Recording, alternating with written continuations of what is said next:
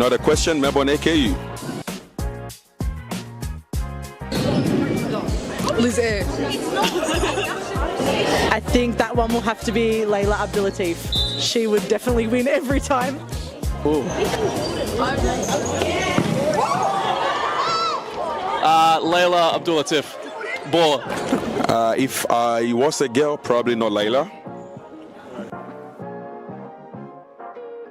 The most clutch player in the competition is definitely Claudia Friscalzo. She is number one for sure. Sarah Easthope.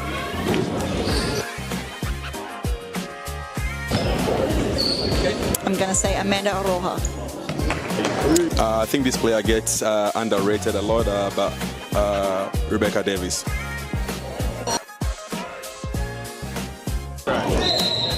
Claudia Friscalzo. Gisela Pepino.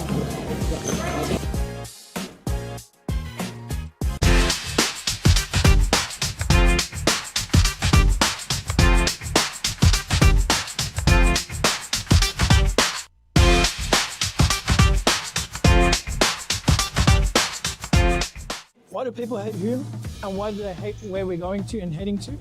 I can truly say it's jealousy. You can see he's pretty professional now. Even for me, from an outside perspective, I can see the development of the club, and it's just a different level. I said, look, I want to take Hume into a different direction of expanding our connections, and that's when we started thinking abroad and thinking about, okay, what's Hume's future looking like?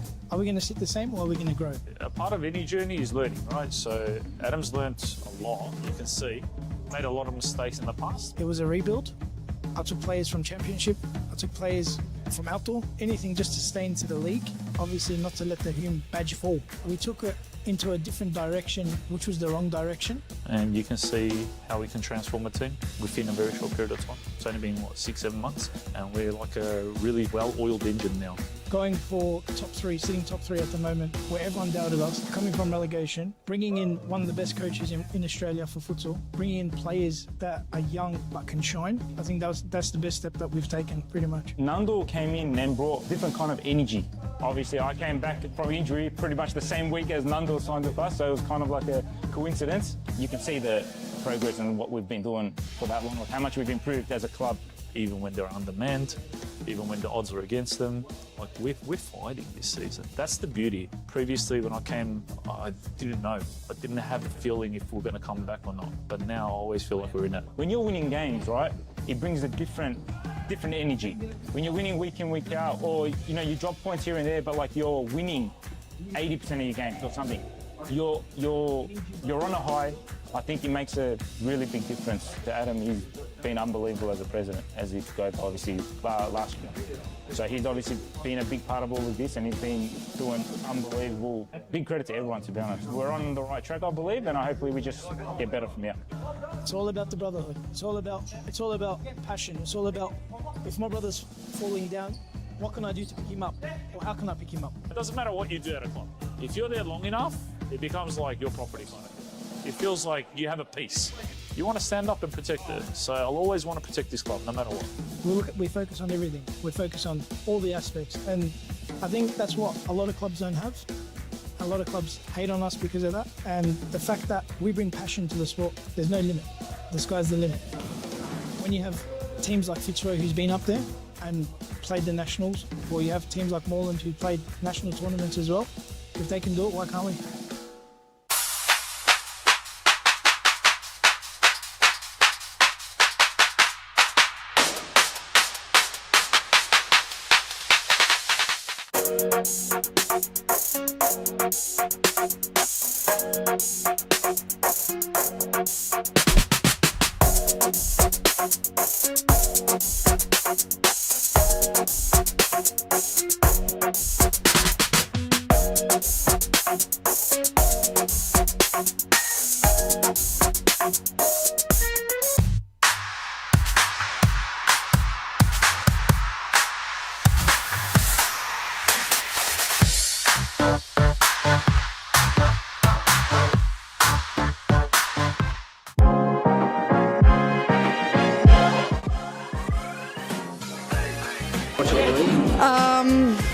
I would say Layla Abdul-Latif. I think Amanda Araha from Fitzroy.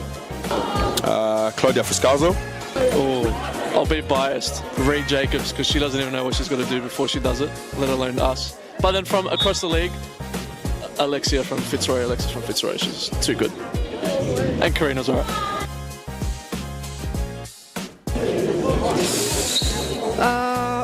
Let me actually think. Fitzroy's white kid. Which team has the best kid in the league? Biased opinion, but also Fitzroy. That's easy, it's us. I'm sorry, it's us. Not a question, Melbourne AKU.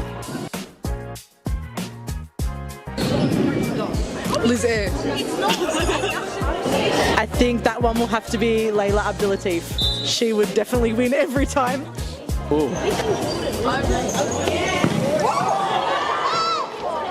Layla Abdul-Latif. Baller. If I was a girl, probably not Layla. The most clutch player in the competition is definitely Claudia Fuscalzo. She is number one for sure. Sarah Easthope.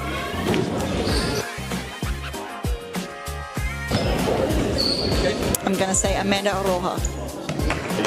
I think this player gets underrated a lot, but Rebecca Davis.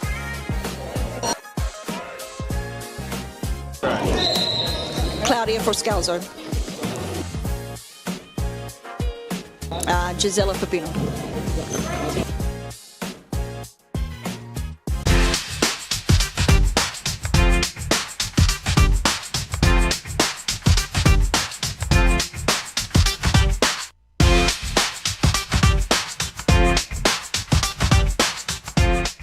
Why do people hate Hume, and why do they hate where we're going to and heading to?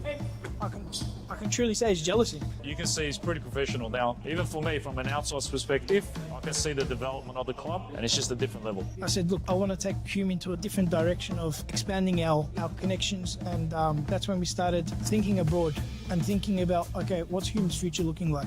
Are we going to sit the same, or are we going to grow? A part of any journey is learning, right? So Adam's learnt a lot. You can see made a lot of mistakes in the past. It was a rebuild. I took players from Championship. I took players from outdoor. Anything just to stay into the league. Obviously not to let the Hume badge fall. We took it into a different direction, which was the wrong direction. And you can see how we can transform a team within a very short period of time. It's only been, 6-7 months? And we're like a really well-oiled engine now.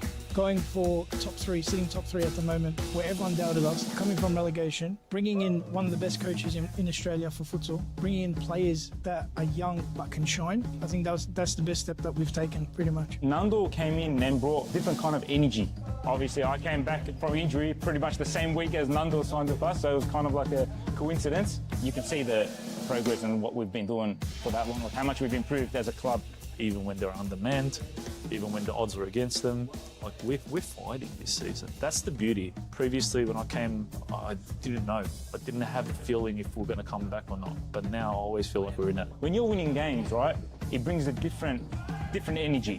When you're winning week in, week out, or you drop points here and there, but like you're winning 80% of your games or something, you're on a high.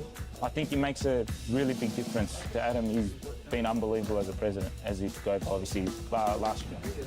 So he's obviously been a big part of all of this, and he's been doing unbelievable. Big credit to everyone, to be honest. We're on the right track, I believe, and hopefully we just get better from here.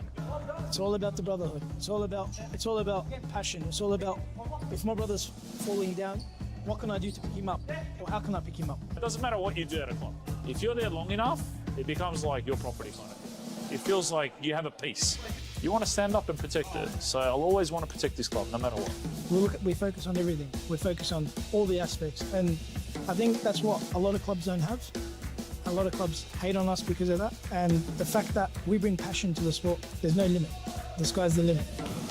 When you have teams like Fitzroy, who's been up there and played the nationals, or you have teams like Moreland who played national tournaments as well, if they can do it, why can't we?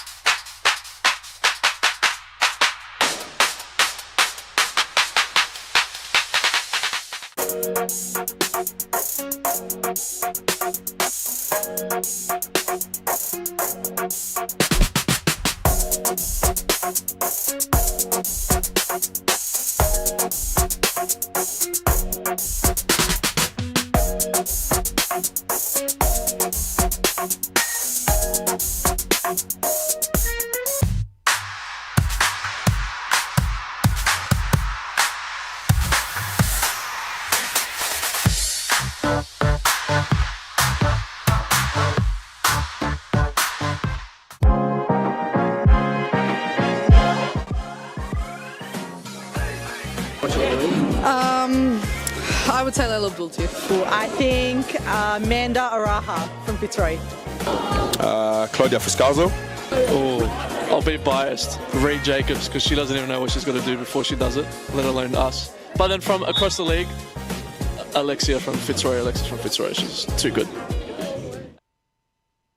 Well, good evening wherever you are watching in Victoria, across the nation or around the world. And we here are into the final meetings for most of our sides for season 1 of the year. The early kickoff of which was one which opened the season. It closed out opening night all the way back on that first Friday in February, which seems oh so long ago now, as Fitzroy faced Carlton Heart. Tonight it's the first edition of the final time these two meet this season. The first edition that kickstarts that last run of fixtures. All have played each other 4 times come season's end. And well, when it started then, there were 2 entirely new prospects. Now we've had 2 entirely different tales. Fitzroy are in the hunt, chasing a title for the first time in a couple of years. That, though, feels like an eternity for them. It's been quite some time, chasing a first triumph here in Darebin, and they come up against the Carlton side, whose campaign has been a roller coaster. It's been one of rebuilding, but is one which still has the door to a top 3 finish ever so slightly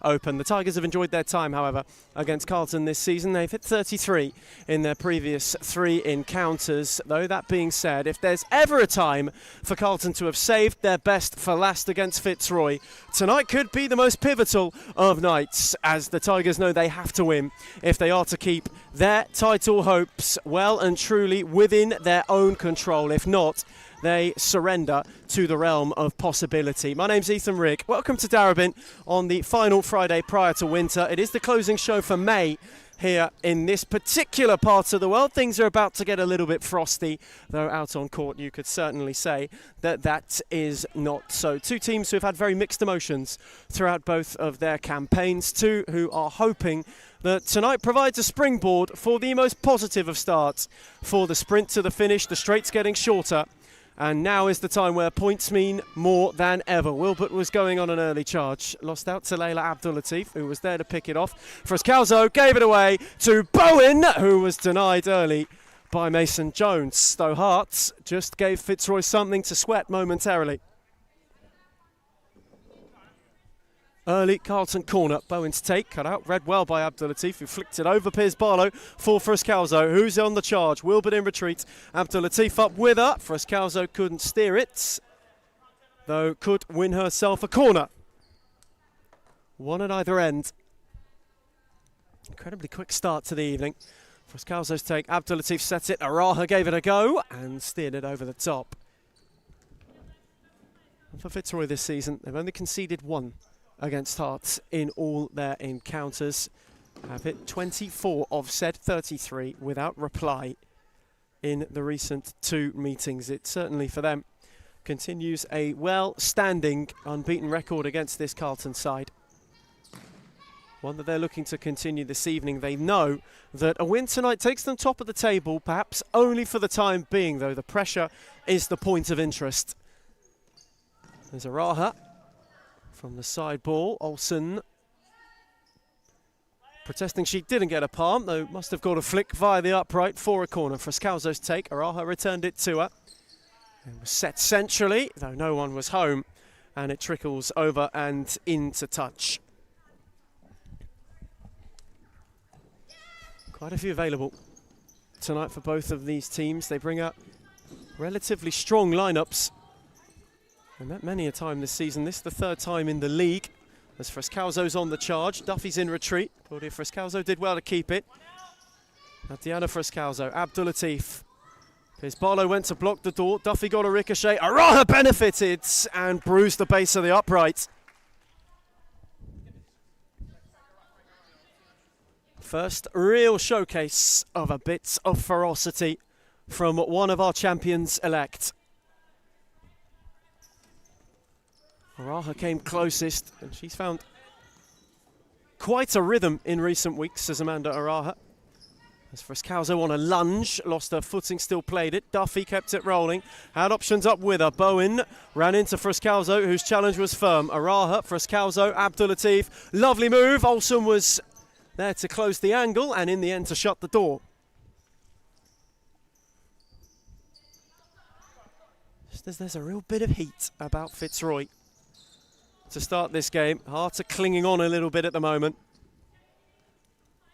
wanting to ward off any and all of that pressure. As for Scalzo, speared it on for Abdulatif, who waited on Araha to drop up. Lovely clip for Frascalzo, who wins a corner.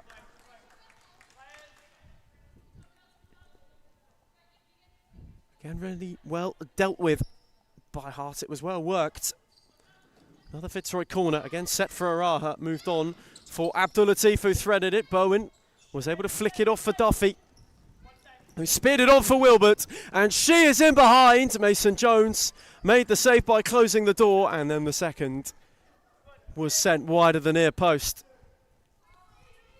That is where the opportunities, though, for Carlton Heart tonight could open up, when they get on the counter and they're able to get at Fitzroy with the space offered in behind. Frascalzo searched for Araha. Bowen did well to shut the door in the end.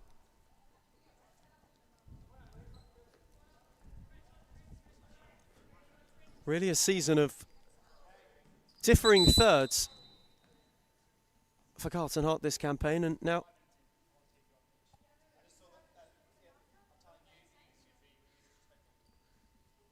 and there's the first little talking to for the evening. Amanda Araha getting an early word from Adrian Attard, who was not like what was being said, to put it quite bluntly. And here is Araha, who lost out to Wilbert, and now Carlton can counter. Bowen was up with her. Wilbert was on her own momentarily, somehow kept it alive. Set it back for Duffy. On for Piers Barlow, who drove it not too far wide of the post.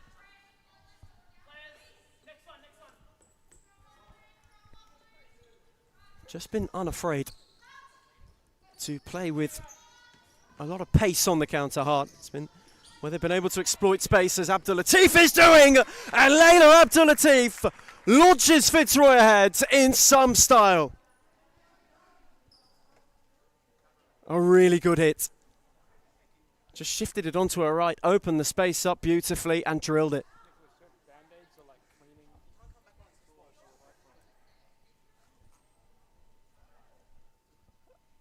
And for a side who have found the net with more frequency than any other this season, they have kick-started their tally for the night. And there might be a little bit more bad news for Carlton Heart. Lucinda Bowen was... well, we thought she broke her momentum well up against a bit of the wall in Darabin, though it's led to some personal injury. And she is currently being tended to. She will return. It's nothing too serious, though. Bowen needs patching up. Hart in search of a way to patch the scoreline. Ball was set long for Bryant and seen out of play.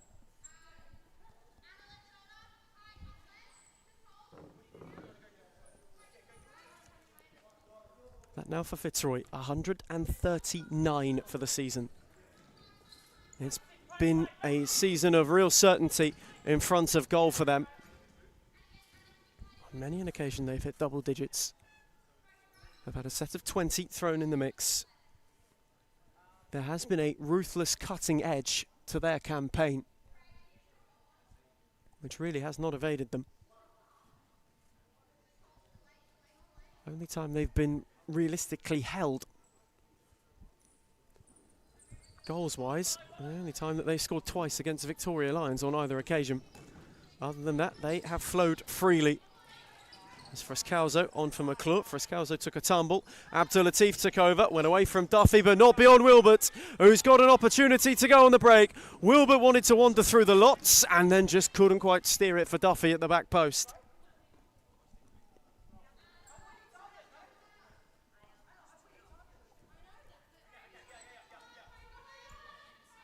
There's a bit of a Carlton Heart reshuffle. Just in the shape, McClure went to play out. Araha set it back, got a little flick off Wilbert, which allowed Mason Jones to gather it. Araha. A really McClure, good hit. it's a tidy ball on for Frascalzo. Threaded for Araha, touch was too heavy, and Piers Barlow read it brilliantly and is now on the counter. Duffy up with her, McClure there to close that particular avenue off. Piers Barlow poked it, Duffy finally got there at the back post. Good for him from Frascalzo. Wilbert let it retreat while Jarrett went on the press. Olsen's clearance ricocheted off Araha to Bryant. Piers Barlow was swarmed, McClure went and won it. Araha then set it far behind Frascalzo and out of play. Karina's all right.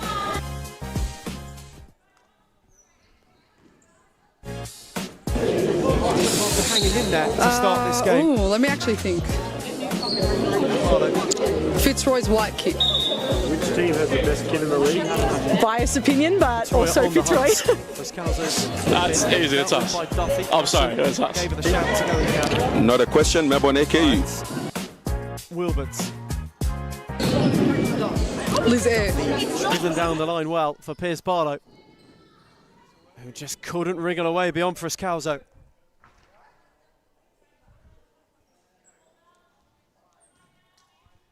Harter just having a good spell. Trying to ward off some of the Fitzroy pressure. Wilbert lost out though. Frascalzo charging, Piers Barlow in retreat. And did well just to cut the option to Aljarin. Wilbert then went and found her once more. Piers Barlow turned it for Wilbert, who went to thread it on for Duffy. The run was a good one, and it took both Heasley and Frascalzo to ensure nothing further came of it. And now Claudia Frascalzo has got yardage and has a go herself and steered her effort just over. First real pocket for opportunity she's had so far this evening. Has been well marshalled by Carlton Hart up until now, looking to add to a tally of 35 for the campaign. Starts the evening 2 behind Gisela Pipino in the Golden Boot hunt. Will be looking to overtake in some style. Will want to be the first to hit 40 in the season.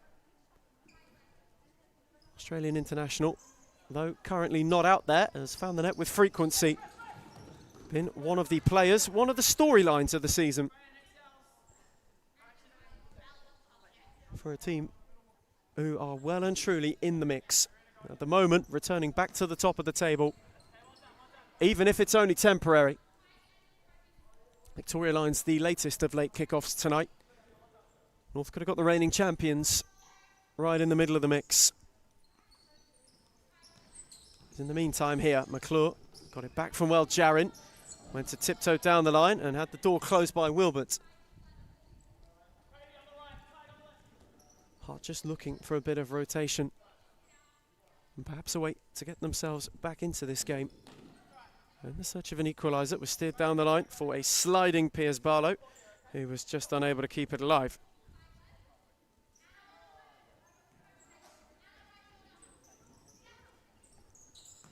McClure, while Jarin warded off Racinos, who was lurking. Heasley and McClure and Frascalzo got in a muddle.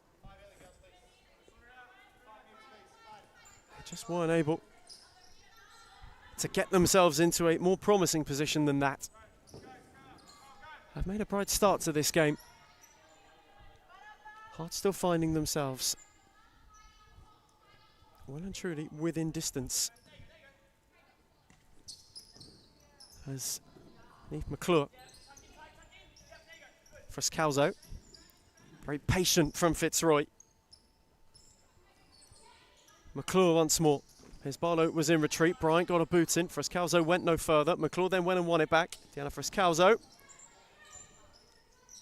As Piers Barlow tried to get a boot in. Heasley. Mason Jones. McClure. Well kept in by Heasley. And now Frascalzo, who couldn't go beyond Bryant in the end.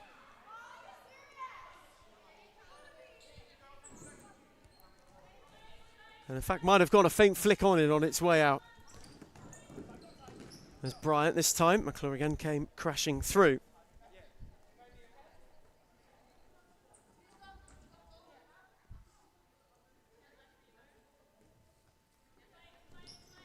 Racinos had to get away from Frascalzo and couldn't, and then made the block to deny Jarin.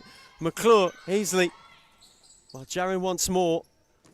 Hart playing with fire when trying to play out, and they were nearly burnt on that occasion. And now Wilbert's on the opportunity on the counter. Away from Fruscalzo. Wilbert went to square it for Racines. And just couldn't quite find her.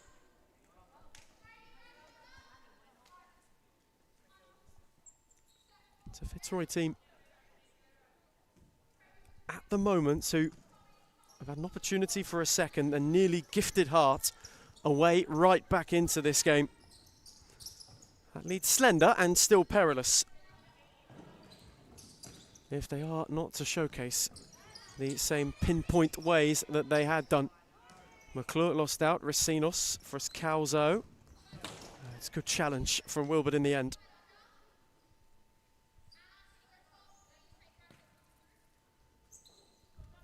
Fruscalzo's take set it on for McClure. Can Fitzroy find a way through? No way beyond Vonya on that occasion. And now Piers Barlow, who picked off a loose ball. Went to try and steer it further forward. Vonya and Racines had it too long for anybody.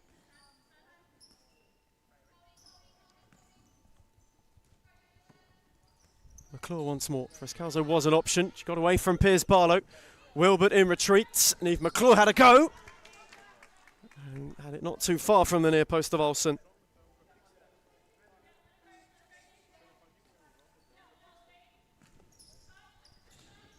Here's Barlow. Hearts have just been able to weather a bit of a storm. They've still kept some momentum in this game. Fitzroy looking for a second. McClure left it on for Schultes. And now cycle through Heasley. Schultes once more. Good challenge from Vonya, who kept it alive. Tried to square it for Wilbert. The ricochet found Piers Barlow. Racines. Wilbert's tried to thread it through for Piers Barlow. The ball was on. Applause of encouragement from Reece Interisi on the touchline. They know they had an opening. Unable to capitalise though. And just creates a bit of unrest for one of the would-be champions this season. There's Olsen there to gather. Fruscalzo just unable to thread it. And now Wilbert, who can go on the counter. Vonya. He just set it back for Racines, who couldn't thread for Piers Barlow.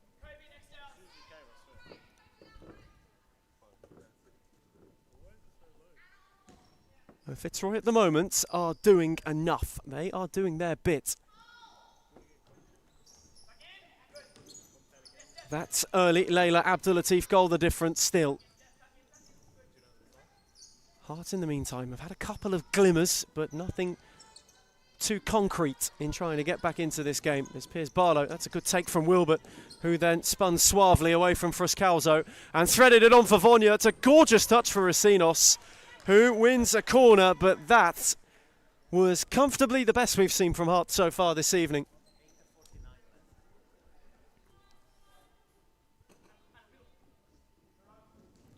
Vonya's corner, Abdulatif unable to pluck it off this time. Racines rolled it, Araha read it. And now Abdulatif, who had Vonya in retreats. Araha. On for Abdulatif. Vonya was just there to stand up. Fruscalzo threaded, Araha made her move.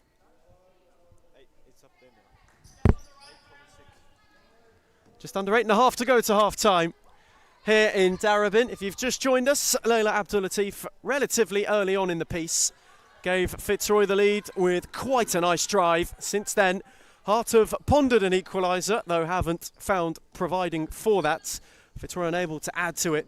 Some staunch rearguard action from Reece Interisi's side has kept things within reach for them. And here is Bowen, who is back on after early injury and had an early go when trying to thread for Duffy and was unable to.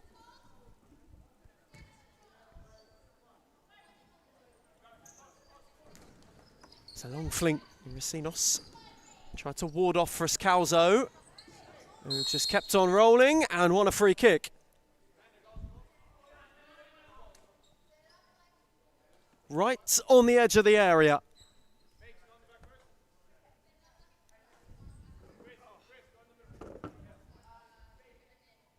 Real opportunity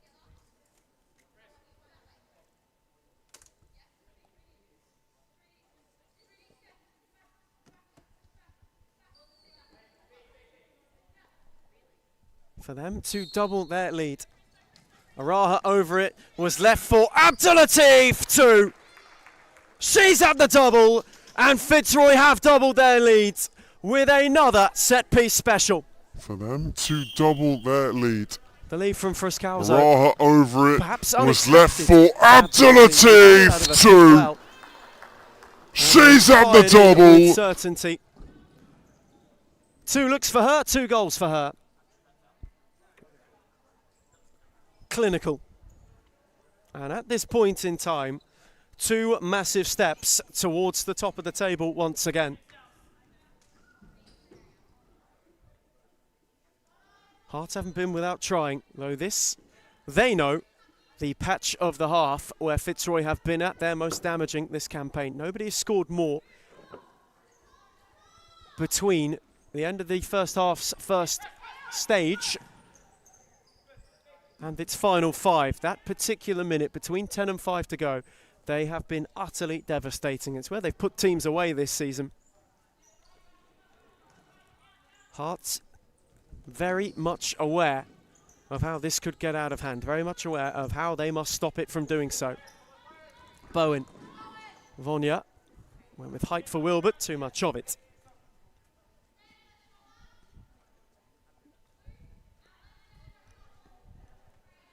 And so far, quite a quiet night for Adrian Attard on broadcast side. He's only had the one real decision to make. As Abdulatif benefited from that, and she finds Friscalzo, who won it. Has Wilbert to go at. Bowen then came across to. Schultis lost out on this occasion, and Duffy was driving, though couldn't keep it between her feet. Moved on by Abdulatif. Friscalzo unable to get there. Vonya couldn't clear. It found its way for Araha. Friscalzo on the lunge. Hart couldn't clear their lines, and Fitzroy punished them to full effect. Couldn't keep it between her feet. And this time, moved Claudia on by Friscalzo gets herself in on the unable act. to get there. Vonya couldn't clear. It found its way for Araha. Only one Friscalzo on the From the lunge. top of the golden boot standing Hart. now. Did what all good poachers do.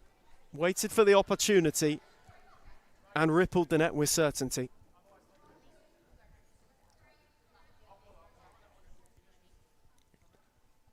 And where they've had a bit of an arm wrestle for this first half, Fitzroy are just starting to pull away. This the passage where they do that with more frequency than any other side in this division in this season. Was the real period of alteration made by Jimmy Soufis and Scott Rogan for the campaign right at the very start. They knew between 10 and 5 to go in the first half. In seasons gone by, it's where they'd faltered a bit. Now it is where they're at their fiercest. Araha too fierce, and this time will find herself in the book for that little drag back on Bowen. And it receives rapture from the Carlton Hart bench.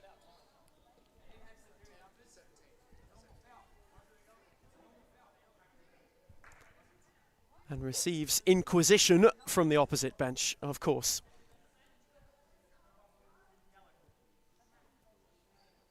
Carlton Hart free kick. Opportunity to halve the deficit. In fact, to third the deficit. Wilbert's take, set for Piers Barlow. Return for Wilbert, who worked it on for Bowen. She got a yard. Mason Jones denied her, and then Duffy drove it wide. Via the most important of touches from Abdulatif.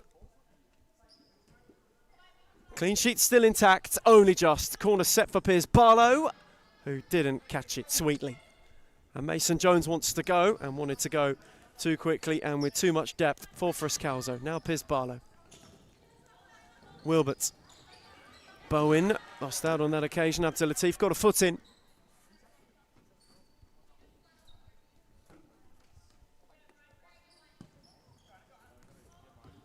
There's Duffy, Piers Barlow. Getting unable to find a way further forward. This has been the cause for frustration at times this season for Reece Teresi and co. They just haven't been able to find the net with enough frequency, though. Here is Piers Barlow. Moved it on for Bowen, who didn't catch it cleanly. And that is the opportunities that they've squandered this campaign quite often. Only Northcote have scored fewer than Carlton Arts, 45 in the season so far. And for a team who have been able to turn their fortunes around relatively, it is still the thorn in their side of really pressing a top 3 push. That's better from Bowen. Good foot in to stop Friscalzo.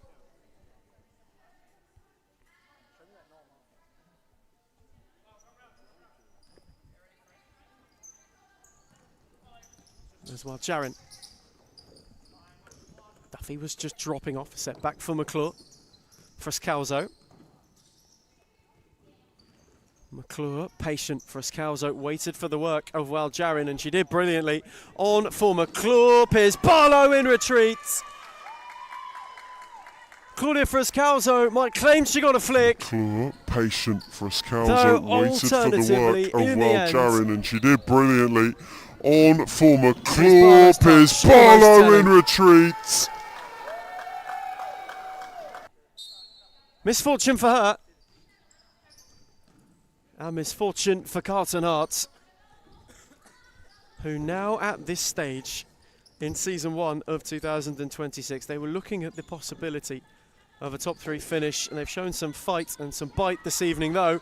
Fitzroy are showing similar of their own and in much more grandeur, as Friscalzo, unable to twist and turn away from Will, but set it back for McClure, who fancied a go. And she wasn't a million miles away.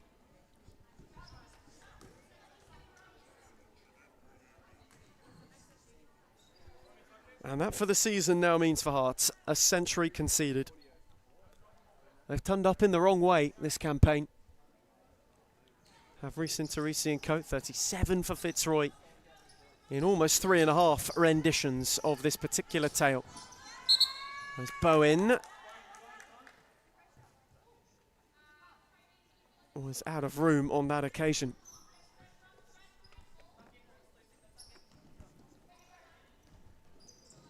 Heasley, Friscalzo, away from Bowen, trying to thread the return for Heasley.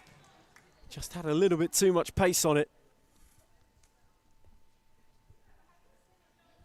Over Reese into Reesinko. It's crucial they get through this little patch to the break now, without too much further concession or smarts for Jimmy Soufis and his side in his dugout, in his camp. Wilbert, Bowen wanted it down the line. Friscalzo was there to marshal and there to see it out of play.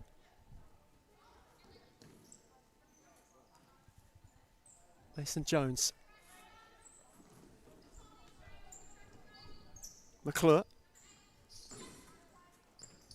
Moved it on for Friscalzo, sent it back for Heasley. And now Friscalzo once more on the overlap. It was a lovely return. And the ball to the back post was steered just wide.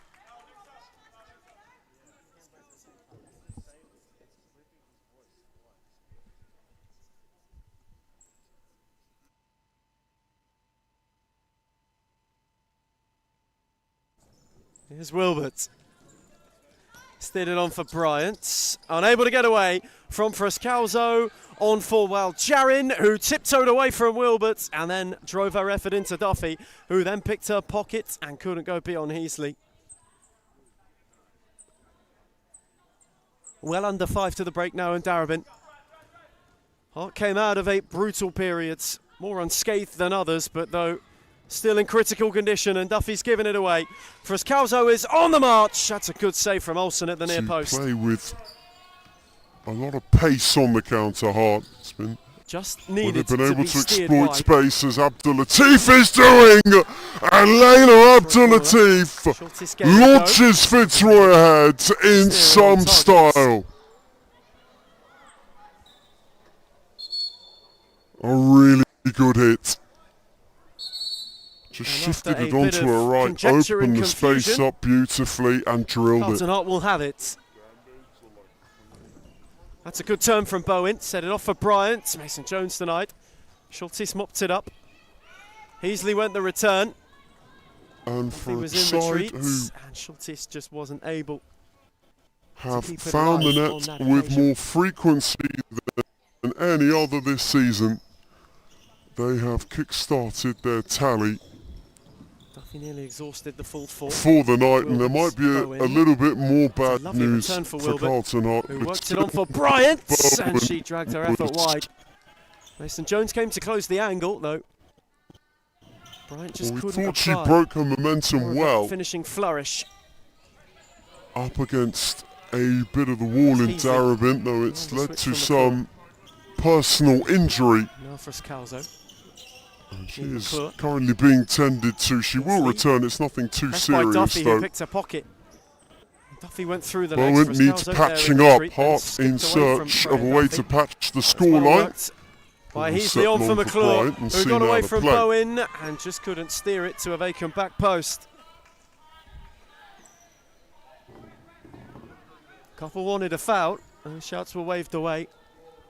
That now for Fitzroy, 139 for the season. In her challenge. As Bryant been a season of real certainty in front of goal for them. Was then lurking to meet her, however. And Duffy wasn't able to keep it. Double digits. They've had a set of 20 thrown in the mix. There has been a ruthless cutting edge to their campaign. Heasley. Which really has not evaded on them. Duffy. Frescalzo got the final touch. Only time they've been realistically held. Reinstated. Racino steered it, Bowen gave chase. Only time that they scored twice against out of room Victoria before Bowen Lions can on keep it either alive. occasion. Other than that, they have flowed freely. As Frescalzo on for McClure. Ticking towards the break here in Darabin. And so far for Fitzroy, it is so good. They have found 4 and have got Hart where they want them. Have got themselves where they want them. Pressing their way back towards the top of the table. As Racinos, Schultes handled it.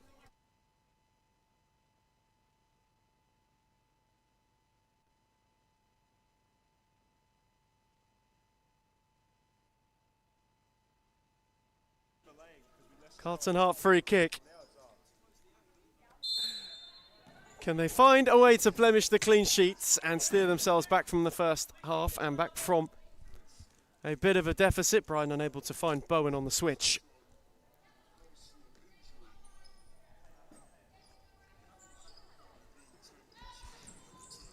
And so far for Fitzroy, they will be wanting to keep the door closed as long as possible. Even a glimmer can be dangerous in a title race. That's well won by Racinos, who was away from 2, and then ran into Frescalzo, who shut the door.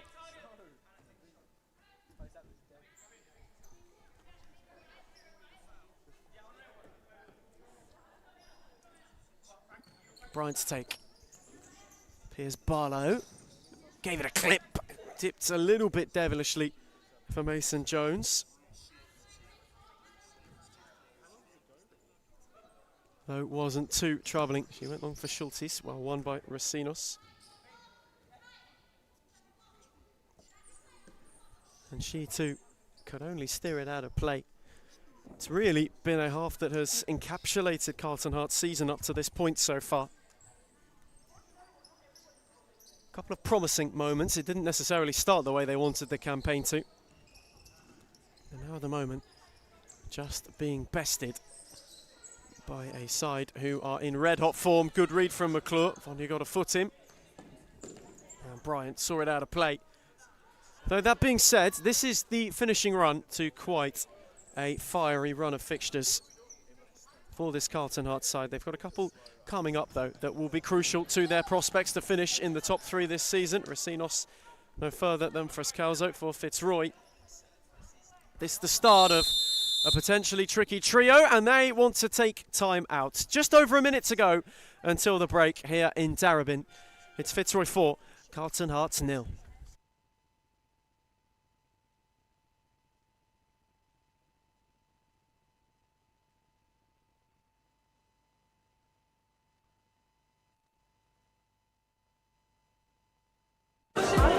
I think that one will have to be Layla Abdulatif. She would definitely win every time. Ooh. Layla Abdulatif. Baller. If I was a girl, probably not Layla. The most clutch player in the competition is definitely Claudia Friscalzo. She is number one for sure. Sarah Easthope.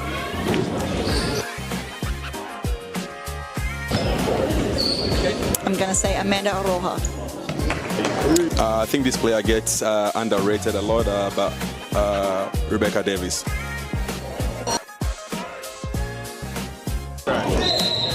Claudia Friscalzo. Gisela Pepino.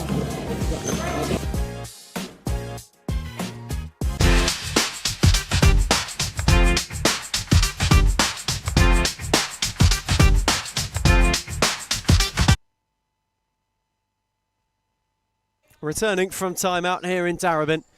Tick over a minute to the break. Fitzroy 4 up, and so far they were tested for good patches of this half. Though in the time that's followed, that particular set of 5 minutes from 10 to 5 before the break, they are at their best, and they were at their best once more. It's given them some breathing room. Returns them 4 now to the top of the table. They have to wait until evening's end to see if they finish there. As Friscalzo got it back from Araha and then set it just a bit behind her. And we are into the final 60 seconds here in Darabin for the first half. Carlton Heart, though valiant, so far vanquished. And for Fitzroy, they will be merely chalking this up as another brick in the wall, another yellow brick on the road.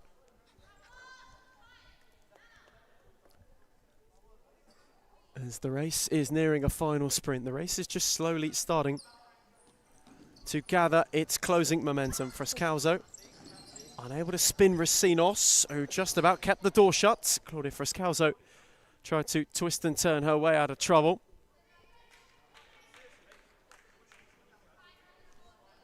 Jimmy Soufis unhappy with the particular amount of contact that his skipper is receiving. As it's set for McClure to have a go. And she steered her effort well over an easy watch for Olsen.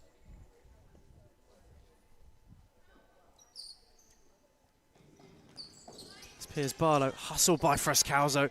They really do not want to make this half end easily and finish without more flourish as McClure, Friscalzo, one to another. The switch for Araha though cut off, and Vonya's on the break. Racinos up with her. Hearts getting the numbers forward, perhaps for a late lunge of their own. Piers Barlow, Bryant went to thread it for Racinos, well cut out by McClure. Bryant take 2, Vonya away from Araha and then out of play. 9 seconds maybe to find a fifth. McClure, Friscalzo wanted to spin, did spin Bryant and forced a good save out of Olsen. 3 seconds to the break. This surely the final act of the first half. Friscalzo's take, Araha gave it a go. Bryant was there to block.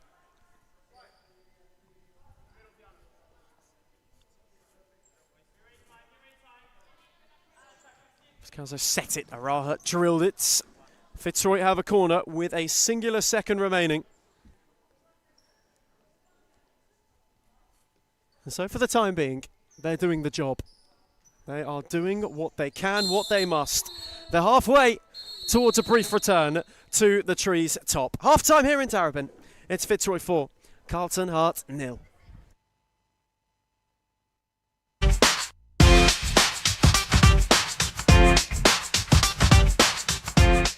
Why do people hate Hume, and why do they hate where we're going to and heading to?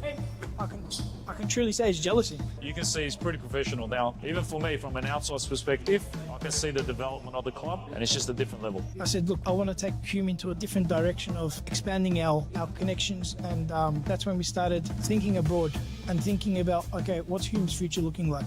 Are we going to sit the same, or are we going to grow? A part of any journey is learning, right? So Adam's learnt a lot, you can see. Made a lot of mistakes in the past. It was a rebuild. I took players from Championship. I took players from outdoor, anything just to stay into the league, obviously not to let the Hume badge fall. We took it into a different direction, which was the wrong direction. And you can see how we can transform a team within a very short period of time. It's only been, 6-7 months, and we're like a really well-oiled engine now. Going for top three, sitting top three at the moment, where everyone doubted us, coming from relegation, bringing in one of the best coaches in Australia for futsal, bringing in players that are young but can shine. I think that's the best step that we've taken, pretty much. Nando came in and brought different kind of energy. Obviously, I came back from injury pretty much the same week as Nando signed with us, so it was kind of like a coincidence. You can see the progress and what we've been doing for that long, like how much we've improved as a club. Even when they're undermanned, even when the odds are against them, like we're fighting this season. That's the beauty. Previously, when I came, I didn't know. I didn't have a feeling if we're going to come back or not. But now I always feel like we're in it. When you're winning games, right, it brings a different energy. When you're winning week in, week out, or you drop points here and there, but like you're winning 80% of your games or something, you're on a high. I think it makes a really big difference to Adam. He's been unbelievable as a president, as he goes obviously last year. So he's obviously been a big part of all of this, and he's been doing unbelievable. Big credit to everyone, to be honest. We're on the right track, I believe, and hopefully we just get better from here.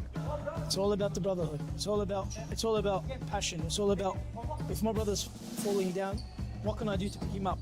Or how can I pick him up? It doesn't matter what you do at a club. If you're there long enough, it becomes like your property kind of.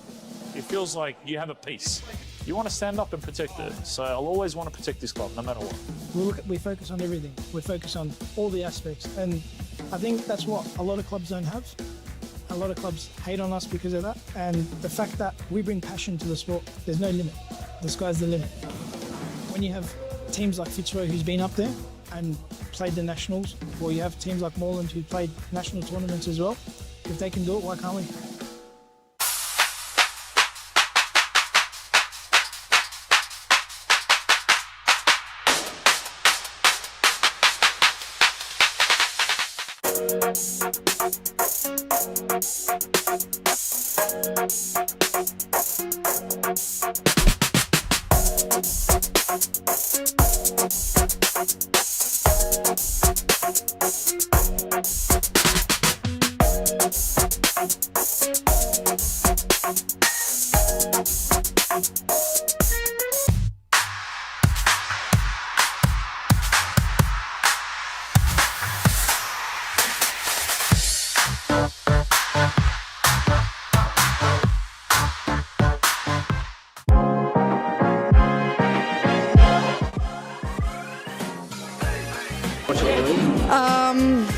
I would say Layla Abdul-Tif. I think Amanda Araha from Fitzroy.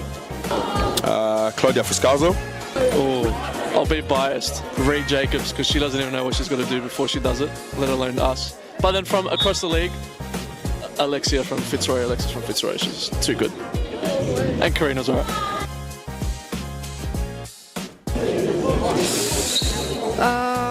Let me actually think. Fitzroy's white kit. Which team has the best kid in the league? Biased opinion, but also Fitzroy. That's easy, it's us. I'm sorry, it's us. Not a question, Melbourne AKU.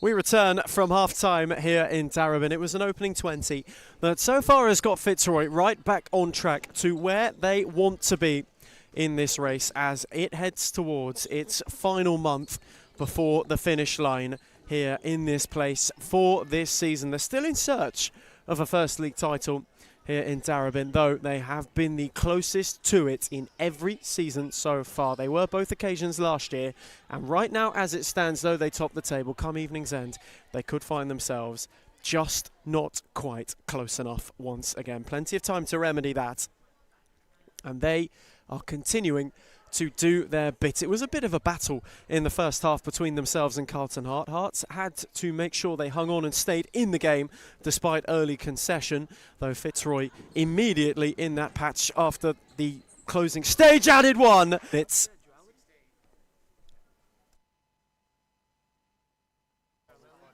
a really well worked move. Also made the initial save at the near post to deny for Calzo, though McClure on the follow-in would not be denied. and they themselves have hit 5 once again. Only 2 occasions this season where Fitzroy have not hit 5 in a game. And both the recent 2 against Victoria Lions. The top scorers in the league by some distance as well. Closing in on a century and a half for season 1 in 2026. They're only 7 away from achieving quite a ridiculous milestone when it comes to attacking play. And here is Frascalzo. She herself is on the charge of quite a ridiculous piece of history in attacking play as well. If she were to win the Golden Boot this season, she would do so by scoring the most goals we have seen in a campaign here in Darebin. To go on and win it, you know, it will go right down to the wire. Her and Pipino closing in on 40 each for the season, which is an outrageous piece of offensive play. And here is Frascalzo, who picked off Duffy's ball, had Araha going forward. And Duffy went with immediacy, having given perhaps a slightly errant, though unintentional elbow.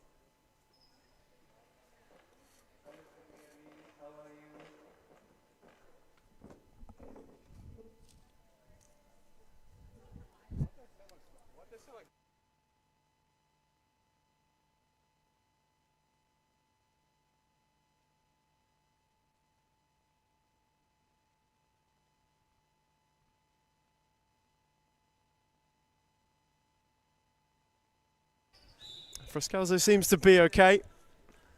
Brief little technical difficulty here in Darebin. My word, hasn't it been a night for them so far. Fitzroy Skipper's all right. She is good to continue. We are good to continue. As it steered down the line for Wilbert, who had Duffy further forward, was waiting on Bowen to give it a go. Mason Jones spilled. And then at the second attempt, gathered without much fuss. And flung it on well for McClure. His Barlow in retreat got the final touch.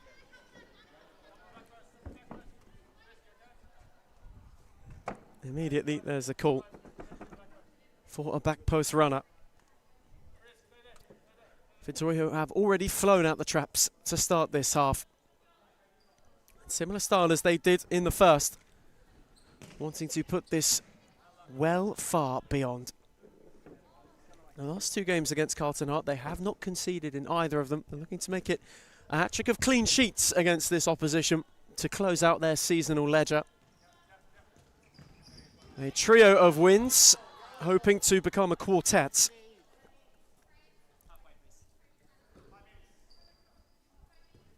It would bring a lot of joy to all of those looking on. None more so, you'd imagine, than Jimmy Soufis, who knows what needs to be done this evening. And right now, they're doing their part.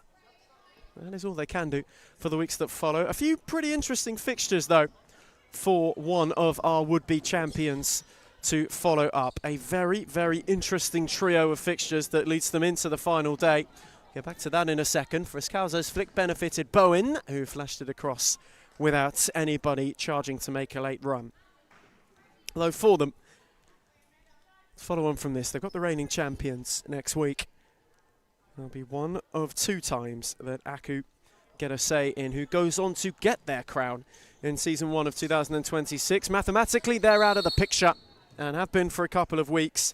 And it's a 1-0 side who always prove to be a little bit of a feisty one before Victoria Lions. That game really a decider for where the title will end up this season. Here and now, they have 5 looking at 6. Amanda Araha's over the free kick, and Araha steered it over. Scored sensationally from not too dissimilar distance. Only a fortnight ago. Olsen's long fling. Bowen gave chase. Mason Jones marshalled her well. And now Frascalzo. Lovely flick away from Wilbert. McClure. Araha. Moved it on for Frascalzo. She found a pocket beyond Piers Barlow and then gave one that asked a lot of McClure and allowed Olsen to gather it, though Duffy was put under immediate pressure by Abdul Latif. There's not one to succumb to it, though. Could find touch via a deflection. As Wilbert, again, via another ricochet. And for Carlton Hart, really, this is the end of perhaps their trickiest run of fixtures towards this season's closing stage. They had Victoria Lions a couple of weeks ago, 1-0 the week before that. Melbourne Aku in the mix too. They played 3 of the top 3 in a row and have just now starting to see the light at the end of what's been a very long and a very, very interesting twisty, turny tunnel for Eastern Teresi's side. They've got 1-0 next, which may be the closing point on the top 3 finish for them if they fail to win next week. You'd imagine their prospects are all but sold for season 1 in 2026 of returning to the division and returning to the kind of stature with which they finished in. After that, they've got Northcote. So a golden opportunity going into the Aku game on the penultimate day for them, which could really prove pivotal. A very important fortnight is the one that follows this. If there is to be a spanner thrown into the works, the real opportunity to derail either of these two teams' seasons is very, very much a prospect. Here is Abdul Latif in the meantime. Moved it on for Friscalzo, one to another. Wilbert in retreat. Friscalzo went to steer it to the top and only found Bowen. Duffy with a clearance more than a forward clip. And Mason Jones went direct for Friscalzo. Olsen with a safe and solid pair of hands. Piers Barlow. Bowen set it back for Duffy. Wilbert. And now Lucinda Bowen once more. Had Diana Friscalzo and then spun superbly. Moved it on for Wilbert. Araha got a boot on it. Claudia Friscalzo went to keep it in, though the roulette saw her run out of room.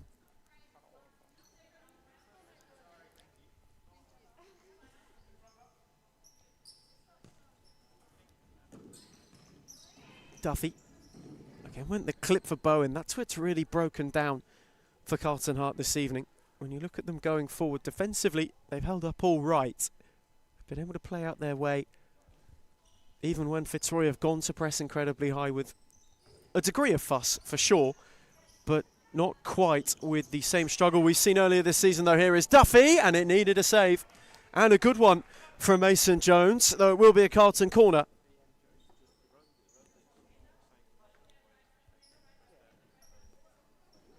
Bowen's take, set with depth for Piers Barlow on the volley. Didn't quite catch it sweetly. Bowen kept it alive. Couldn't get round Claudia Friscalzo. Set it on for Wilbert, whose footwork was tidy. Now Piers Barlow, Wilbert. Too much on it for Duffy. Oh, the move was taking shape. Fitzroy perhaps prepping a change. Hart prepping 2. Down on respective touchlines. Here is Araha. Friscalzo. Again, Piers Barlow went to go at Araha, who got beyond her, while Jarin was met by Wilbert. Duffy got the ricochet. Bowen, who went to switch for Piers Barlow. She made it work. Duffy. Threaded for Bowen, who couldn't work away from Friscalzo this time, while Jarin was the option. Piers Barlow read it well. And this time is starved of an option of her own. Friscalzo went to make life difficult and did so.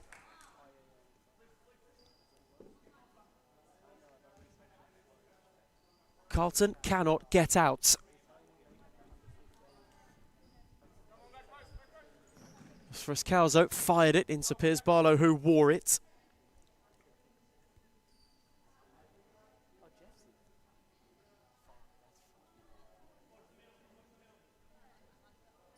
Araha's take this time. Friscalzo peeled away. Olsen. It needed saving. She got fingertips onto the crossbar and over and out for a corner. While Jarin's take, Araha met it and steered it over the top once more. Olsen on the fling. Piers Barlow charging. Mason Jones equally so. And to really, really good effect. Now Friscalzo. Easily instated and immediately found to have a go. And Olsen momentarily was uncertain. And he thought there was a faint flick, though there wasn't.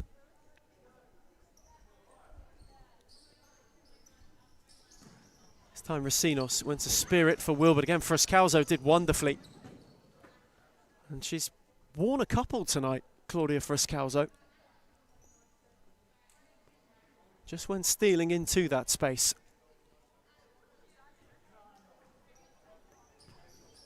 Here is Heasley now. While Jarin, really hustled by Piers Barlow. And while Jarin did terrifically to try and get round, and then was unable to keep it.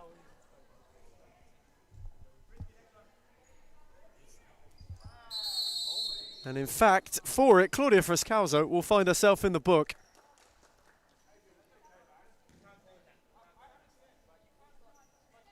For her protest, and Jimmy Soufis is trying to play diplomat, though currently with Adrian Attard that isn't going successfully. Now while Jarin, who went and won it back, moved it on for Frescalzo, who again was patient, again just waiting on the movement, only while Jarin provided. Racines wanted to shut the door. It was too long for Frescalzo, who was unable to get it under.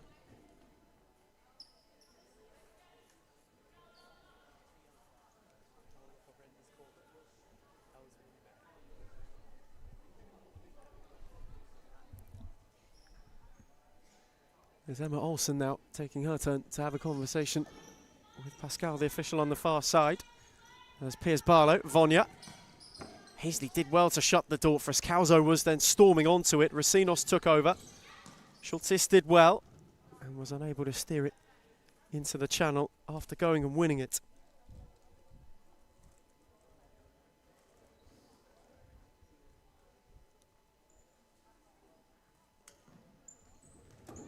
Clip long. Hearts have had their attacking play be really broken down this evening with quite a lot of ease, and Fitzroy on the other end have been ferocious. They've shown a lot of incision when the time has come. They picked their moments well. So far have one of the chasers for the title this season. And there is Wild Jarin. Away from Vonya, on for Frescalzo. Good challenge from Wilbert, who will be rewarded. That's a beauty of a ball as well. On for Piers Barlow, who steered it wide. That might have been the opportunity to blemish the clean sheet for Fitzroy. One which was wasted. They've kept two in a row against Carlton Heart. It's Frescalzo. Given away to Wilbert, who had Vonya further forward. Wasn't able to find her. Schultzis did well. It's a good take from Heasley, who just got away from two. Frescalzo went down the line and was found. Racines wanting to force her into retreat and did so. And now Racines can charge. One up with her. Brilliantly done by Wild Jarin. The ricochet found its way to Piers Barlow, who was unable to go away from Heasley. Now Wilbert's pressed and nearly had her pocket picked. Anika Schultzis nearly did well to go and win it. Somehow, someway, Wilbert kept it and wandered forward. Piers Barlow went the return, and Wilbert this time was unable to apply a finishing touch.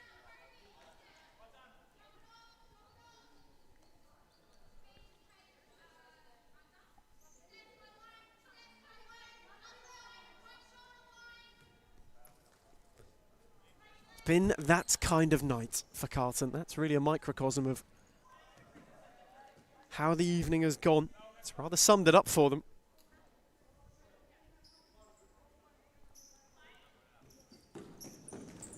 Olsen's fling long, Heasley intervened. McClure getting ready for reintroduction once again. Aku Northcote to follow this. The reigning champions, though, out of the race now, can still make their top three position more ironclad if they are to beat a bottom of the table Northcote side who are heading well beyond the second month without a win at this point in time. Quite the assignment for them if they are to pick up points. McClure on the charge meantime! Via Olsen, via the underside of the bar and in. McClure picked it up and crashed it. Simply hits with too much venom.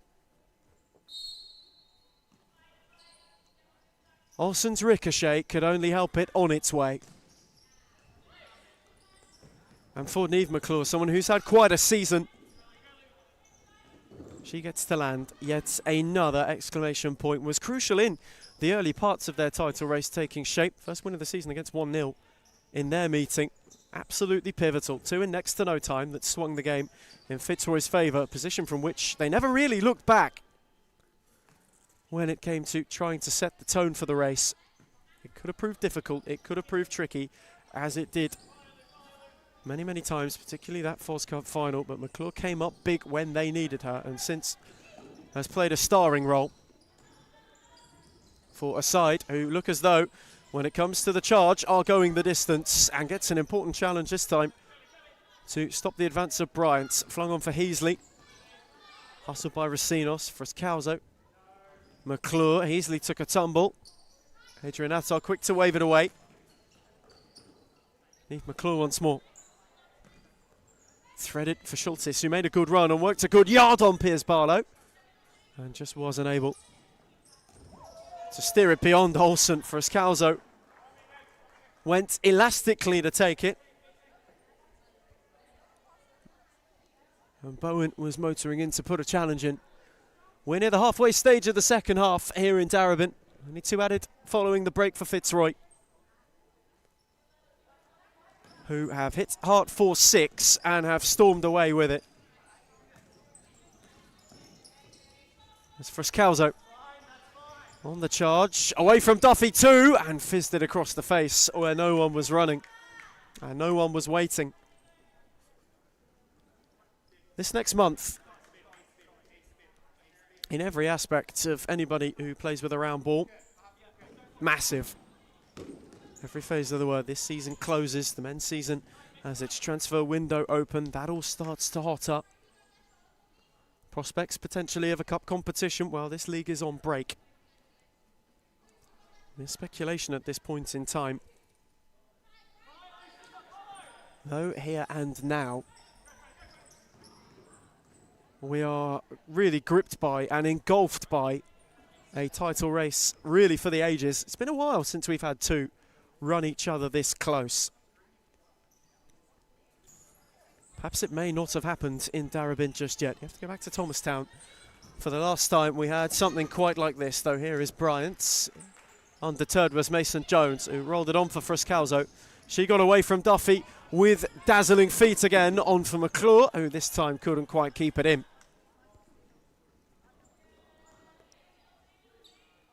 But since the off, there have been 2 to set the tone tonight.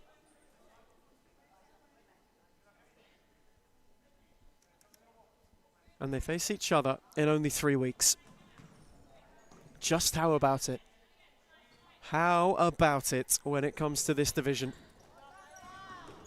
That will be the telling, the most poignant of points in a title race that has really toed and froed. We've had 2 tango with one another to see who will be queens of the land. Fitzroy firmly in it. They know they have to be perfect. Right now they are perfect.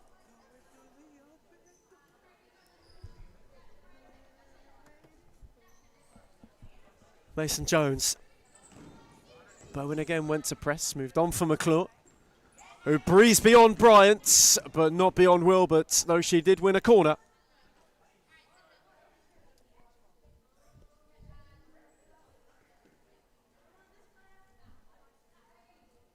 Fitzroy on the search for 7.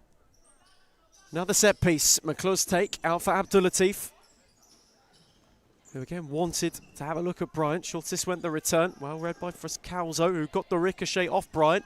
Was crowded out by 3. McClure then took over, and Olsen came sliding through to save. Much needed intervention. Successive set pieces for Fitzroy. This one for Abdulatif, who is hunting a hat-trick and was close to claiming it.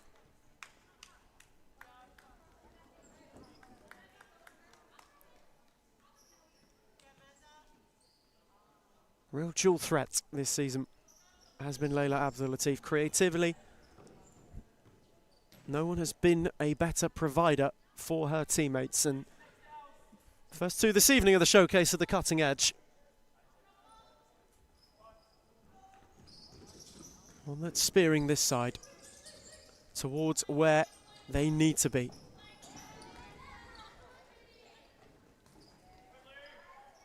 They will be hoping that they are not runners-up thrice this season. would be the case if it were to end that way. You would be wondering when the time has come. It's been a couple of years.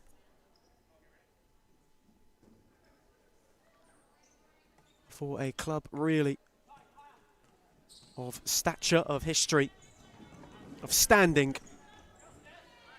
Though they're on the march, and Vonya's on the march in the meantime. Squared for Bryant, who just couldn't apply the finishing touch. All on her own to be Carlton's consolation prize for the evening. They still cannot find a way beyond.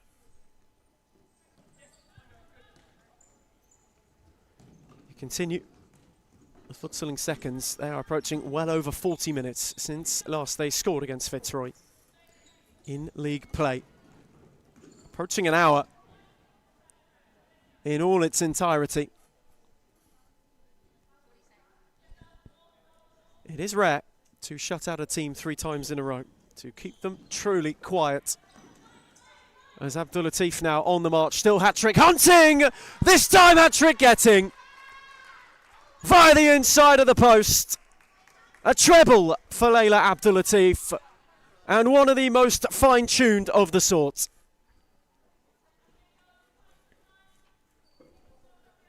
Second she got a yard.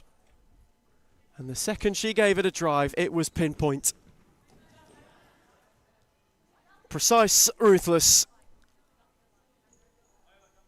She has been that and then some this evening. The first 2 more forceful, and the third with a little bit of finesse. Finely steered. And delightfully directed. What a way to get a hat-trick. And now it's Frascalzo's turn to get in on the act once more. Had a tiptoe and a stumble. And then was given the simplest of tasks to poke it over the line.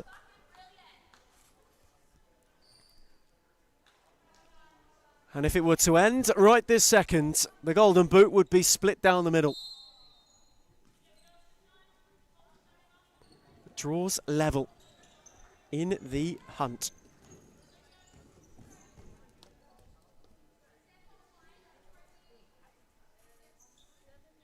Both of them. And firing on all cylinders from the start. Number 37 in the league this season for Claudia Frascalzo. Has really shown a smashing scoring showcase. And she's in the mood for more. Tiptoed away from Vonya. Looked to go beyond Wilbert. Set it off for Hazley instead. Now Araha. Threaded for Frascalzo. Lovely set off for Araha! And they are now just adding more and more to the tally. All are wanting to climb in. And Amanda Araha gets her say for the evening. Up, and the finish was simply assured. Mason Jones went for a slide. Couldn't prevent a Carlton corner. Though this is long beyond them. Long, long beyond them. Piers Barlow will take a flick. They'll do it again.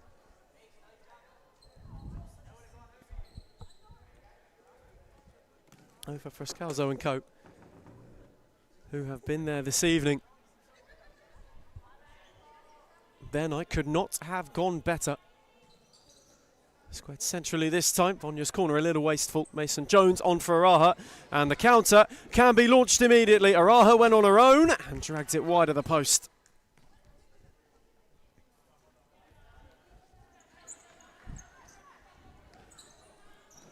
There's Duffy. Schultes with a good read. Just unable to keep it alive once more.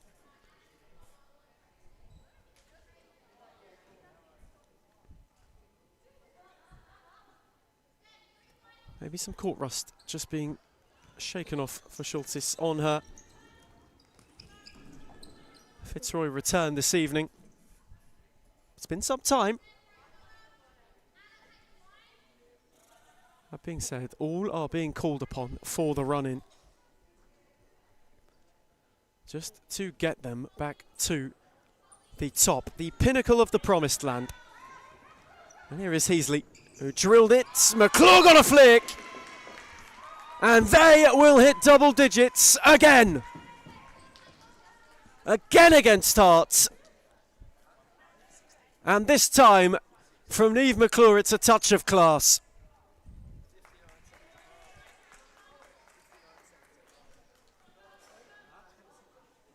A quick fire double to get there in next to no time.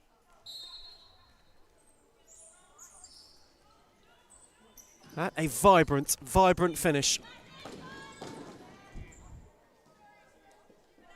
Just such a smooth clip into the far corner. Met by the rapture it deserved. And for a team chasing accolades, chasing yet more acclaim. They're going about it in a way most devastating. As it was dropped off for McClure. Stayed down the line for Schultes, who lost out. Piers Barlow can charge, and McClure got a foot in.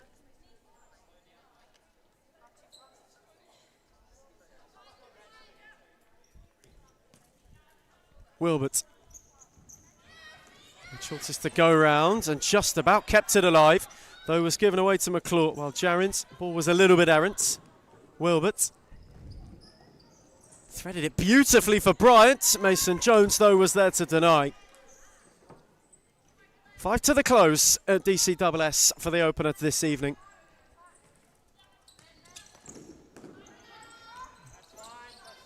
And Fitzroy are 2 from 150 for the campaign. 148 scored. They've got 5 to see if they can tick over a century and a half. Here's Barlow, set it back for Wilbert, who returned it in kind. Schultes was there to press Bryant. Wilbert, tidy 1-2, easily with a good read and a good challenge.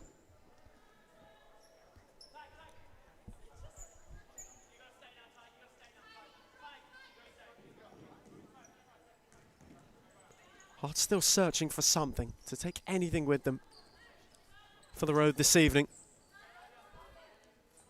It's a side who in recent weeks have had quite a tricky set of fixtures. This is the final one of that.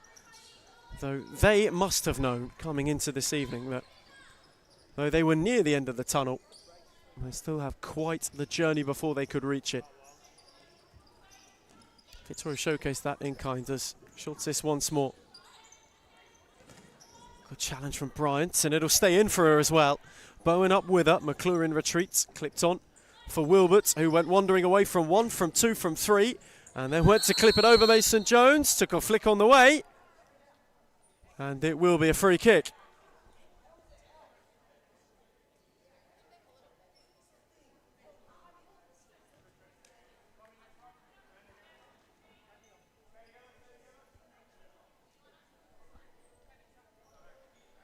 So maybe a chance for Hart to go and get one,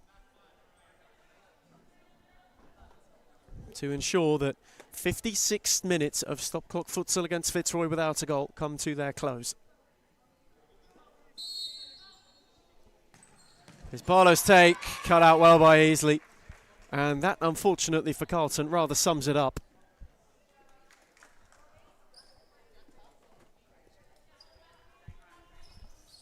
Haven't been able really to cause too much of a threat, and Abdul Latif picked Bryant's pocket, set it on for Frascalzo on the slide. Bowen was there to block, and Piers Barlow cleared tidily. Bryant took over, Abdul Latif left one in.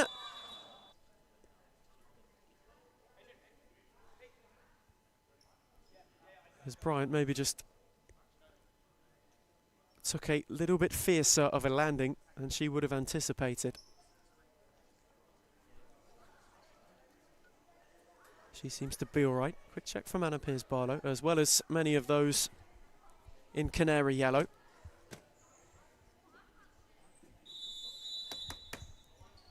Free kick set back for Piers Barlow. McClure was immediately there to hustle, and hustle to really good effect. And Piers Barlow's shrug is one of, well, she had no options. That's how relentless the pressure has been. Not just on her, but on Hart this evening. It's been unrelenting, unsetting.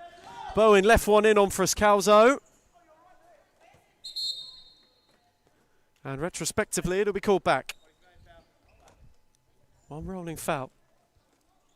Gianna Frascalzo inadvertently given a bit of a flick on the way through. Wilbert took a deflection. Bowen tried to ward off Frascalzo. Duffy unable to drive away from McClure, who was in not once but twice to win it. Now Abdulatif, who went to flick it on for Frascalzo. Was only able in the end to flick it out of play.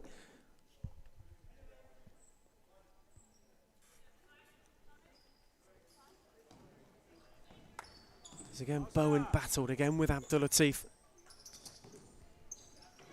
Moved it on for Frascalzo. Wilbert of Hart maybe got one to take with him. Wanted to clip it for Bowen at the back post. Couldn't, and Scott Rogan will saunter over and take time out. So Fitzroy fancy a word in the final stages of the evening. Just under 3 to go in Darabin. It's been their night by quite some distance. It's Fitzroy 10, Carlton Hart 0. Liz Air. I think that one will have to be Layla Abdulatif. She would definitely win every time.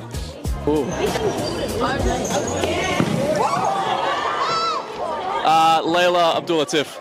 Baller. If I was a girl, probably not Layla. The most clutch player in the competition is definitely Claudia Frascalzo. She is number 1 for sure. Sarah Easthope.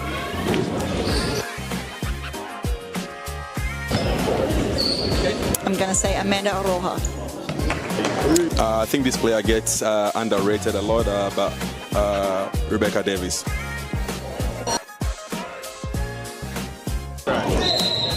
Claudia Frascalzo.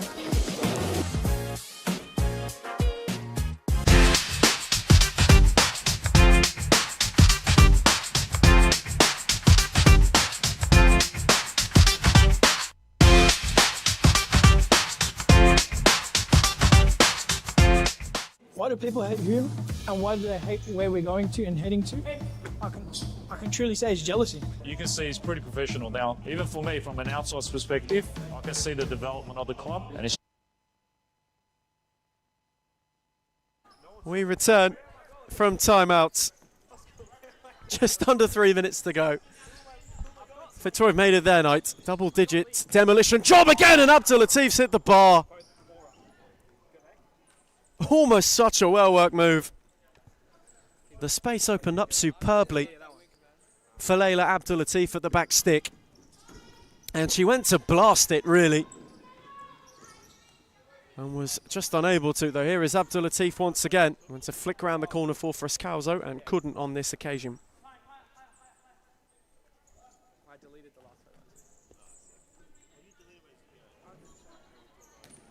Though for Fitzroy it will matter not.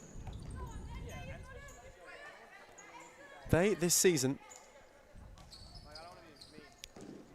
built on the foundation of the one that came before it. Last season they were close, but not close enough. This season, undoubtedly, they are even closer. And yet still they may not lead the race at the end of the night. I'll be hoping for a 1-0 favour, as they did earlier in the season. They're making sure they do what counts on their end.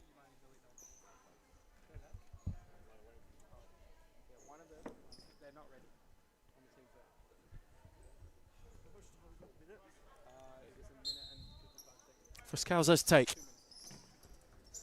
Araha came onto it. Frascalzo nearly got a flick to divert it beyond Olsen, and it diverted it wide of the post instead. Oh, for Carlton Hart. They will want to take something with them for the road. They're approaching an hour of stop clock futsal where they have not scored against Fitzroy. They will not want that to tick into next season, though it looks all the more likely that it might. As Abdulatif poked it for Scalzo. Vonya lost out. Araha was charging. Wilbert was there to mop up and see it out of play.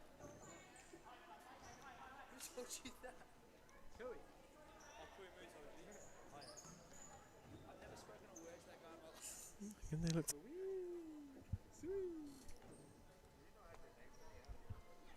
There's Duffy.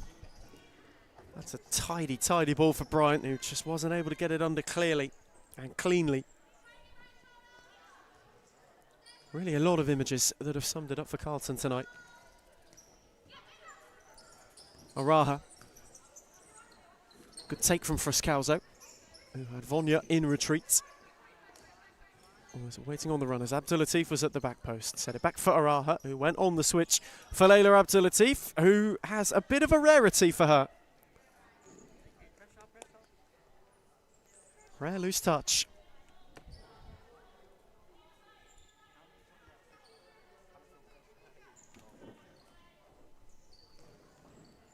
There's Araha with a good reads. Final 60 seconds of the evening's opening show for Scalzo. Battled with Wilbert, who won it via Duffy and had two up with her. Will Carlton grab one to close? Not on that occasion, they won't.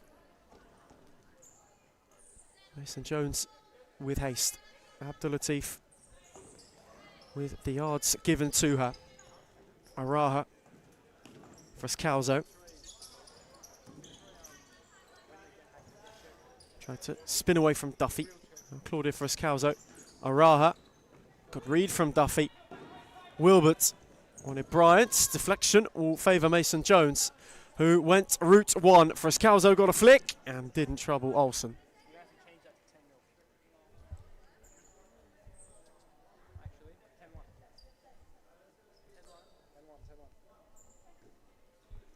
Hart have got 20 seconds to take one for the road. And for Fitzroy, though, it looks as though they may not hit 150 tonight. It will be coming in weeks to follow. 148 goals scored for the campaign. They could hit a double ton come the end of next month.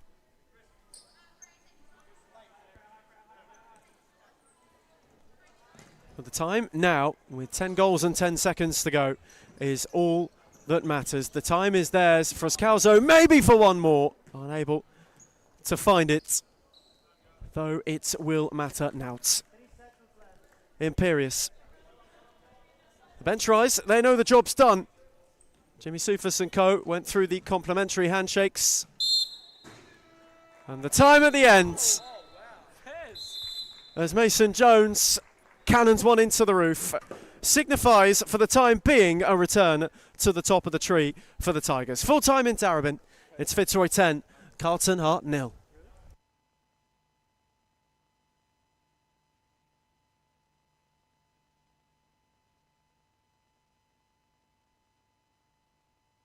Just a different level. I said, look, I want to take Hume into a different direction of expanding our connections, and that's when we started thinking abroad and thinking about, okay, what's Hume's future looking like?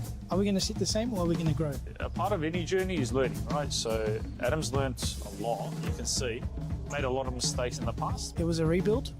I took players from Championship. I took players from outdoor. Anything just to stay into the league. Obviously not to let the Hume badge fall. We took it into a different direction, which was the wrong direction. And you can see how we can transform a team within a very short period of time. It's only been, what, 6-7 months? And we're like a really well-oiled engine now. Going for top three, sitting top three at the moment, where everyone doubted us, coming from relegation, bringing in one of the best coaches in Australia for futsal, bringing in players that are young but can shine. I think that's the best step that we've taken, pretty much. Nando came in and brought different kind of energy. Obviously, I came back from injury pretty much the same week as Nando signed with us, so it was kind of like a coincidence. You can see the progress and what we've been doing for that long, like how much we've improved as a club. Even when they're undermanned, even when the odds are against them, like we're fighting this season. That's the beauty. Previously, when I came, I didn't know. I didn't have a feeling if we're going to come back or not. But now I always feel like we're in it. When you're winning games, right, it brings a different energy. When you're winning week in, week out, or you drop points here and there, but like you're winning 80% of your games or something, you're on a high. I think it makes a really big difference to Adam. He's been unbelievable as a president, as he took over obviously last year. So he's obviously been a big part of all of this, and he's been doing unbelievable. Big credit to everyone, to be honest. We're on the right track, I believe, and hopefully we just get better from here. It's all about the brotherhood. It's all about passion. It's all about, if my brother's falling down, what can I do to pick him up? Or how can I pick him up? It doesn't matter what you do at a club. If you're there long enough, it becomes like your property kind of thing. It feels like you have a piece. You want to stand up and protect it. So I'll always want to protect this club, no matter what. We focus on everything. We focus on all the aspects. And I think that's what a lot of clubs don't have. A lot of clubs hate on us because of that. And the fact that we bring passion to the sport, there's no limit. The sky's the limit. When you have teams like Fitzroy, who's been up there and played the nationals, or you have teams like Moreland who played national tournaments as well, if they can do it, why can't we?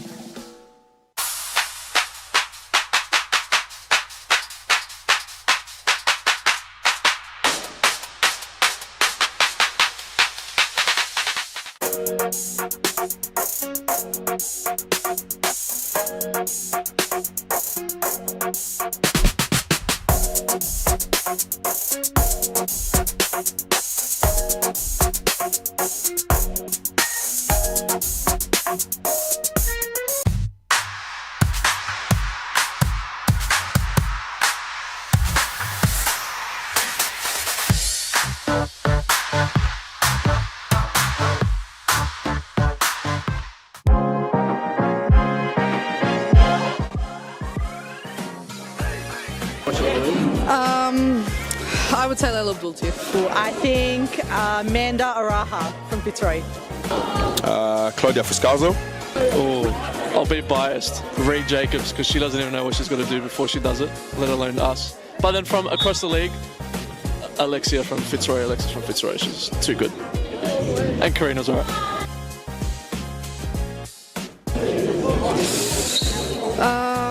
Let me actually think. Fitzroy's white kid. Which team has the best kid in the league? Biased opinion, but also Fitzroy. That's easy, it's us. I'm sorry, it's us. Not a question, Melbourne AKU. Liz Air. I think that one will have to be Layla Abdul-Latif. She would definitely win every time. Ooh. Layla Abdul-Latif. Baller. If I was a girl, probably not Layla. The most clutch player in the competition is definitely Claudia Fuscalzo. She is number one for sure. Sarah Easthope.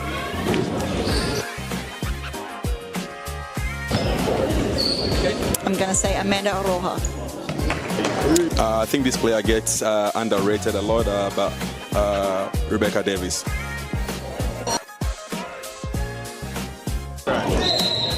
Claudia Fuscalzo. Gisela Pepino.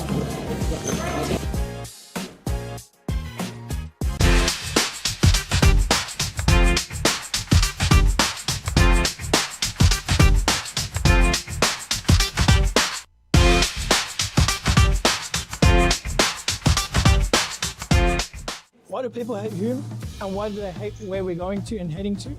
I can truly say it's jealousy. You can see he's pretty professional now. Even for me, from an outside perspective, I can see the development of the club, and it's just a different level. I said, look, I want to take Hume into a different direction of expanding our connections, and that's when we started thinking abroad and thinking about, okay, what's Hume's future looking like?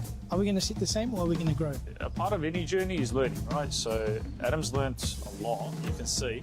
Made a lot of mistakes in the past. It was a rebuild, obviously not to let the Hume badge fall. We took it into a different direction, which was the wrong direction. And you can see how we can transform a team within a very short period of time. It's only been, 6-7 months? And we're like a really well-oiled engine now.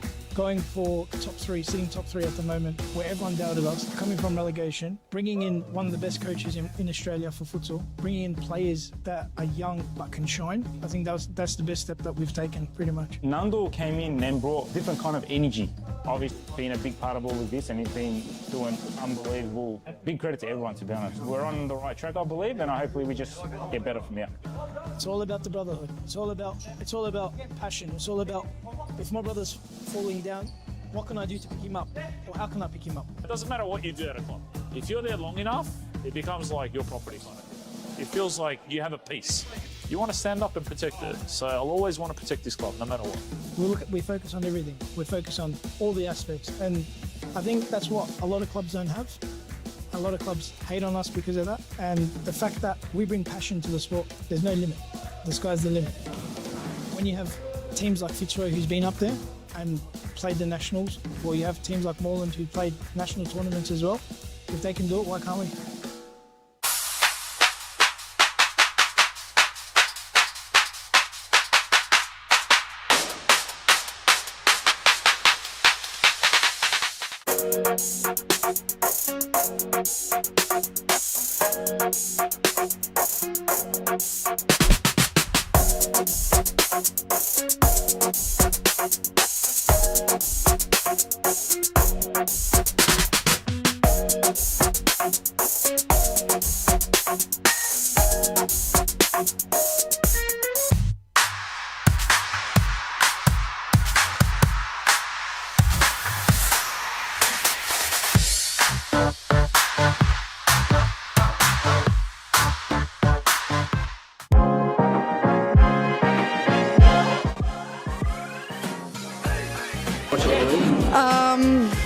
I would say Layla Abdul-Latif. I think Amanda Araha from Fitzroy. Claudia Fuscalzo. Oh, I'll be biased. Reed Jacobs, because she doesn't even know what she's got to do before she does it, let alone us. But then from across the league, Alexis from Fitzroy, she's too good. And Karina's alright.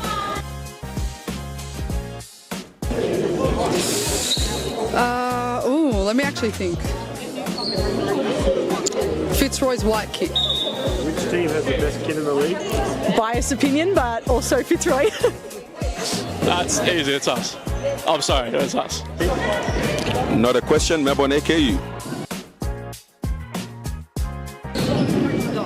Liz Air. I think that one will have to be Layla Abdul-Latif. She would definitely win every time. Ooh. Layla Abdul-Latif.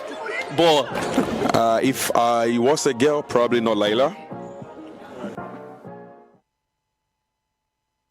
Welcome to the evening's second edition, and well, to kickstart things, before anything you could script this evening has gone out the window. Northcote and Melbourne Aku kick off the second edition of the evening. You might notice Aku currently have 4 out on court. Jessal's getting ready, don't you worry, she'll be ready to go in a minute for Kiwimu, Joe Akon and co. Quite a rush, everyone's just a little bit dishevelled to get to the second kickoff of the night. And well, speaking of funny things to happen, it's been a funny old season for the reigning champions. Out of the mathematical running to retain their crown by a week or two now, a thrilling draw against 1-0 last time out is really, really one that gave them a bit of heart race on a season that so far has been patchy, it has been up and down, and it's been one where you haven't really known where they've sat at any point in the race until now. They're moving out of the title-holding Palace come season end, though, as it stands, they're on the podium and they would like to stay there currently.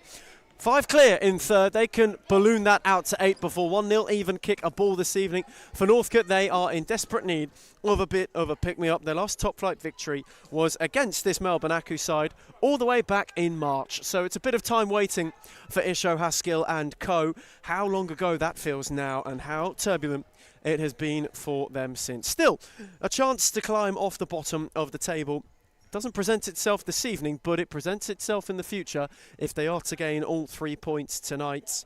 And they can also square their seasonal ledger at the final time of asking against the reigning champions. What a start we've had to this evening. There's never really a dull moment in this place, is there? Darebin, ever the entertainment capital of the northern quarter of Victoria. Truly, truly, truly remarkable. As Jess Owen stated, immediately tried to be found. Best picked it off. Aku have only got 5 this evening. The only member currently sat on the sideline is Joe Akon. Kiwimu occupies the touchline area. 2 on the bench for Isho Haskell, Rebecca Berry, Alice Cow, both also there to come on for a Northcote team who right now are wanting to end a really wretched futsaling run given away by Bess Mergianos. Clipped on for Kassab, who had options arriving. Kearney was one, steered it towards the near post and did so unsuccessfully. You just joined us. Early kick-off tonight. Fitzroy were far too good for Carlton Hart the last time they have to see each other this campaign. This following a similar script. First time they met for the season was all the way back come season starts. North could have won once against Aku, though on the opening night it was Aku, courtesy of Alexia Duff, who announced herself, which went and pinched that particular contest. It's not necessarily been the season that either had in mind following that point in time, though here is out, tried to wriggle away from Whiting and just was forced back to find Mergianos. The gang went in retreat. Kearney worked to yard. Mergianos. Kassab dropped off just to give option. Instead it's set back to Al. Now Kassab flicked it down the line marvellously, and Mergianos was charging. Kassab again away from Whiting, not beyond best, and the flick found its way on for Hewitt, who had nobody further forward. Hewitt was all on her own and went early, and Sheshelnitsky had to get down to make the save at the expense of a corner.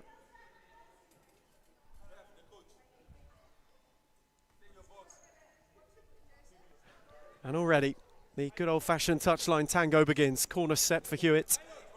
Via Bagang wasn't able to connect as cleanly. There is the conversation from Joe Akon and Isho Haskell over the Northcote Gaffers' tendency to venture from the technical area.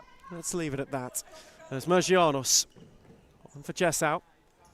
Lovely 1-2 between those two. Al's touch a little heavy. Bagang got a boot in. Al once more, unable to go beyond Bagang. Whiting didn't have to get a foot in the end. Took a little clip on its way out of play. Best. On for Paige Daly. And Kassab picks it off and has found a way through. Unbelievable. Absolutely unbelievable.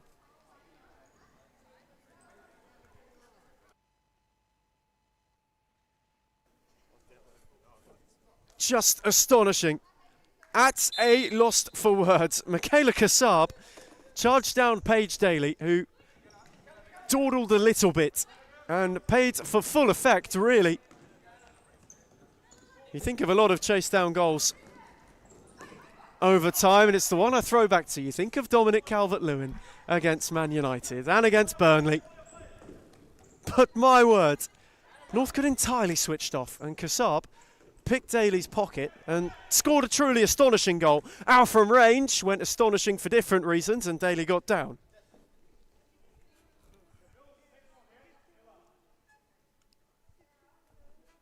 You cannot script something like that. Corner from Kassab, cut out by Whiting while trying to find Mergianos.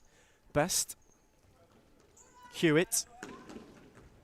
Kassab has really started this game brightly. Hewitt got away on that occasion at the second attempt, though. Bagang, Whiting. Waited on Best, was patient in doing so. Best went to spear it, cut out by Jess Out, who went charging, though her touch was a fraction too heavy and it took her out of play.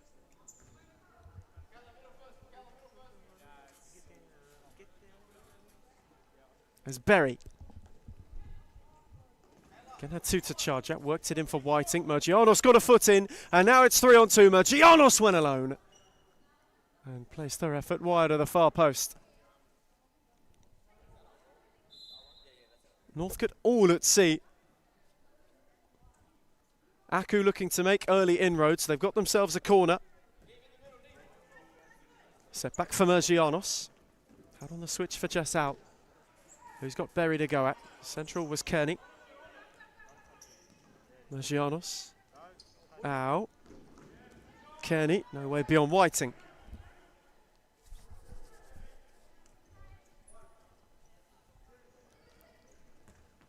Need to respond after a start where they nearly were caught out twice in next to no time. Berry this time a little slow. Kearney got a foot in. Aku are up for this. They know that the top three and the fact that they could finish in it is dependent on how they do this evening.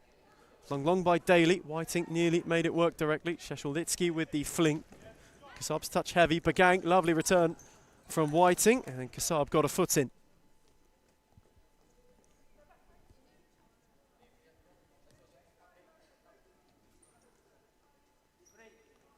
Can they work from it? Whiting gave it a go. Sheshelnitsky with a safe pair of hands. And the fling on for out had far too much pace on it. Just wasn't able to showcase a steadier hand, was the Aku keeper on that occasion. They have made a truly steady start. As Daly hits the railing.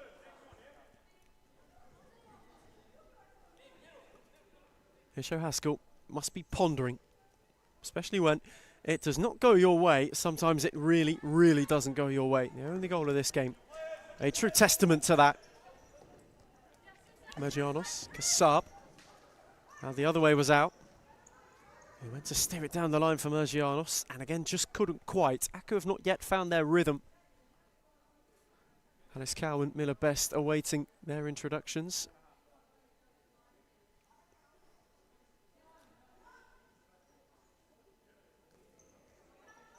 Hewitt set it for Daly, whose return had too much height for Louise Hewitt to get onto. Been quite a scrappy start on both ends. Neither have got a boot on the ball cleanly or have played with any real composure so far. Was out. Wanted to work a yard on Whiting. Kenny got a flick. Kassar went to make it work. Set it back for Jessau, who had a go. And a snapshot nearly proved successful. Couple protests for an Aku corner, those of which were waved away. Bagang. Steered by Berry for Hewitt. Good challenge from Kenny.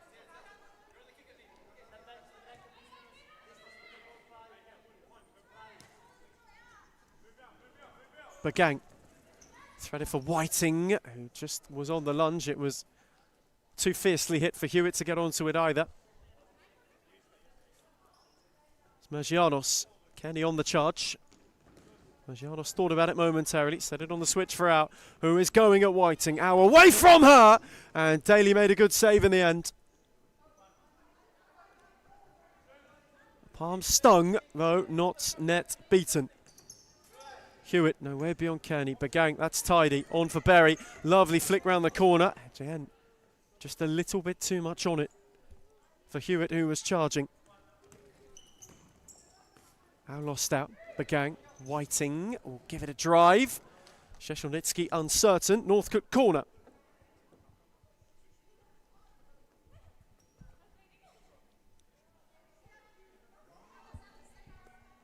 Whiting's take. Can they get themselves level? Can they get themselves right back in the picture?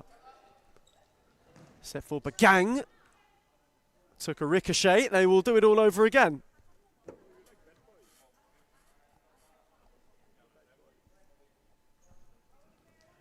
Bagang once more. Again got it from Whiting. This time Kassab's touch was firmer. Whiting picked it off out. Kassab then went to flick it. Whiting set it for Mariella Bagang. 1-1. Brilliantly finished. Steered superbly. And Northcote, scrappy though it may have been, have got themselves level. Smooth finish. Seared into the back of the net. They have got themselves right where they want to be. Having gone behind early, gone behind by a bit of their own negligence. Northcote find their way through to get themselves back on terms and to just shift the dynamic a little bit. They can close the gap on Carlton Hart this evening. They go level on points, the goal difference a tall order. Though they can just keep them on their toes. Slow start, and they've responded incredibly swiftly and kind. Whiting now goes on the press to make life difficult for Kassab. Cal won it, the net was momentarily vacant. A moment of Aku chaos. Berry picked it off, Kassab went charging. And made the challenge. It took a little touch on the way.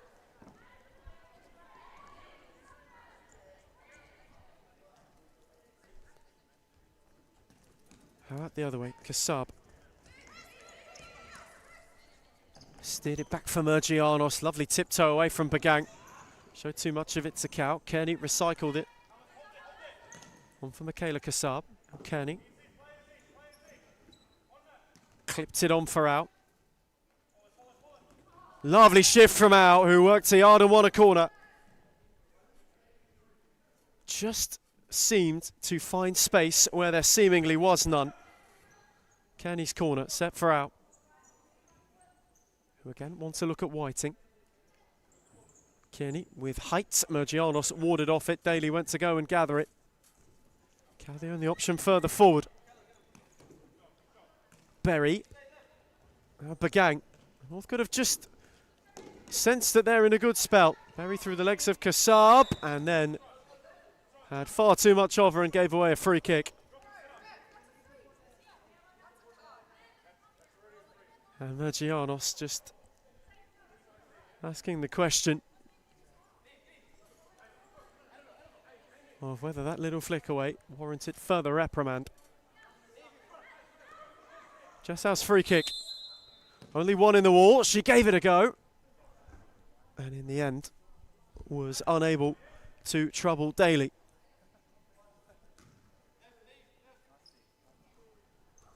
Who went long for Whiting's flick.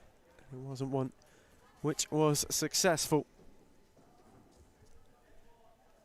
There's Jess out. Going on a steering run away from one, away from two. Berry got a boot in. And it'll fall for Cow, and Northcote can counter. Momentarily 2-on-1. Around Kassab brilliantly was Cow, and then she ran out of room. Mergianos came across to stop the cutback.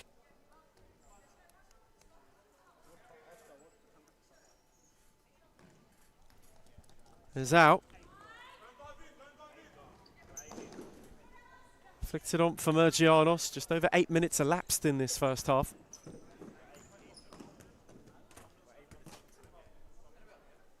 So for those of you at home, around 12 to go.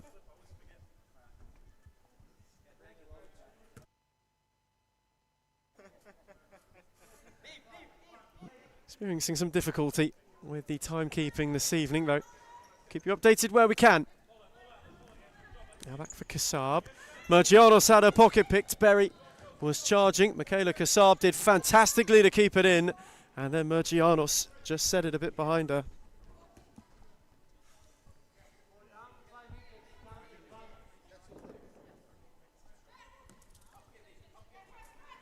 Berry. Bagang, lovely return. Berry kept going. It took a deflection. And nearly that was enough to wrong foot and put Northcote ahead, though they have to settle for a corner. Deflection nearly gave them the avenue. Berry's take, set for Bagang. Give it a go! And it's a good tip from Sheshelnitsky over the bar. It needed a palm. Cow's take, clipped too far across. Mergianos happy to see it out of play. Now they've just started to cause a couple of issues, create some opportunities for themselves. Havisha Haskell's side. It's a good save from Sheshelnitsky in the end. Whiting was lurking. Mergianos got the final touch.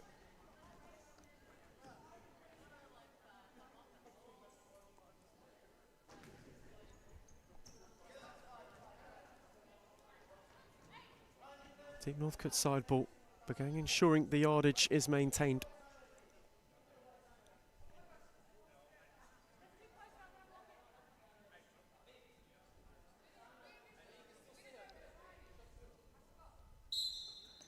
Bagang set. Whiting gave it a go. Sheshelnitsky covered well.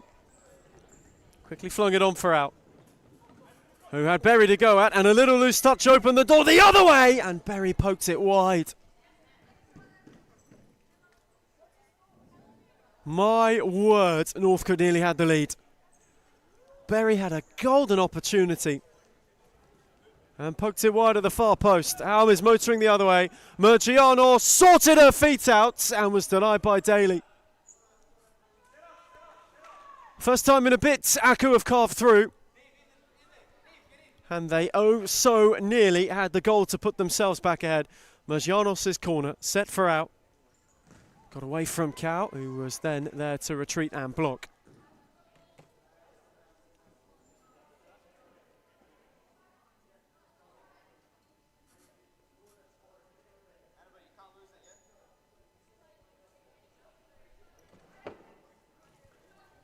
Set for Murgianos, who whacked it into Whiting. Kassab with a lovely first touch and a second which was steered just wide of the post.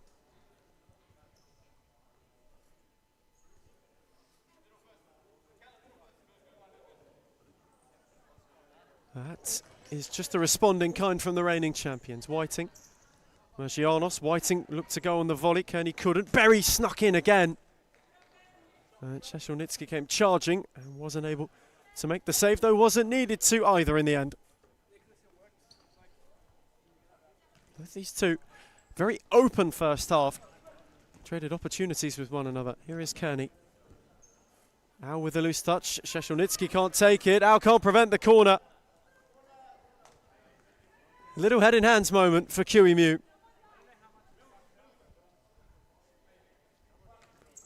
Berry's take. Best. Whiting! It's a good save from Szeszelnicki, who just had to get a little flick over. Another Northcote corner.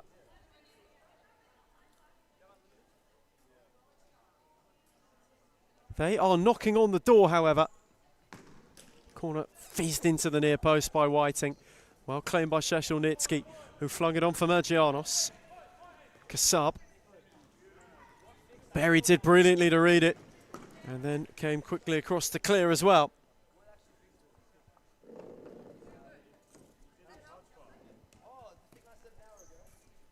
Murgianos. Kearney. Murgianos, good clip. Al's in the channel for her as well. Berry backed her off. Jessal kept going. Murgianos. Kearney. Lost that to Whiting. Murgianos will find it in the chaos. Al once more. Not beyond Berry, who is charging and has kept it alive. Had nobody further forward. Murgianos was met by Cal, whose challenge was a good one.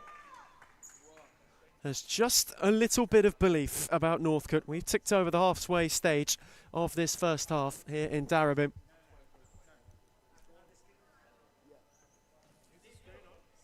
These two locked at one each. Kassab out. Picked off by Berry. Now lost out to Whiting, who was unable to steer it further than Kassab. She's momentarily in trouble. Set it back for Murgianos. Lovely ball to find out. Gorgeous 1-2. And Annabelle Murgianos on the march. Unable to thread it beyond. Cow, who stood there. Now Best on the break. 2-on-1 momentarily. Whiting up with her. Best waited and waited. And Whiting. They took too long. Just in time for Kassab to get back. Though it will be a corner.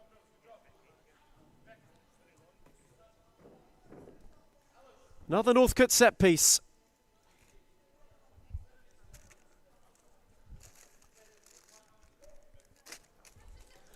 Corner was set for Berry. Szeszelnicki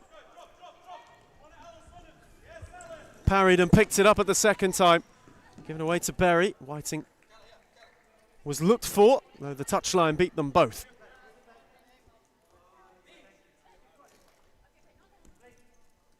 It's just out. Tried to spear it for Kearney. Cut out by Cow. One back by Al, who is now on the charge. She's got two up with her. Options left and right, one of whom was Kassab. Took a deflection. Best cut it out. Cow one for Whiting, who fancied an early go and wasn't a million miles away from causing some trouble. There's Murgianos. Kassab, loose touch.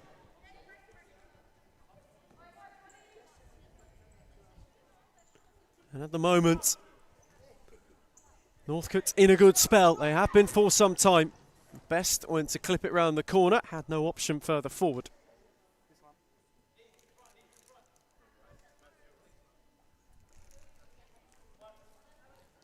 Jessica out. Joe Akon wants timeout.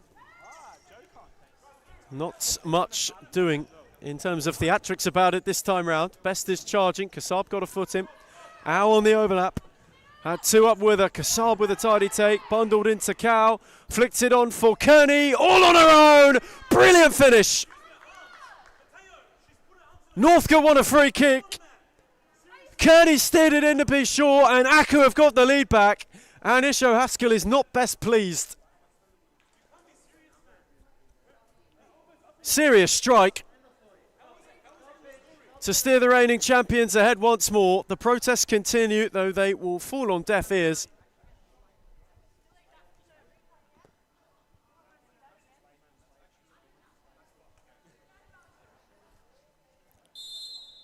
Northcote not best pleased, a little bit disgruntled. It's probably quite the polite way of putting it. Aku back ahead. And did so via a super finish courtesy of Kearney, as Berry was lurking. Good slide from Sheshelnitsky, quickly on for Mergianos. Went to spear it on the switch for out, had too much on it. So there could be quite a bit of conversation in that timeout.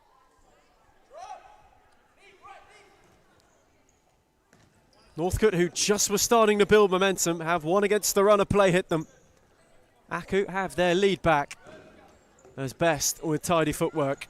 Went to spear it on further forward. Mergianos' read was good. Hewitt got the final ricochet. It will find its way out, and Aku will have timeouts. Issued before they went ahead. They go in, perhaps happier than when they gave it in. As we go to the break for the first time in the second edition, it's Aku 2, Northcote 1.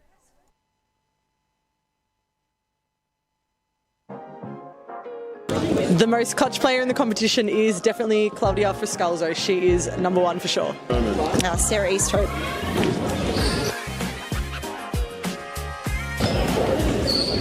I'm going to say Amanda Aroha. I think this player gets underrated a lot, but Rebecca Davis.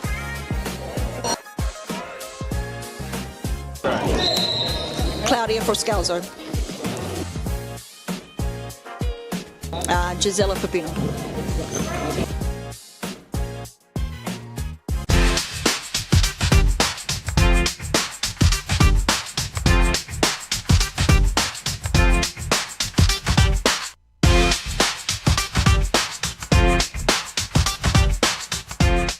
Why do people hate Hume, and why do they hate where we're going to and heading to? I can truly say it's jealousy. You can see he's pretty professional now. Even for me, from an outside perspective, I can see the development of the club, and it's just a different level. I said, look, I want to take Hume into a different direction of expanding our connections, and that's when we started thinking abroad and thinking about, okay, what's Hume's future looking like? Are we going to sit the same, or are we going to grow? A part of any journey is learning, right? So Adam's learnt a lot. You can see made a lot of mistakes in the past. It was a rebuild. I took players from Championship. I took players from outdoor. Anything just to stay into the league. Obviously not to let the Hume badge fall. We took it into a different direction, which was the wrong direction. And you can see how we can transform a team within a very short period of time. It's only been, what, 6-7 months? And we're like a really well-oiled engine now. Returning from timeout here in Darabin, and there's still been a lot of drama in the break. The initial bit was a Northcote conversation about the very, very interesting coming about of Aku's second goal.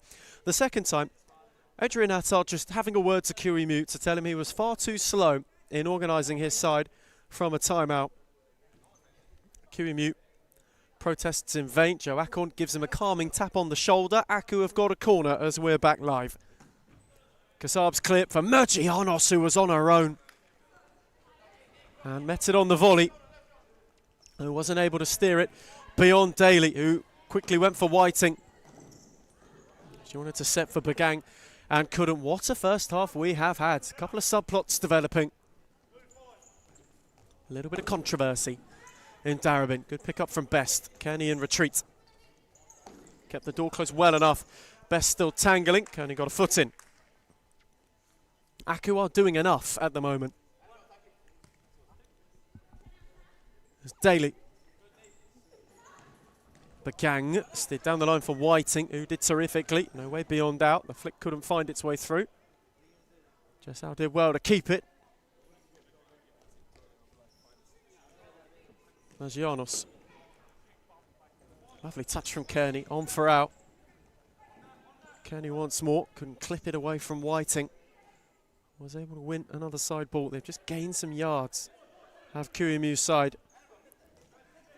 Set for Magianos, who grazes the up part of the upright. Desperately close to inflicting further damage.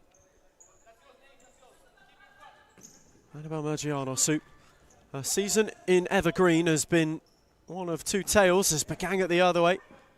Forces to save out of Sheshelnitsky. Rolled it on for out. Kasab. Had to set it back for Jessau. She had to lunge a little bit to get there, though made it work, and then gave a lovely 1-2. Hewitt ensured the door stayed relatively shut. Kasab once more. Magianos. Now, hustle by Hewitt. Jessau nearly short of yards. Hewitt did fantastically to ward her off it and then to win it back. Best. Wanted to return for Hewitt and couldn't quite.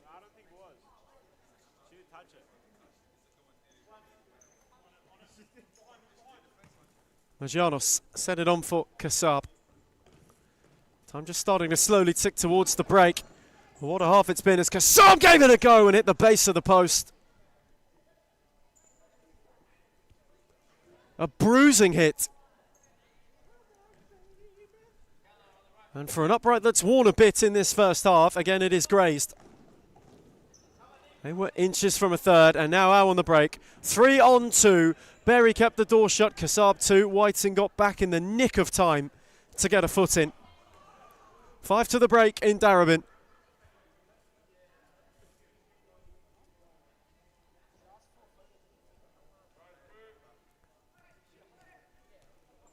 Kasab side ball, left by Kearney. Magianos had a pocket picked, and now Berry can charge. On the late run is Bagang once again. She's at the double, and North Carolina level once more. Breakneck on the counter. And where they had longed for one, where they had perhaps deserved one, they have gone and stolen one on the break.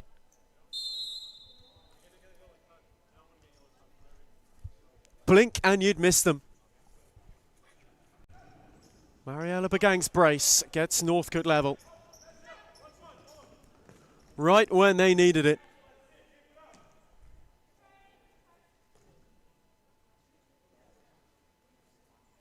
And just with the way this half has flowed, they've had many an opportunity to get themselves level. They've squandered many. Akuf hit the woodwork a number of times. And some way, somehow, we are still where we started.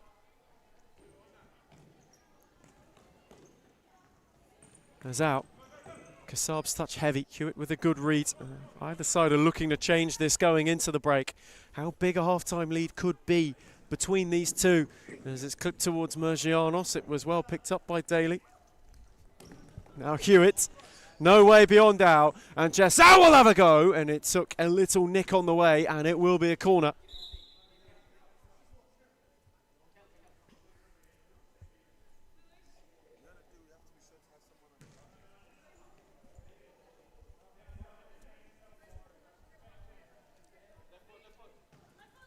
House take, Hewitt with a good read, set it out, Kasab, relentless, still relentless, and forced a really good save out of Daly.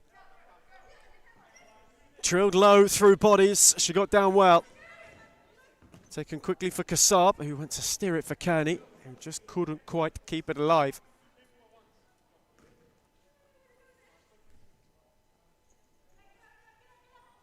As Daly afforded time, afforded meterage. Berry and Whiting worked it out. Poke back for Bagang, who is on a hat-trick. Berry. Mariella Bagang. Went to thread it from range and didn't quite catch it as cleanly as she'd like.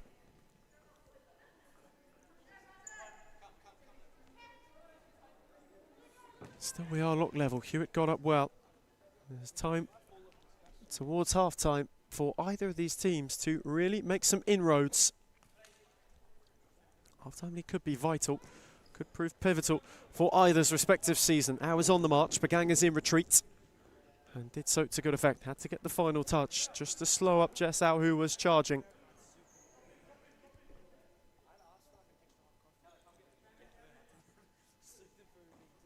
How's flick? Whiting nodded it. Mergianos was lurking. It fell fortuitously for Hewitt. Berry, who went with height for Whiting. Her flick on will find its way for Hewitt at the back post, who couldn't catch her effort cleanly. They are looking dangerous. Are looking as though they could find one more, could potentially find a lead before the break. It's been a half where North could have had a really good run of the opportunities, a good run of the possession, and a real chance to get at Melbourne Aku. Berry's boot in. Hewitt was searching. Al was there. Good challenge from Hewitt.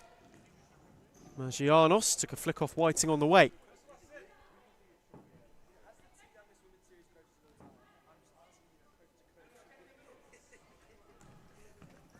Whiting's really a good one. And she went early on the effort. Szeszelnicki had to be alert and then flung it on for Mergianos. Berry got in the way and it'll break for Hewitt. No one up with her. Hewitt went alone and didn't catch Szeszelnicki out at the near post. She was wanting a runner.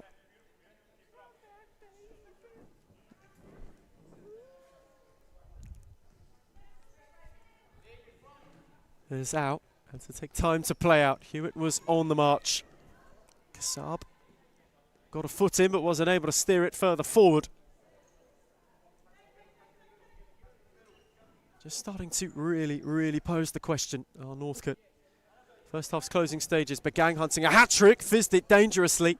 Al did well to intervene. Hewitt again in retreat, has won that battle many a time in this opening half. And now Berry, who is on the march, away from one, away from two. Set it on for Hewitt, who moved it on for Whiting. This is better from Northcote. Whiting fizzed it. Al intervened. Bagang was lurking. And with two to contend against, Al gave away a corner.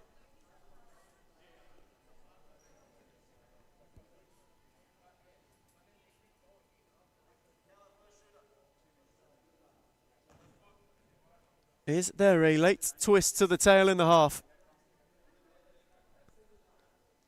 Whiting's take, Bagang, lovely return for Whiting. Trailed into Mergianos, clipped it over Hewitt. Whiting lurking. Kearney did well, not once, but twice. Berry then came charging.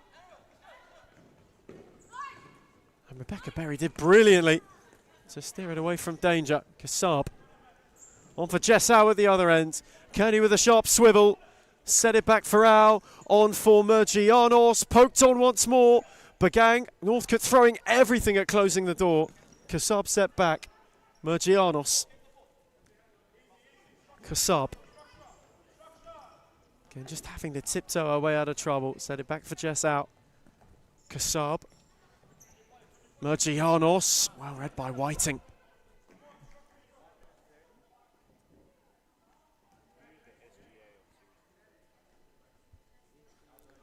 "90 seconds to the break. Al came crashing. Daly went diving. And Mergianos will happily see it into touch.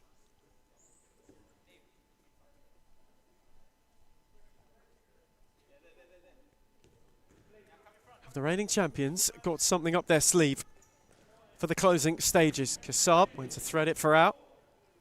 Little poke on the way. It will be an Aku corner.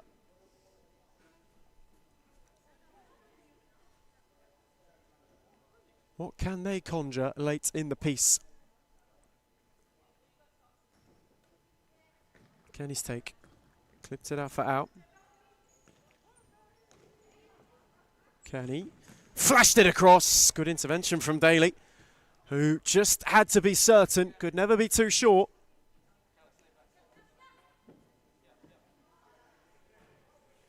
So a succession of Melbourne Aku set pieces. This one set for Kassab, who whipped it wildly and wide of the post.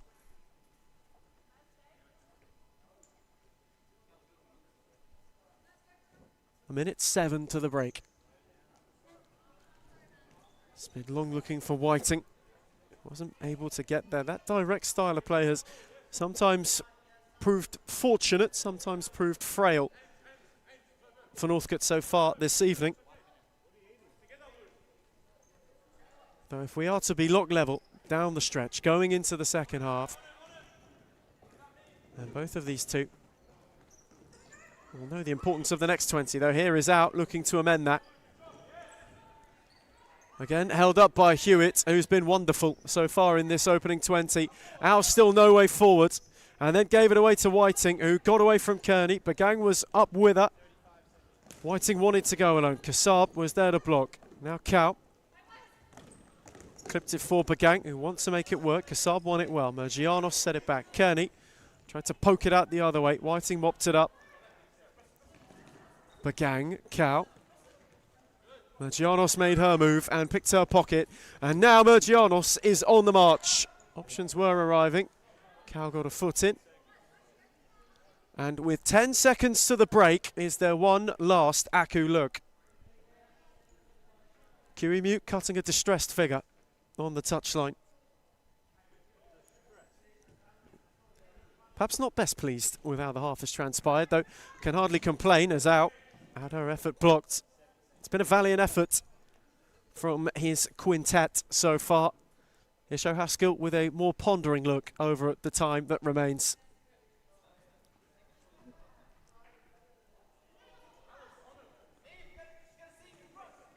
There's Out. Away, gave it a poke in time, and the clock will beat the lots. So then, a first half that has toed and froed. Aku took the lead twice. They've been reeled back twice. Half time in Darabin. It's Melbourne Aku 2, Northcote 2. Going for top three, sitting top three at the moment, where everyone doubted us, coming from relegation, bringing in one of the best coaches in Australia for futsal, bringing in players that are young but can shine. I think that's the best step that we've taken, pretty much. Nandor came in and brought different kind of energy. Obviously, I came back from injury pretty much the same week as Nandor signed with us, so it was kind of like a coincidence. You can see the progress and what we've been doing for that long, like how much we've improved as a club. Even when they're undermanned, even when the odds are against them, like we're fighting this season. That's the beauty. Previously, when I came, I didn't know. I didn't have a feeling if we're going to come back or not. But now I always feel like we're in it. When you're winning games, right, it brings a different energy. When you're winning week in, week out, or you drop points here and there, but like you're winning 80% of your games or something, you're on a high.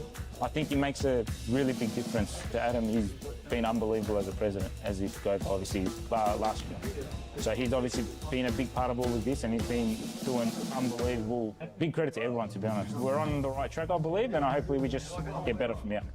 It's all about the brotherhood. It's all about passion. It's all about, if my brother's falling down, what can I do to pick him up, or how can I pick him up? It doesn't matter what you do at a club.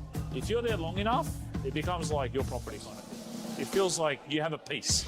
You want to stand up and protect it. So I'll always want to protect this club, no matter what. We focus on everything. We focus on all the aspects. And I think that's what a lot of clubs don't have. A lot of clubs hate on us because of that. And the fact that we bring passion to the sport, there's no limit. The sky's the limit. When you have teams like Fitzroy, who's been up there and played the nationals, or you have teams like Moreland who played national tournaments as well, if they can do it, why can't we?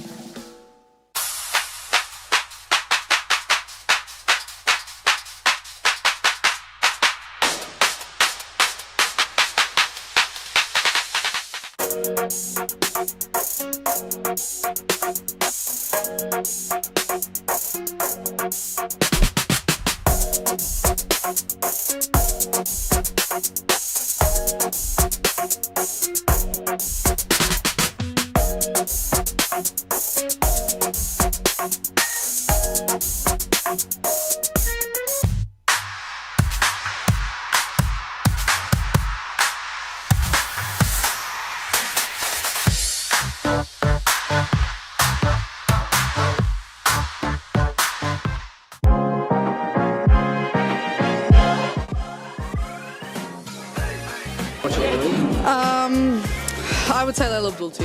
I think Amanda Araha from Fitzroy. Claudia Fuscazo. Oh, I'll be biased. Reed Jacobs, because she doesn't even know what she's got to do before she does it, let alone us. But then from across the league, Alexis from Fitzroy, she's too good. And Karina's alright.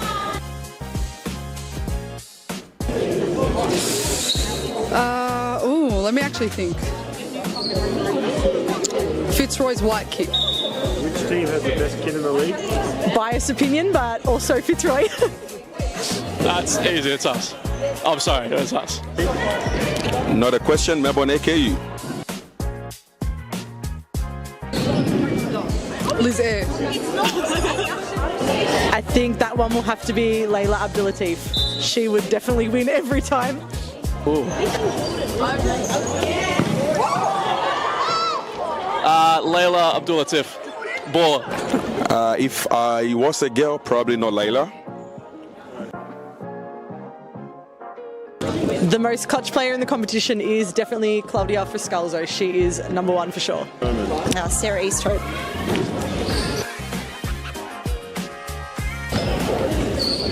I'm going to say Amanda Aroha. I think this player gets underrated a lot, but Rebecca Davis.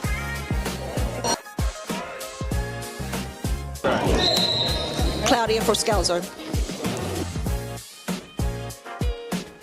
Gisela Pepino.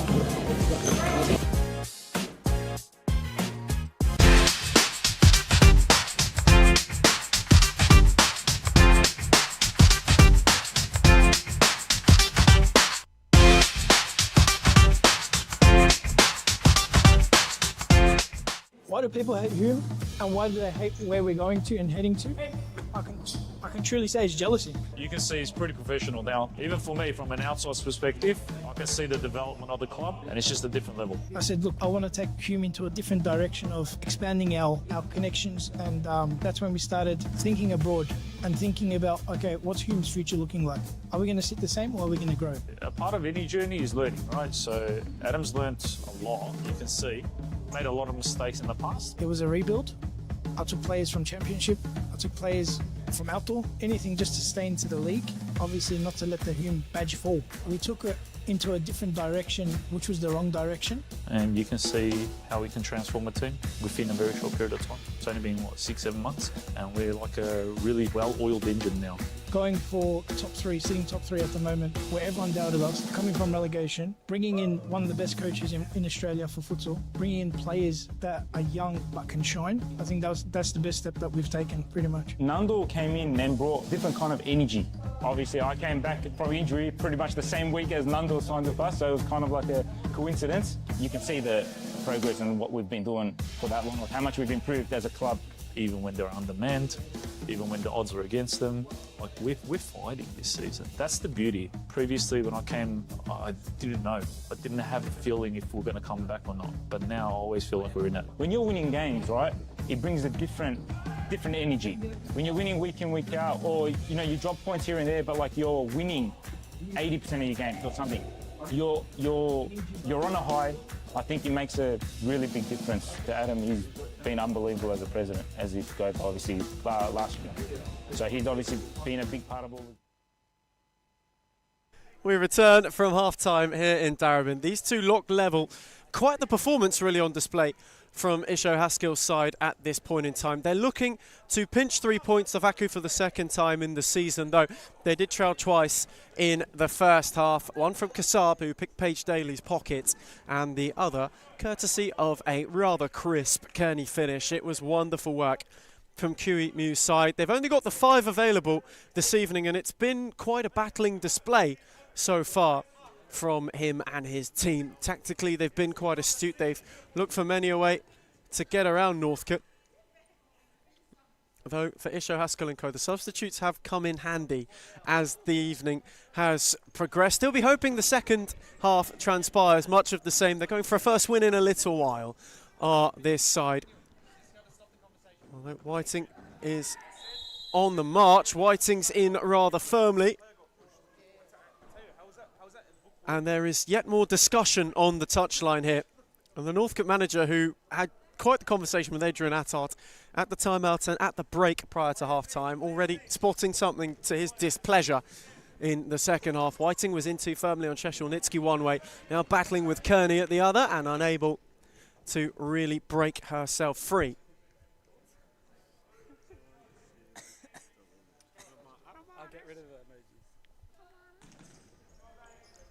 There's Kearney.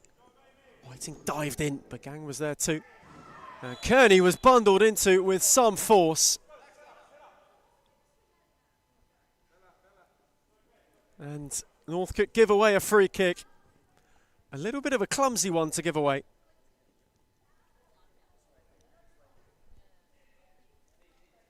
Couple of grimacing looks on the touchline.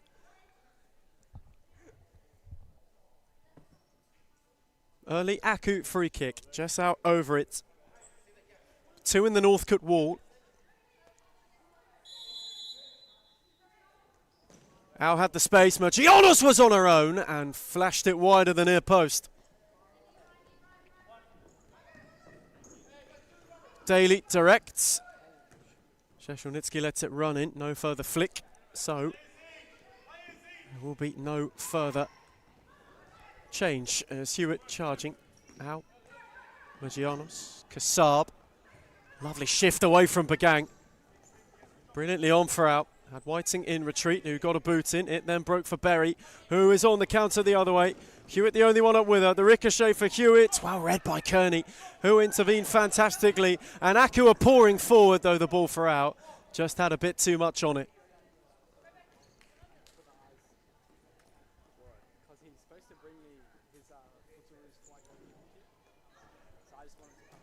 Daly into the railing once again.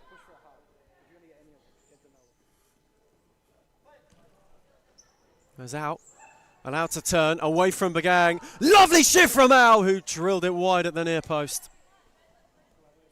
Simply sensational footwork. Just to twist and turn terrifically, and all it needed was the finishing touch. Speared long at the other end. Whiting, Berry, Hewitt gave it a hit. Good save, Szeszelnicki. Whiting was lurking. Berry had an open net. Oh, what a block that is.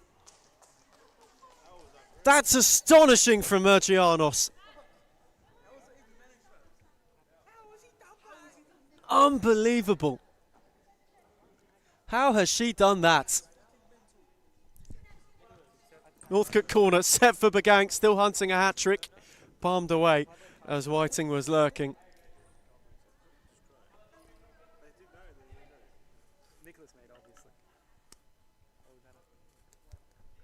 Whiting's take. Set with depth all the way back for Bagang. Out the other way for Berry, who was impeded again by Kearney. Northcote free kick. And perhaps some bridges being built with the award of that free kick. And here is Berry. Kearney in well this time.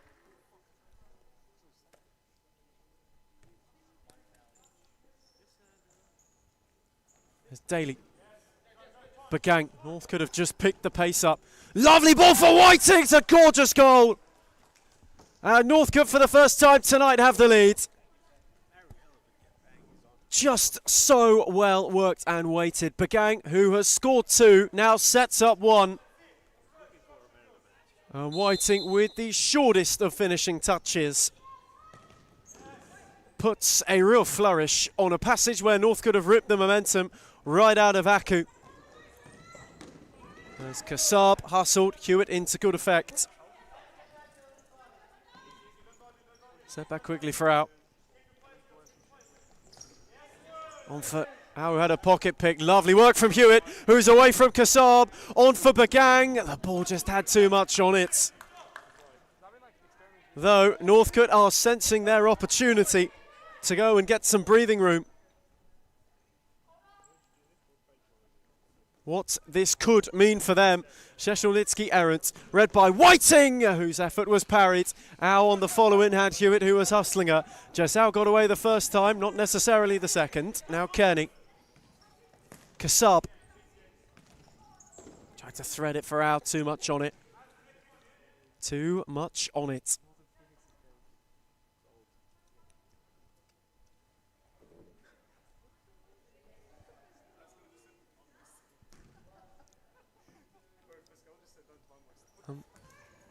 believe Paige Daly is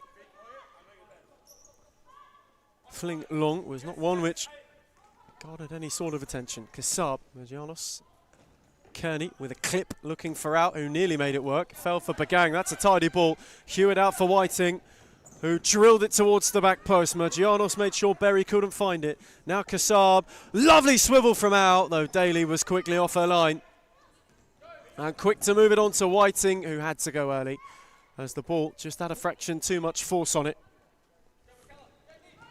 Speared long for out, Cow in retreat, Aku corner.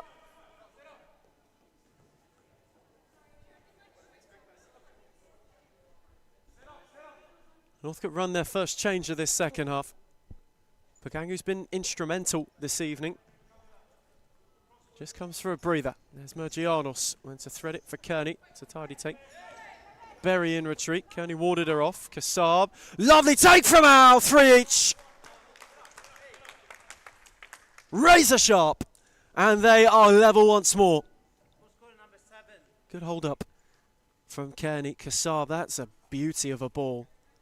And Jessau's finish was super short. Just picked the side netting superbly. And Aku, who had to chase, have done some of the chasing. There's Mergianos, that's far too long for Kearney on the clip.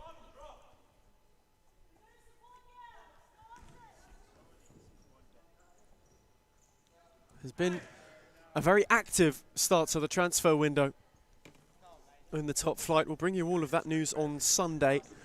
But we've had quite a day here. Half-time, a couple of big announcements dropped.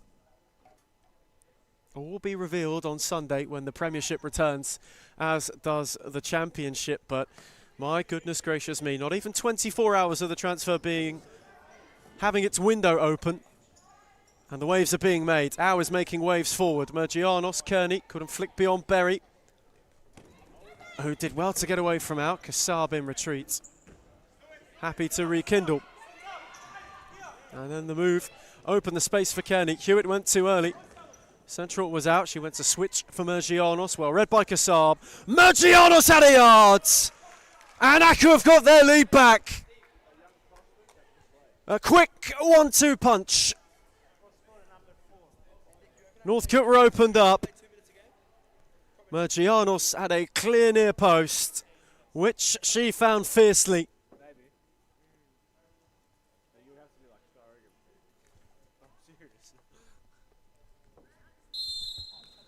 For a Northcote side who have leaked goals this campaign. 1 of 2 now to concede over a century in excess of 3 figures. There is the real indication as to why. Just 2 switch-offs and 2 goals for Aku have flipped this game from one which was going, fortunately for them, to now one that they themselves have got to go and chase. Good read from Whiting. The ricochet fell for Kearney. Mergianos, chest out. Too much on it for Kassab.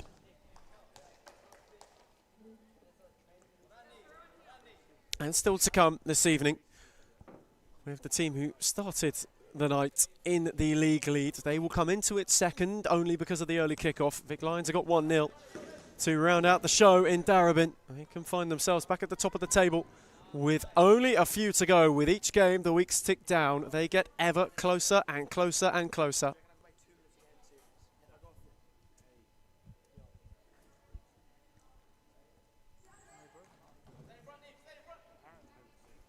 For the time being. Here though, Northcote are on the charge. Hewitt's got an opening, and Sheshilnitsky denied her. Quickly flung on for Mergianos. Read well by Berry. Kearney went to press. Berry was hustled. Bagang.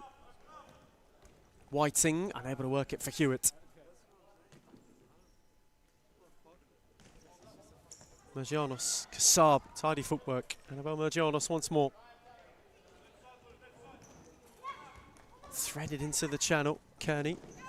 On for out, lovely footwork from her. Kearney tried to shift the yard. Berry kept the door closed. And now Mergianos tried to clip it into the channel and couldn't quite.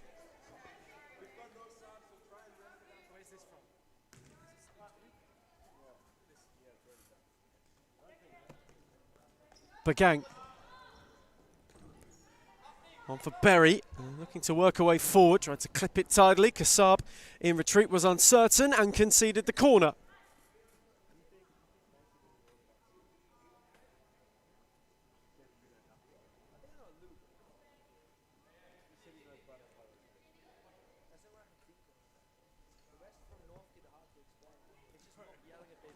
Bagang's take, Whiting whipped it, Kassab wore it, and now Al can lead the counter.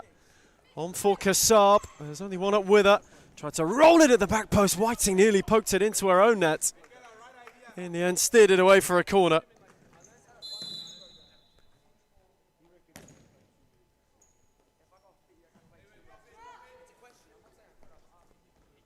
Which, in fact, was not one allowed to stand.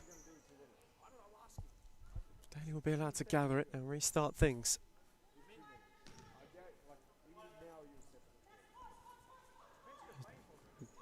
Daly's fling, Whiting was lurking. Margianos mopped it up, gave it away to Whiting. Good challenge from Al, who then tiptoed beyond Hewitt balletically. Kenny wanted the return. Berry cut it out. Now Mariella Bagang, who is hat-trick hunting, with loft for Berry, and Sheshelnitsky came to good effect to save.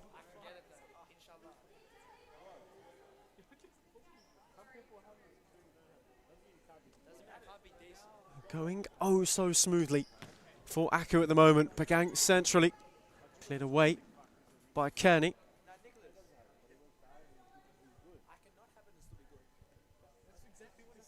For these two upcoming,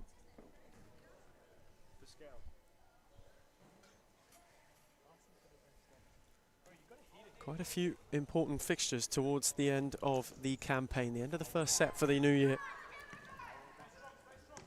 As Kearney's drop-off for Kassab a little too heavy. Both face the top two respectively next week. Victoria Lions get Northcote in the early kick-off. Fitzroy face Aku in the final edition of the show. And then it is Aku's turn to face the other of the title-chasing duo. Northcote have a big one, though, against Hart. And if they are to be successful tonight, it could prove a fixture that takes them off the foot of the table. They then themselves, of course, have 1-0 and Fitzroy to close out the season. The first season for Isho Haskell & Co. in Series Futsal under the Northcote banner, as it is to be so. The reigning champions, they know that right now, though they cannot win the title, as Berry is in behind, Sheshelnitsky makes the save. They know that although they cannot win the title, they get a big say on who takes it from them. Not only that, they're now on the break as Kassab is in behind. Found well by Al and fluffed her lines. Sharp for a corner, waved away. Daly flung long and hit the railing once again.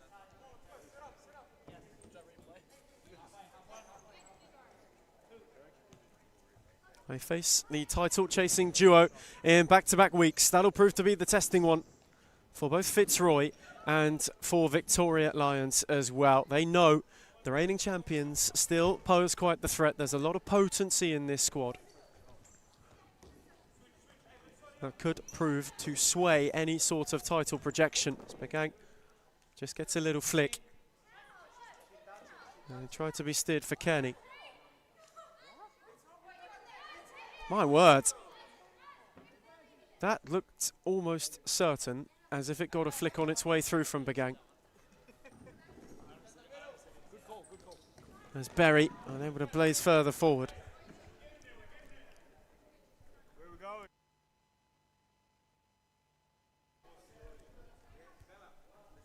And so, Northcote are still searching, really, for a way back into this game. They've got to go and save themselves. Their season could very well depend on it. On how this transpires for them. As Al had no options further forward.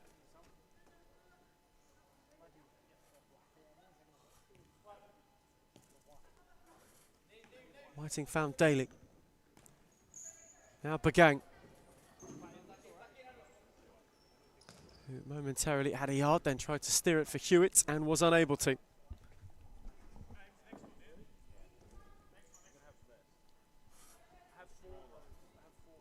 It's been quite the season for this Northcote team. First in the top flight. These players previously played for Heidelberg And they were in the league as well. But it's been a topsy-turvy campaign. After a month, they were third, 3 points clear. It's transpired in some time since, and a timeout issued by QEMU and Joe Akon. They fancy calling their side in. Near the second half's halfway stage, it's Melbourne Aku 4, Northcote 3. And he's been doing unbelievable. Big credit to everyone, to be honest. We're on the right track, I believe, and hopefully we just get better from here. It's all about the brotherhood. It's all about passion. It's all about, if my brother's falling down, what can I do to pick him up? Or how can I pick him up? It doesn't matter what you do at a club. If you're there long enough, it becomes like your property kind of thing. It feels like you have a piece. You want to stand up and protect it. So I'll always want to protect this club, no matter what. We focus on everything. We focus on all the aspects. And I think that's what a lot of clubs don't have. A lot of clubs hate on us because of that. And the fact that we bring passion to the sport, there's no limit. The sky's the limit. When you have teams like Fitzroy, who's been up there and played the nationals, or you have teams like Moreland who played national tournaments as well, if they can do it, why can't we?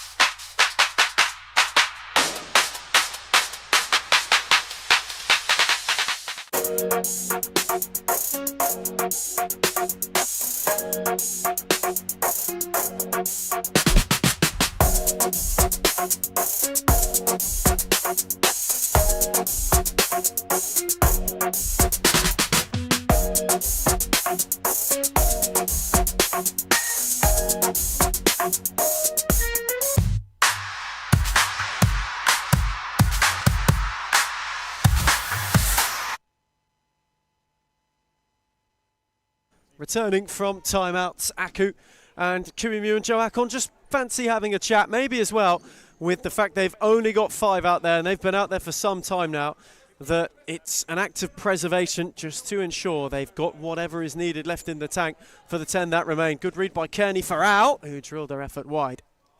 But that now becomes a factor. How do you manage a game where you only have 5? No possible choice of substitutes. That's a suave spin by Berry, who moved it on to Bagang. Lovely switch out the other way for Best, who was waiting on the runners arriving. Best went early and won herself a corner. Near the halfway stage of this second half, Northcote, who had the lead, have now got to go and regain it. As Whiting from it, flushed it across, and Berry couldn't sort her feet out in time to turn it in. Fell fortunately into the palms of Sheshelnitsky. Good ball out onto Kearney, and now Kassab, that is it! How cruel this game can be, and just at the other end, how quickly it can come back to haunt you. A swift Aku counter, and Kassab with the coolest of finishes. Such a lovely layoff from Kearney, a tidy ball from out, a really, really well worked goal. Has got them smiling again.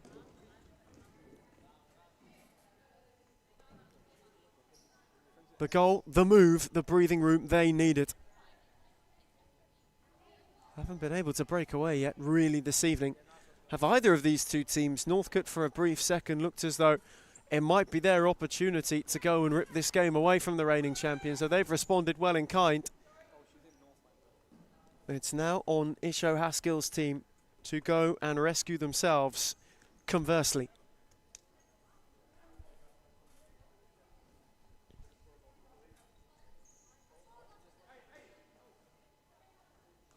Daly goes on a bit of a venture. Bagang starved of options. Kenny momentarily had a vacant goal. Just wasn't able to find a way through.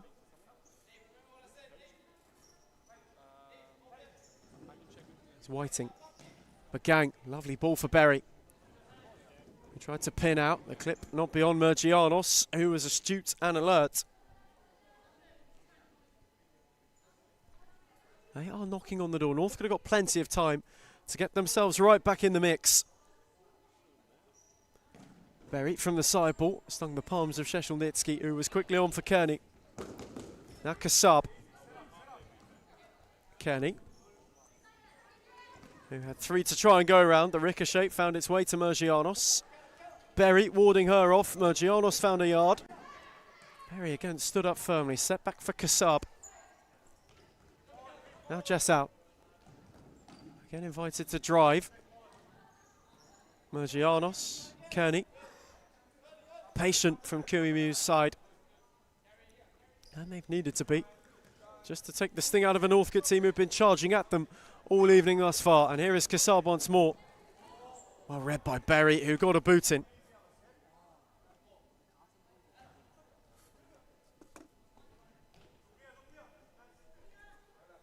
One more would ice it, you get the feeling, for Aku and co.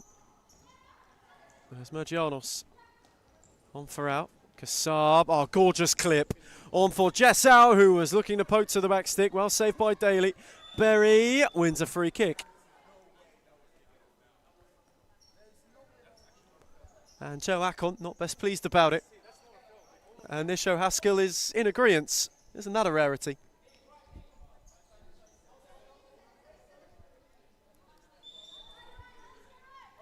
There's Daly. Gets things going once more. Northcote have got to find something. Berry fancy to go from range, and then from the ricochet, just couldn't connect cleanly. Had a couple of options perhaps to pick out too.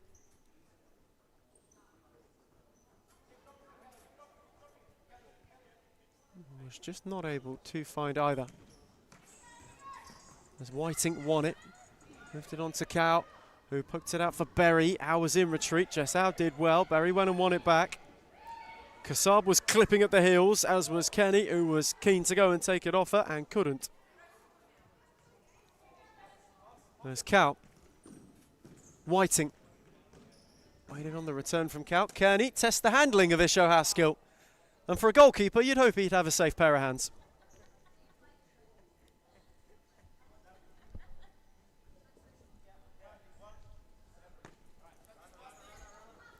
Daly. Oh, dangerous. And it will be a handball. Did strike an arm. Kearney will go in the book for it as well.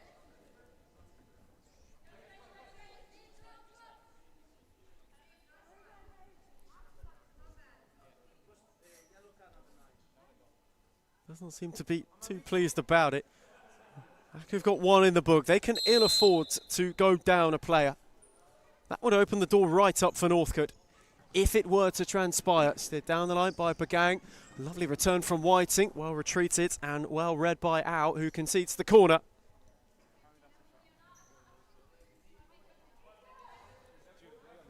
Whiting's take. Bagang. I'll do it all over again.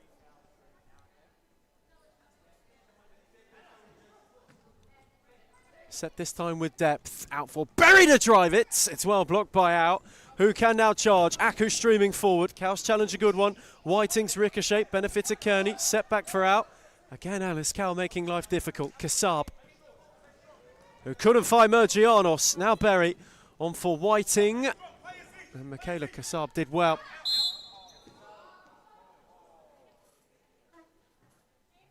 Northcote just ramping up the pressure.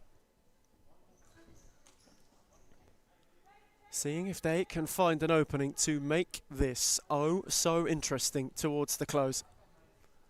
Aku for the time being are closing out a close one. Bagang's effort. Sheshelnitsky with a safe pair of hands. And she flung it on for Mergianos, who got it through to Kassab. Kearney was all on her own, and that might be that. A crisp counter. Finished smoothly at the back stick. Kenny just waited and waited and waited. Held the width until the critical, crucial moment. And when it came to her, it was not one she squandered. Hasn't been one to do that this evening. And for Melbourne Aku now, they are just starting to make their move away from Northcote. There's out. Kassab.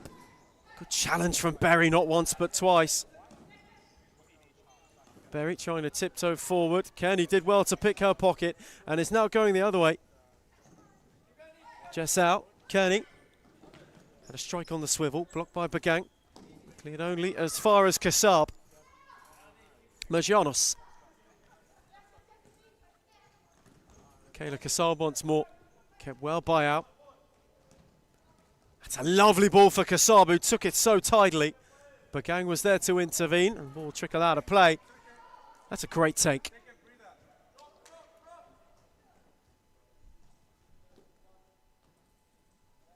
And for Northcote, they now need a trio of hits to try and work their way back into this game.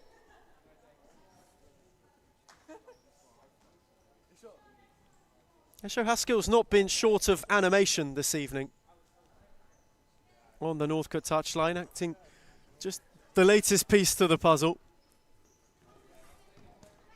Ever the character. Always animated.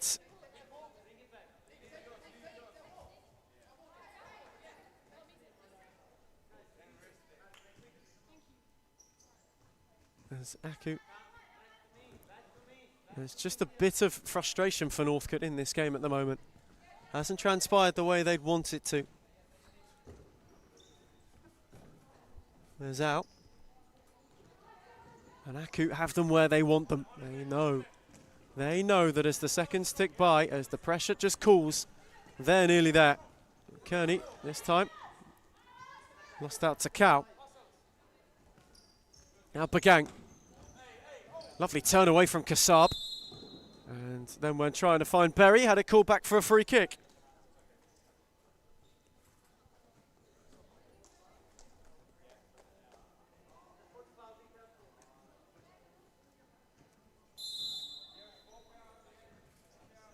Whiting's take. Whipped wonderfully! Oh, what a goal that is! Whipped through the lot! Fabulous free kick, and Northcote have a pulse. They are still breathing and beating. Is that the spark to light a fire that needs to burn? Jessal wants to put the extinguisher on it. Moved it on to Kasab. Hewitt hustling. Her and Cow working well. And Esho Haskell is a newly reinvigorated character on the touchline. Berry lost out to Kearney, who worked it on for out. She worked her way around Whiting. Cow got a foot in. Berry couldn't clear further than out, and it needed a palm from Daly, who then gathered at the second time. 5 to go then. Northcote need at least 2, and they're on the march with Hewitt, who couldn't break beyond Mergianos, and now the counter could be on the other way. Hewitt held up well and stopped the Mergianos advance magnificently. Switch found Kearney. She went early. Kasab off the ricochet wins a corner.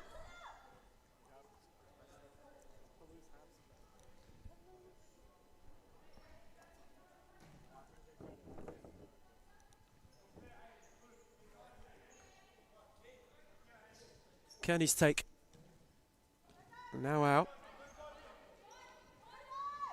Worked a yard on Hewitt. Kasab momentarily came across as an option. Opened the space for Kearney once more. Happy to set back for Mergianos. Aku managing it. Kasab. Cal got a flick.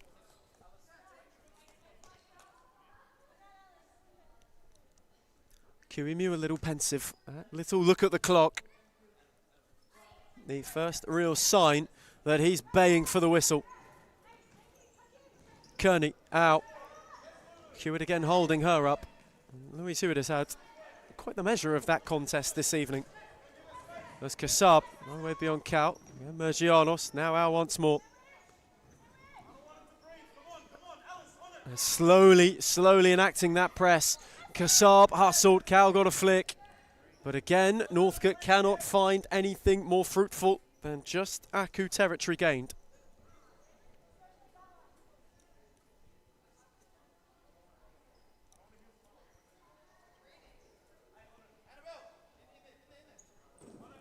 There's Jess out, fancy to go, corner. They are just grinding it out. A good old-fashioned battle from the reigning champions. I've had to showcase this level of grit for some time. And here is Mergianos away from 1, away from 2. Berry gave her a flick, will be a free kick.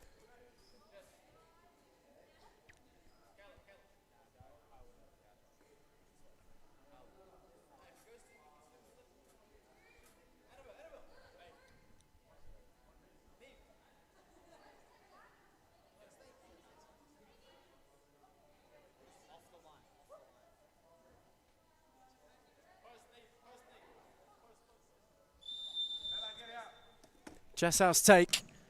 Oh, it's whipped just wide. That was arrowing momentarily for the top corner. And a late fade, saw it wide of the post, and it might just keep Northcote in it, though Whiting wasn't able to take it under, having worked so hard to find a yard.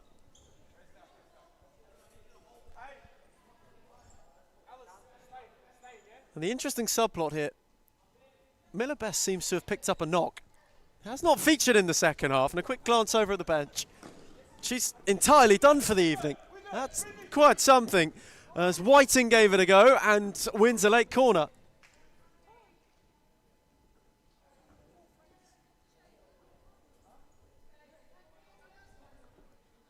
Can they conjure something? It would be a nervy wait for the whistle for Aku. 3:24, time not their friend. Northcote have to make their move if they are to. Whiting's whip, no one home.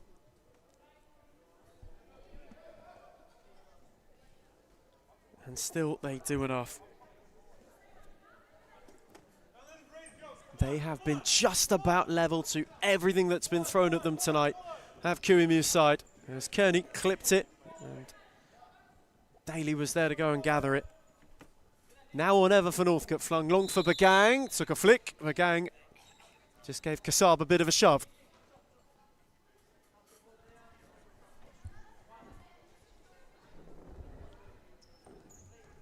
Time precious, seconds ticking by for Aku, and those in Evergreen, it'll feel like an eternity for Northcote. They'll feel like every minute is a millisecond in and of itself. Kearney returned it for out, no one down the line.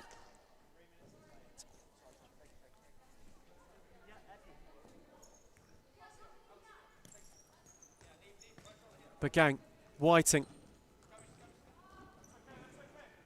Was unable to work it to Hewitt, who had just peeled a little bit too late.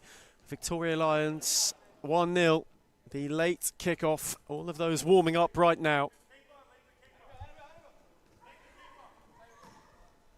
Zhao, late in this game, one more for Aku would ice it, one more for Northcote, and this gets rather tasty, and they've got an opportunity. Cal waiting on the runners, it was left for Hewitt, who steered it on for Bagang, the return. Mergianos intervened, and Bagang got the final touch, unfortunately for her. An inadvertent little flick. That could prove critical. Our warning options. Kassab gave her one. Good challenge by Bagang. Kearney will let it trickle out of play. Many available for Costa Fruitsus and Co tonight. Same could be said for Gnomes Langham sides. Northcote have got many an opportunity now to come and close this game, to go and get something from it. It's been a little bit of time for Isho Haskell and Co. Can they go and grasp a point if it's there to be taken? Al with a good read. Hewitt's in retreat. Jessau ever so calm. On for Kassab, who couldn't clip it for Mergianos. And they're getting the opportunities. They just need to take them. I think to many who have played in this squad, who have worked with this squad this season, even a point picked up is a point in the right direction. Northcote haven't picked one up for a couple of months. How they would love that really barren run to be ended.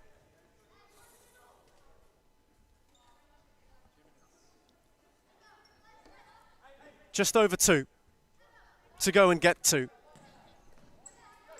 As Mergianos with a good read. And moved it on to Kassab. She was in behind. Mergianos followed in. And Aku might just round it out. comeback cut short. Courtesy of Annabelle Mergianos at her most devastating.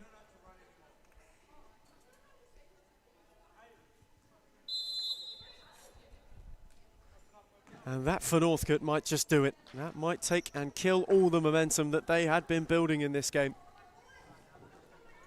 Isho Haskell wants timeouts. He fancies a word. He wants to take the time.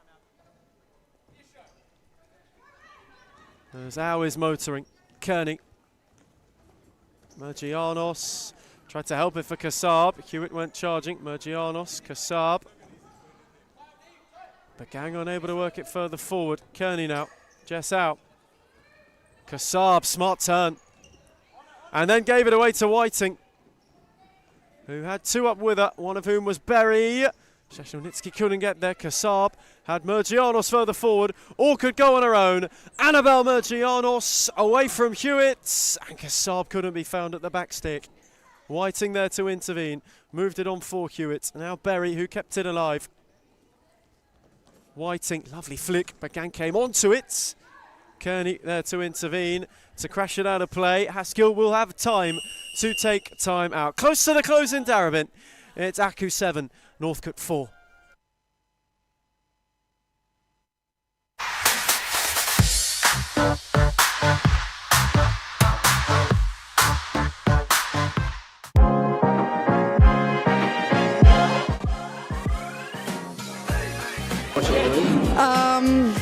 I would say Layla Abdul-Latif. I think Manda Araha from Fitzroy.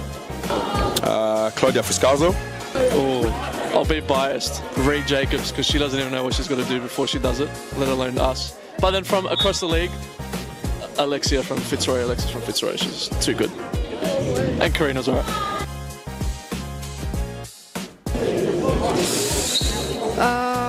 Let me actually think. Fitzroy's white kit. Which team has the best kit in the league? Biased opinion, but also Fitzroy. That's easy, it's us. I'm sorry, it's us. Not a question, Melbourne AKU. Liz Air. I think that one will have to be Layla Abdul-Latif. She would definitely win every time. Ooh. Layla Abdul-Latif. Baller. If I was a girl, probably not Layla.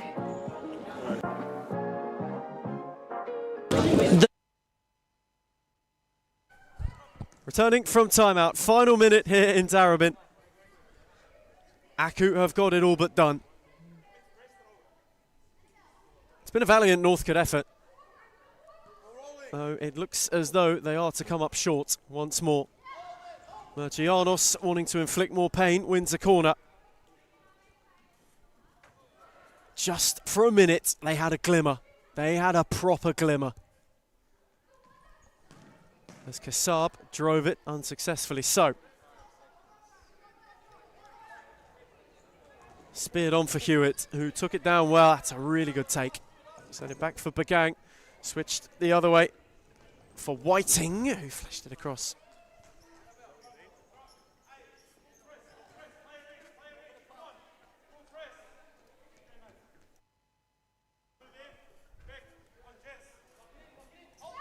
So for Aku, the gap will be 8 to the top 3. As Jess Au's on the charge, Daly denied her. But for QEMU and Co, has really not been their season.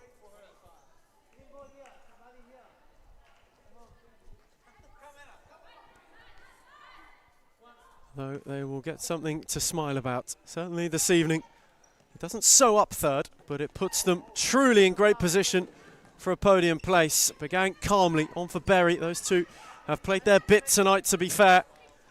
And here is Au, right in the nick of time. Daly makes one more denial. Kassab's following, bundled off Mergianos, and the clock won't beat them. One for the roads, and why not? A barrier of 4, 3 points to the tally. 8 goals for an 8-point lead to the top 3 chasing pack.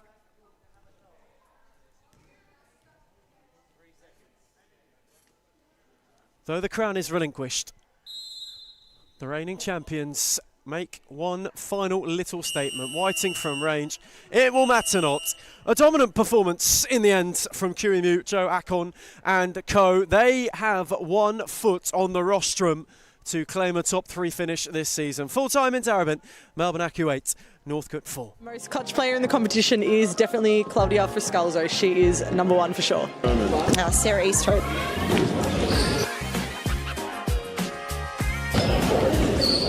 I'm going to say Amanda Aroha. I think this player gets underrated a lot, but Rebecca Davis.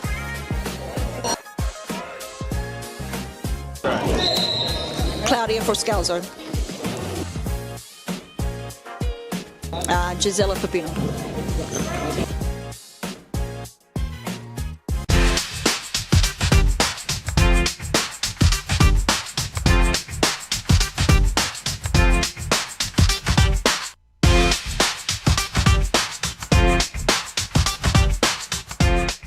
Why do people hate Hume, and why do they hate where we're going to and heading to? I can truly say it's jealousy. You can see he's pretty professional now. Even for me, from an outsider's perspective, I can see the development of the club, and it's just a different level. I said, look, I want to take Hume into a different direction of expanding our connections, and that's when we started thinking abroad and thinking about, okay, what's Hume's future looking like? Are we going to sit the same, or are we going to grow? A part of any journey is learning, right? So Adam's learnt a lot, you can see. Made a lot of mistakes in the past. It was a rebuild. I took players from Championship. I took players from outdoor. Anything just to stay into the league. Obviously not to let the Hume badge fall. We took it into a different direction, which was the wrong direction. And you can see how we can transform a team within a very short period of time. It's only been, 6-7 months? And we're like a really well-oiled engine now. Going for top 3, sitting top 3 at the moment, where everyone doubted us, coming from relegation, bringing in one of the best coaches in Australia for futsal, bringing in players that are young but can shine. I think that's the best step that we've taken, pretty much. Nando came in and brought different kind of energy. Obviously, I came back from injury pretty much the same week as Nando signed with us, so it was kind of like a coincidence. You can see the progress and what we've been doing for that long, how much we've improved as a club. Even when they're undermanned, even when the odds are against them, like we're fighting this season. That's the beauty. Previously, when I came, I didn't know. I didn't have a feeling if we're going to come back or not. But now I always feel like we're in it. When you're winning games, right, it brings a different energy. When you're winning week in, week out, or you drop points here and there, but like you're winning 80% of your games or something, you're on a high. I think it makes a really big difference to Adam. He's been unbelievable as a president, as he got obviously last year. So he's obviously been a big part of all of this, and he's been doing unbelievable. Big credit to everyone, to be honest. We're on the right track, I believe, and hopefully we just get better from here. It's all about the brotherhood. It's all about passion. It's all about, if my brother's falling down, what can I do to pick him up? Or how can I pick him up? It doesn't matter what you do at a club. If you're there long enough, it becomes like your property kind of. It feels like you have a piece. You want to stand up and protect it. So I'll always want to protect this club, no matter what. We focus on everything. We focus on all the aspects. And I think that's what a lot of clubs don't have. A lot of clubs hate on us because of that. And the fact that we bring passion to the sport, there's no limit. The sky's the limit. When you have teams like Fitzroy, who's been up there and played the nationals, or you have teams like Moreland who played national tournaments as well, if they can do it, why can't we?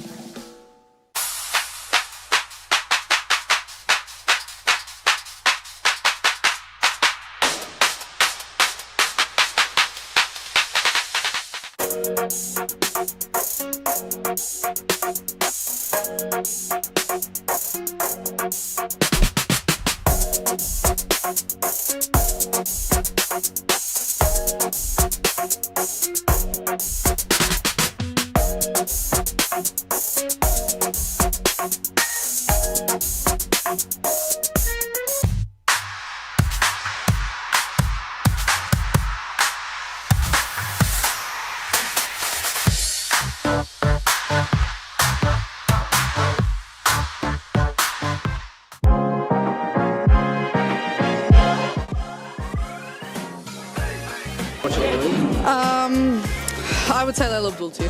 I think Amanda Araha from Fitzroy. Claudia Friscalzo. Oh, I'll be biased. Reed Jacobs, because she doesn't even know what she's got to do before she does it, let alone us. But then from across the league, Alexis from Fitzroy, she's too good. And Karina's alright.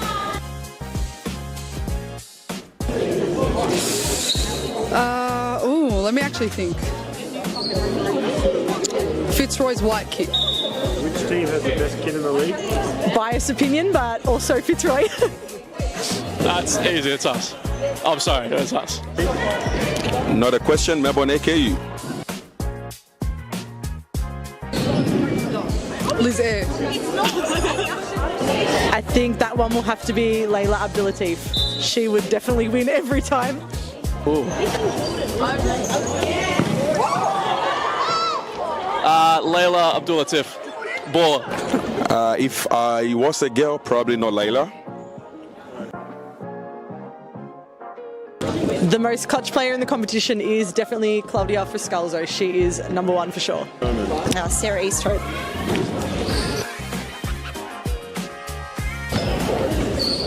I'm going to say Amanda Aroha. I think this player gets underrated a lot, but Rebecca Davis.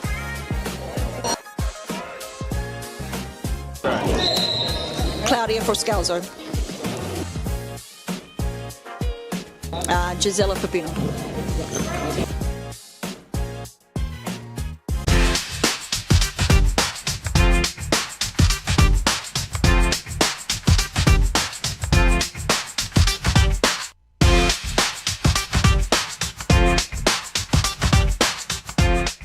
Why do people hate whom, and why do they hate where we're going to and heading to? I can truly say it's jealousy. You can see he's pretty professional now. Even for me, from an outsider's perspective, I can see the development of the club, and it's just a different level. I said, look, I want to take Hume into a different direction of expanding our connections, and that's when we started thinking abroad and thinking about, okay, what's Hume's future looking like? Are we going to sit the same, or are we going to grow? A part of any journey is learning, right? So Adam's learnt a lot. You can see made a lot of mistakes in the past. It was a rebuild. I took players from Championship. I took players from outdoor. Anything just to stay into the league. Obviously not to let the Hume badge fall. We took it into a different direction, which was the wrong direction. And you can see how we can transform a team within a very short period of time. It's only been, 6-7 months? And we're like a really well-oiled engine now. Going for top three, sitting top three at the moment, where everyone doubted us, coming from relegation, bringing in one of the best coaches in Australia for futsal, bringing in players that are young but can shine. I think that's the best step that we've taken, pretty much. Nando came in and brought different kind of energy. Obviously, I came back from injury pretty much the same week as Nando signed with us, so it was kind of like a coincidence. You can see the progress and what we've been doing for that long, how much we've improved as a club. Even when they're undermanned, even when the odds are against them, like we're fighting this season. That's the beauty. Previously, when I came, I didn't know. I didn't have a feeling if we're going to come back or not. But now I always feel like we're in it. When you're winning games, right, it brings a different energy. When you're winning week in, week out, or you drop points here and there, but like you're winning 80% of your games or something, you're on a high. I think it makes a really big difference to Adam. He's been unbelievable as a president, as he goes obviously last year. So he's obviously been a big part of all of this, and he's been doing unbelievable. Big credit to everyone, to be honest. We're on the right track, I believe, and hopefully we just get better from here. It's all about the brotherhood. It's all about passion. It's all about, if my brother's falling down, what can I do to pick him up? Or how can I pick him up? It doesn't matter what you do at a club. If you're there long enough, it becomes like your property kind of thing. It feels like you have a piece. You want to stand up and protect it. So I'll always want to protect this club, no matter what. We focus on everything. We focus on all the aspects. And I think that's what a lot of clubs don't have. A lot of clubs hate on us because of that. And the fact that we bring passion to the sport, there's no limit. The sky's the limit. When you have teams like Fitzroy, who's been up there and played the nationals, or you have teams like Moreland who played national tournaments as well, if they can do it, why can't we?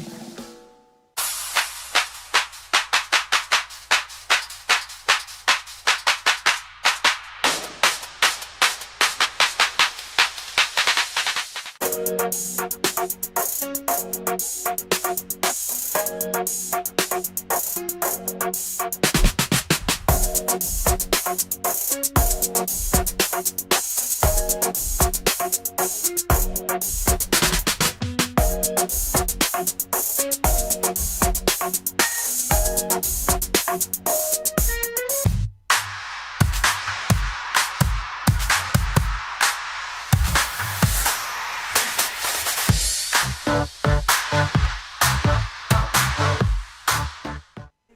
final installation of the evening, the final time. These two will get a look at each other in the calendar year for season 1 in 2026, in the calendar that we have before us. And well, this has the potential to prove quite tricky, although Camilleri's in behind early and Laura El Hayek is quick to deny her. Though for one of our champions-elect, tonight has the potential to be a little bit of a roadblock, a hurdle they must overcome if they are to factor in their own aspirations for season 1 this year. 1-0 have been held before and have held Victoria Lions before in this fixture, and they showed last week that they still have it in their locker. The meeting since, though, the Lions have roared, though tonight the same keeps them ahead in the race, and they have to ensure they go on and grab it. There's always a slip-up, always a fraught fixture when the race is run so close. Tonight, Victoria Lions will be hoping this is not that. I mean, it couldn't happen, could it? There is only one way to find out. There's only one way to close the evening. And Karina now too has got away from Camilleri early. Kersey there to block. Allerton moved it on. And Kersey, perhaps a bit too quick to close down, gives away a free kick.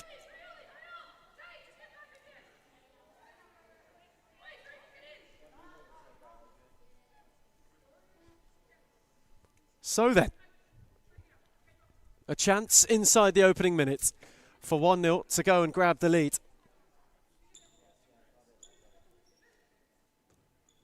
Now 2 over it, 2 in the wall. Karina now 2's free kick. Mostagimi did her job in the wall, as did Kersey. A setback for Eliades, was flicked out the other way. And an easy gather in the end for Sarah Easthope, who went on for Camilleri. Had Jacobs in retreat, moved it on for Allerton. Kersey, not beyond now too. A lovely spin from Camilleri and a good challenge from Jacobs, who went motoring, and now it's 3-on-1 the other way. Kersey, Allerton, Camilleri. Good block, Jacobs.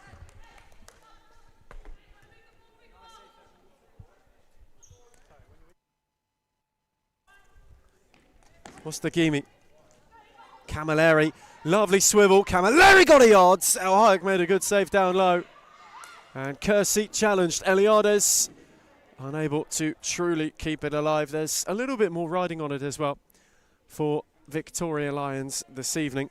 Not only the title race, not only a lot going in their favour for that, as Kersey's on the march. Eliades intervenes and blocked. You know the job is theirs to do. They come into it, if you look at things lively, sitting a second, in need of a way to push themselves back to the head of the picture. It's well read though by now too, who threaded it beautifully, and crashing into Mostagimi was Sarah Easthope. Special day for her as well. She celebrates her birthday today, so the warmest, the happiest of birthdays to the Australian international. Her and Victoria Lions will be hoping the perfect gift is 3 points come evening's end. Someone who has had a sensational season, backed up a sensational venture with the national team as well. Fantastic goalkeeper, and has really, really shone in Victoria Lions gold and white. Celebrating 30 years today, Sarah Easthope, and here she is already to fling it on for Camilleri. Now too read it well and was there to get a flick.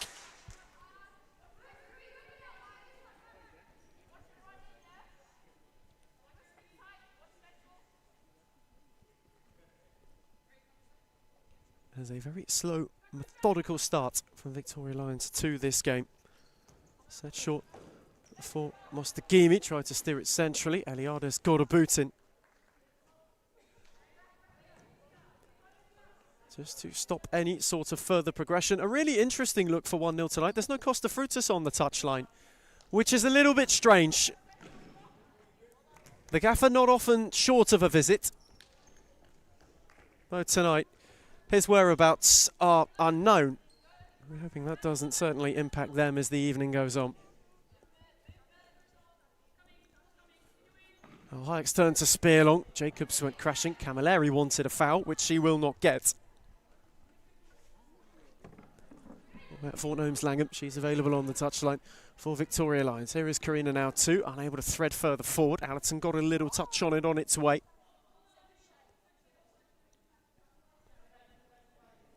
Still, they are building. Eliades' take. Daig with a tidy touch. Now too. Ruby Daig once more, ran out of room before looking to go over Allerton. But a positive start from 1-0, who have needed it tonight. That 7-all draw with the reigning champions. Last time a good indicator. Here is Kersey. Al Hayek went sliding through and got there at the second time of asking to really good effect. Quickly flung it on for Jacobs, who had Camilleri in retreat. Mostagimi mopped up well. Now Kersey couldn't poke it for Allerton. Kersey took a tumble. And Camilleri on the march. Mostagimi up with her. The late arrival was Allerton, who looked to clip for Camilleri. Awkward for Al Hayek. Not fully cleared. And Allerton at the back post was unable to only do anything but ripple the side netting. There's Daig. Kersey with a little foot in.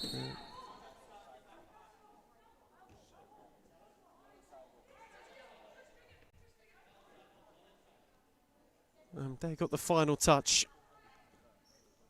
So Victoria Lions will be able to rebuild. East Hope going on a venture every time. There's Allerton. Set it back for Camilleri. Clarissa Allerton. Couldn't find Kersey. Well read by Eliades.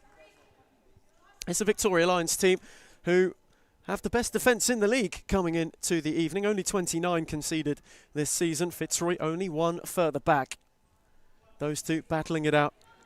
Not only for top of the table, but top of every single ranking that matters in Season 1 of 2026. They, however, are without Gisela Pipino this evening. She's unable to add to the 37 goals that she has netted so far. This campaign has really been the linchpin, has really been the ultimate bagswoman as they have looked to fire their way to the title.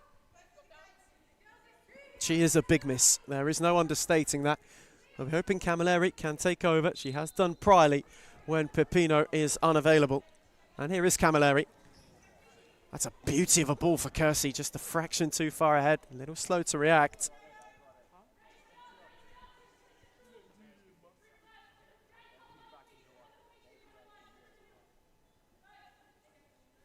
I just haven't found that cutting edge yet. Been able to carve something really clear-cut. The ball had slight roll to it while it was being taken. 1-0 just giving up a couple of little ones. They know for the time being they are 8 behind now, Melbourne Aku in the race for third. Side who are gunning for a podium place this season to really reaffirm the progress they made towards the back end of last year. That they will not want to go to waste. There's now two, speared it, and speared it to nobody who was searching.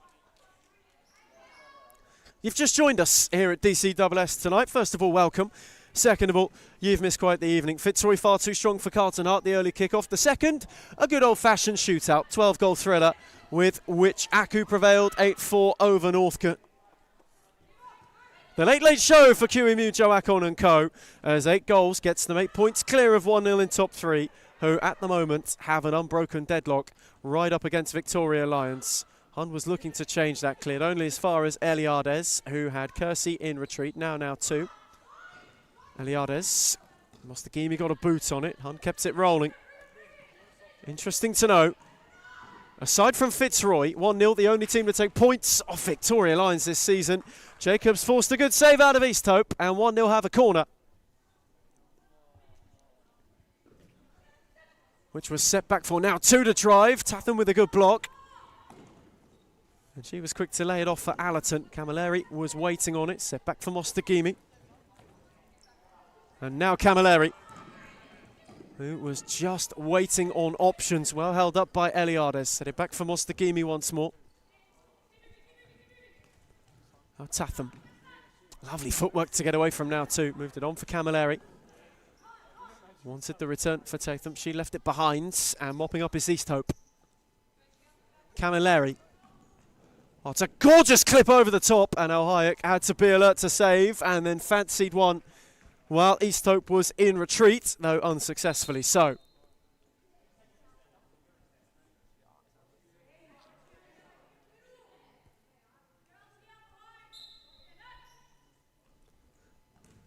There's Tatham once more. Mostagimi, Camilleri, Allerton. Camilleri clipped it gorgeously. Mostagimi got round the back, went through the legs of El Hayek and in. Smashing ball from Camilleri, who clipped it crisply. Mostagimi with a deft take and a delicate finish to put the league leaders back in the league lead. Not only on the night, they are back in charge of their destiny in the race. And now Tatham is looking to steer that towards more trouble. Mostagimi was lurking, El Hayek was uncertain and conceded the corner.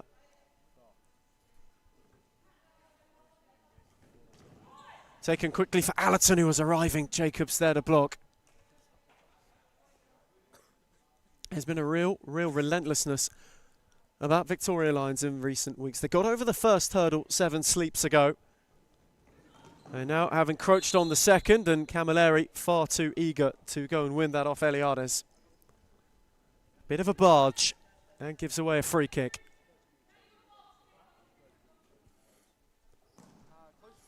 Now two went to steer it for Jacobs. Just wasn't able to. It's been a hot and cold season.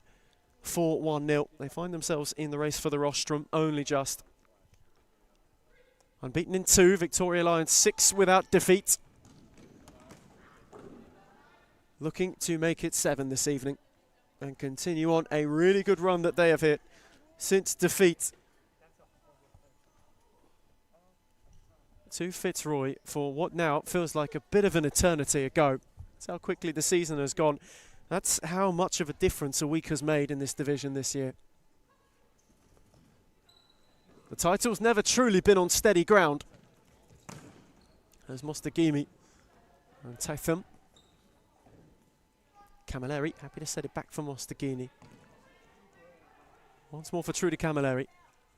Mostagimi, patient from Victoria Lions. Looks likes her team to keep the ball. That's a beauty to find Camilleri, however. Roll for Mostagimi. El Hayek did well to deny what would have been a lovely end to a lovely move. They cut through 1-0. And all that was missing was the finishing touch.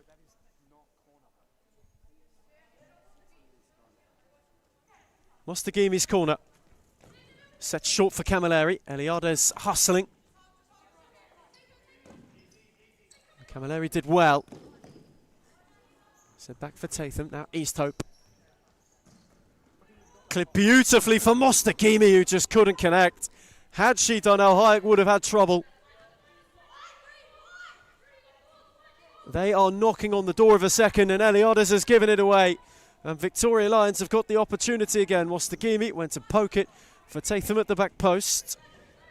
Jacobs sorted it out. Allerton was clipping at the heels. Wonderful from Jacobs. Nowhere beyond Camilleri, though, who can now charge the other way. One up with a Camilleri, went alone!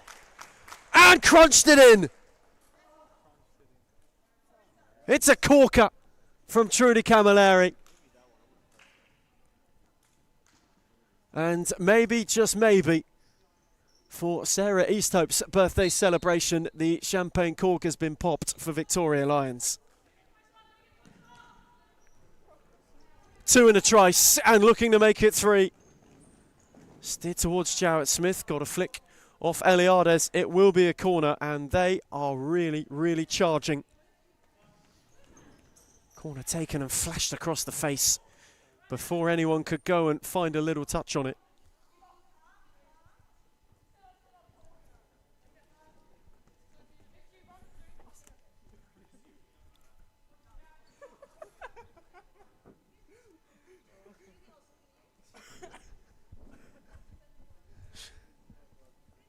Jarrett Smith's take.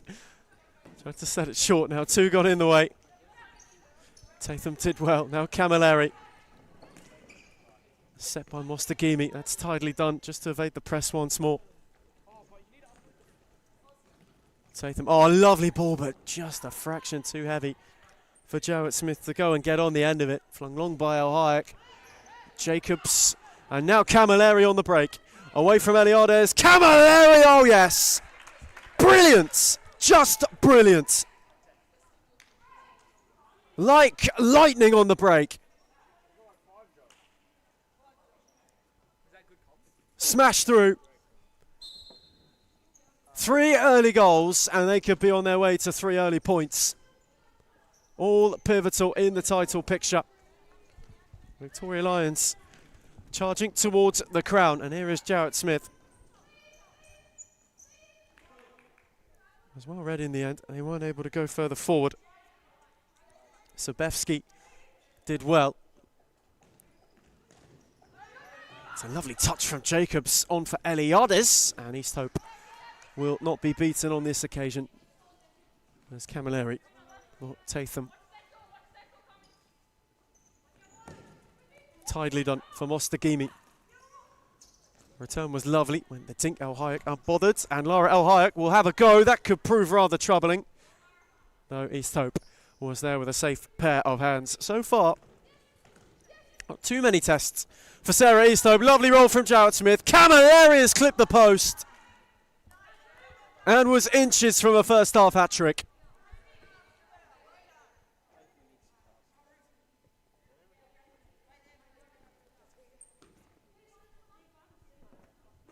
Oh, so close to 4 before the halfway point. There's a real mood around Victoria Lions this evening, the way they want to play. There's a side just buzzing with confidence.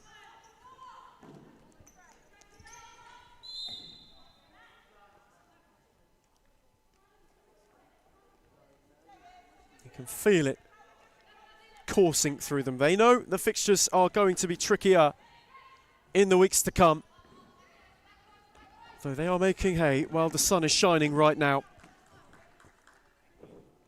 It's been a really dominant display from Gnomes Langham's side so far.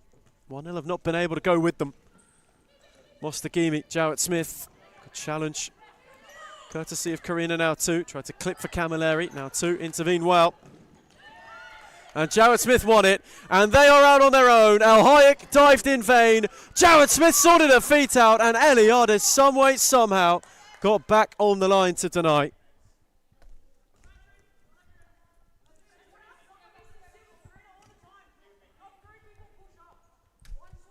Astonishing. A block to prevent 4. And perhaps a crucial one at that. Jarrett Smith's ball far too close to El Hayek, who was quick to release Sobevsky. She had Mostagimi to go around and couldn't.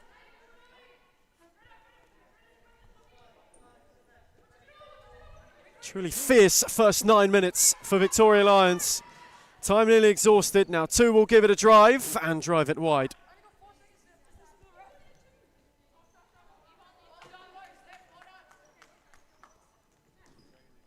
And so far though, Gnomes Langham and Co. It'll be so good. Tatham gives away a free kick.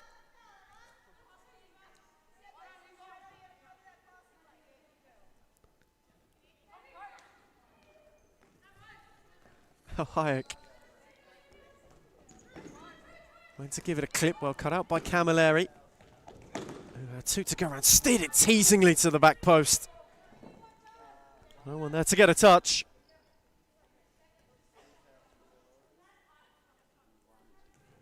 Quite a well-steered ball, though. Just to that dangerous area. Needed a finishing runner. Was not obliged with one. There's now 2 over the top. Dagon able to take it down.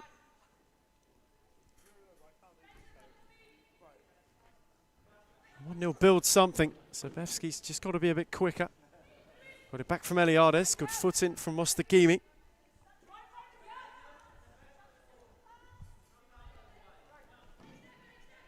Now 2 this time, gives it a drive, and unsuccessfully so. Just haven't really got into a rhythm in this game of 1-0. Victoria Lions set the tempo early, found the tempo early. There's this real emphasis on starting well and starting excellently. And here is Camilleri, who just breezed beyond two and then just couldn't quite steer it for Mostagimi, who was motoring.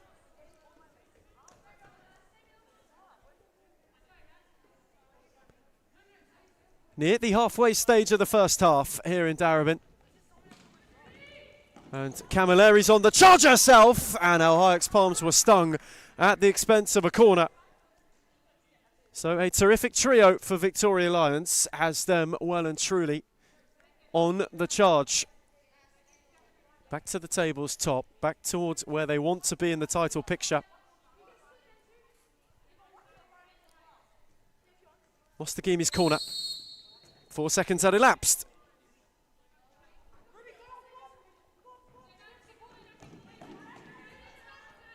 The little things are no longer being fretted as fervently.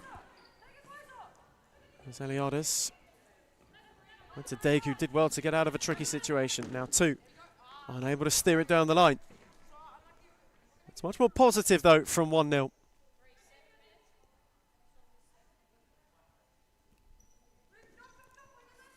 East Hope Long, looking for Mostagimi, only found her opposite number. Al Hayek once more fancies a go, and once more is off target.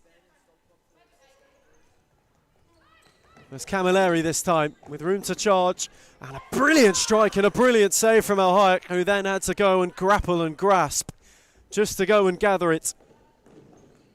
There's Eliades and Kersey collide, and the ball finds its way out of play.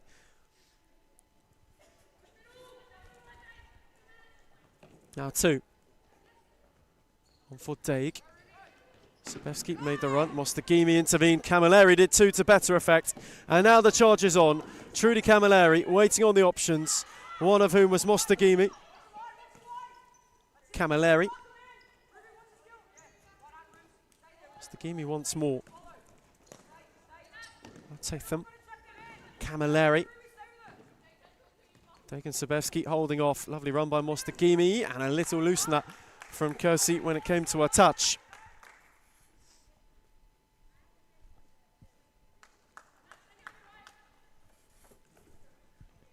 Now two. Clipped aimlessly and cut off by Allerton. And Mostagimi at the end of a beauty of a ball, and it needed saving from Al Hayek.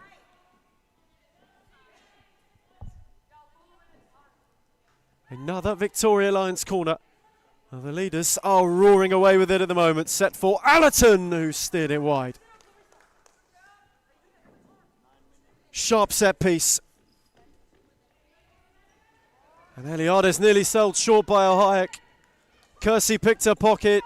Centrally was Mostagimi. Now two and Eliades both sorted it out.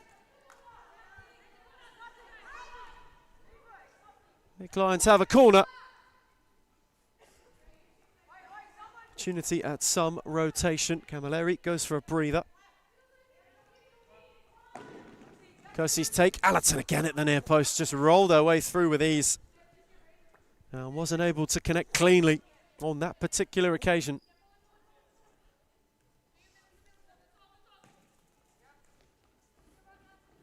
Now two. Going for Daig. Touch a little loose. Just unable to get the ball under and get themselves out of any sort of pressure at the moment. And Kersey with a little bit of a switch off.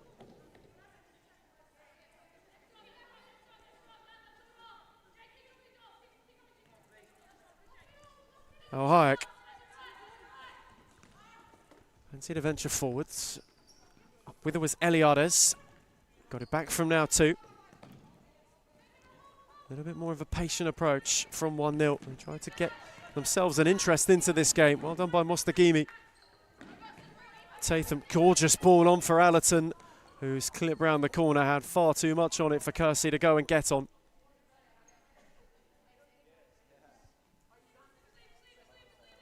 It's been a half of dominance so far. Set up the line by now two. Daig battled, Tatham won it. Allerton wanted the return. Well read by Karina now two, who's got options up with her. The only one forward.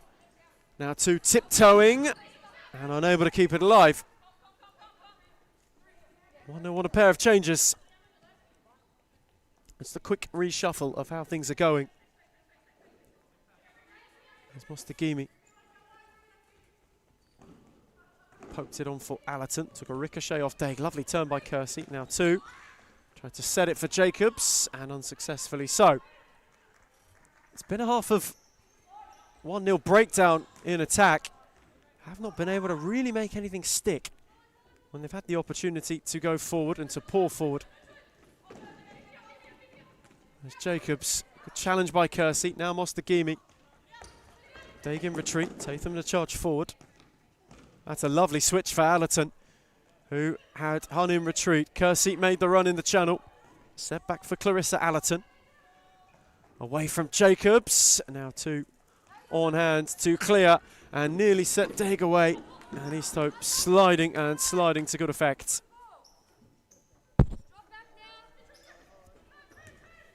That's an intervention she's made as Camilleri's charging. Had 2 up with her, cut out by Hun. And now perhaps an opportunity on the counter. Hun for Daig, who didn't sort her feet out in time to have a hit. Camilleri breeze beyond Jacobs. Not beyond now 2, though was impeded, and wins a free kick.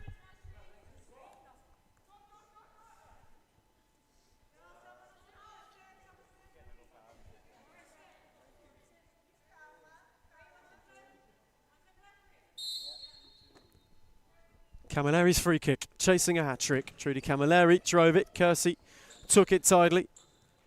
Got the return well. Hun was there to intervene, as was El Hayek, who was there to take a bit of the sting out of it. It was clipped into the channel for Daig, and unsuccessfully so.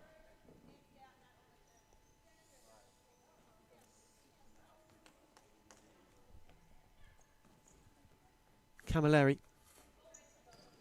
had Jacobs there, moved it on for Jarrett Smith.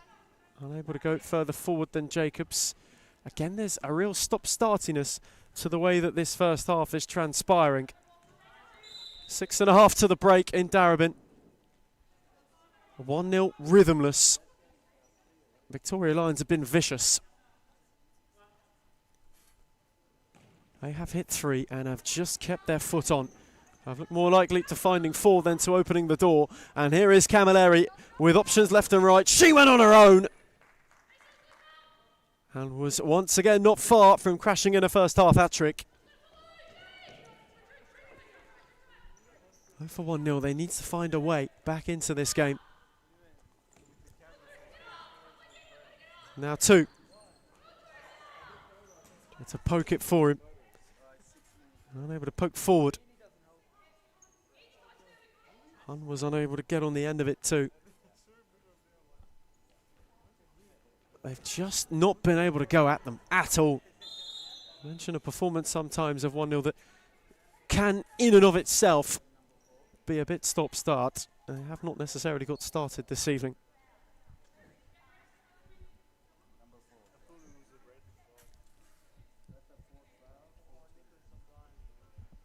And they might just have to be cautious though, Victoria Lions. They've racked up 4 fouls. They are 1 from the limit.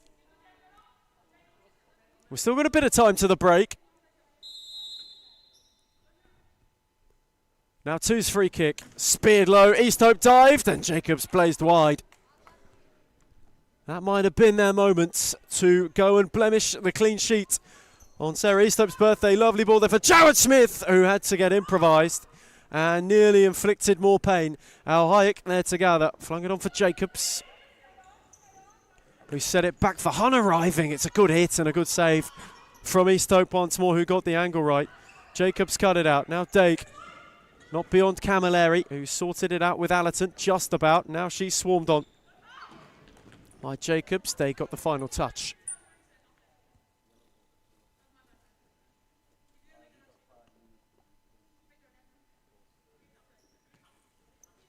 Allerton clipped it through for Jarrett Smith, who tried to steer it on for Kersey and couldn't.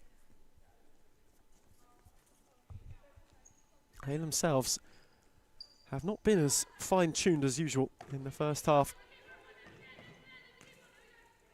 Have Victoria Lions. They've got the 3 goals. They could have had 5 or 6, in honest truth. few good saves from Lara El Hayek.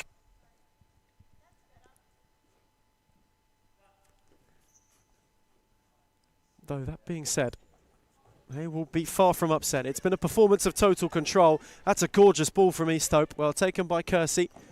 Jarrett Smith went the flick on the return. Now two cut it out, read it well, poked it on for Jacobs, who had one up with her. Daig was driving. Jarrett Smith came across to good effect. And you just know, for Victoria Lions, this the start of, well, a truly, truly massive run of games. Northcote, Aku, and then it's Fitzroy in a potential decider. Whereas for 1-0, the emphasis will be on Carlton Hart next week. As East Hope, why wouldn't you know? And she's inches wide. Would have been the perfect gift. Oh, so close to a gift-wrapped goal.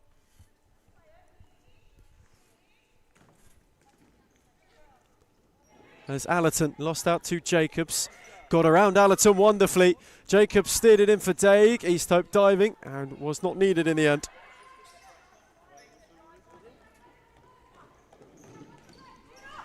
Send long, Hunt cut it out. Al Hyatt can't go and gather it. Waited on now too. Clipped brilliantly for Daig, whose touch was a little loose on that occasion.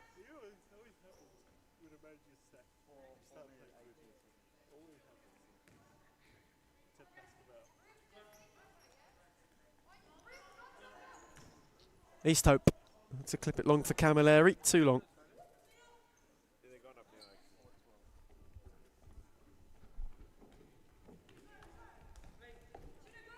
There's Hun.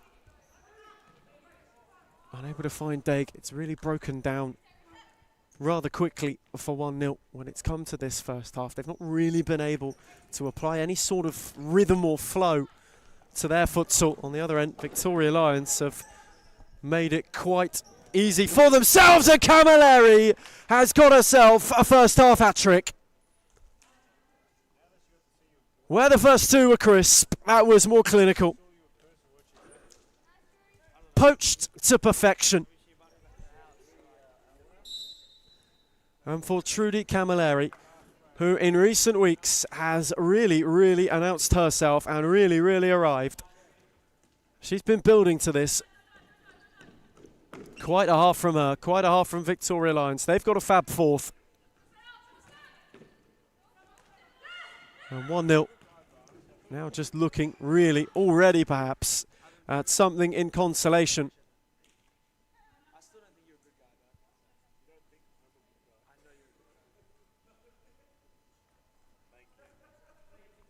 It's now two, had a go. And wasn't far away from troubling East Hope, but my word, what a half. And it might get even better for them. Tatham was challenged though by Jacobs, who fancied to go the other way. East Hope gathered rather calmly, rolled it on for Camilleri. Mustagimi. Allerton dropped off. They've had so much time, so much patience in this half. It's been an utterly, totally dominant display. And here is Camilleri, who has led the charge from minute one. Shifted away from Jacobs. Camilleri denied by Al Hayek. Allerton's following isn't though. 5. And emphatically so. Thumped in. Ever so certainly. And for Clarissa Allerton, title winner last season with Aku, made the switch to Victoria Lions, looking to be a title winner once again. And they are leading the race. They are leading the way.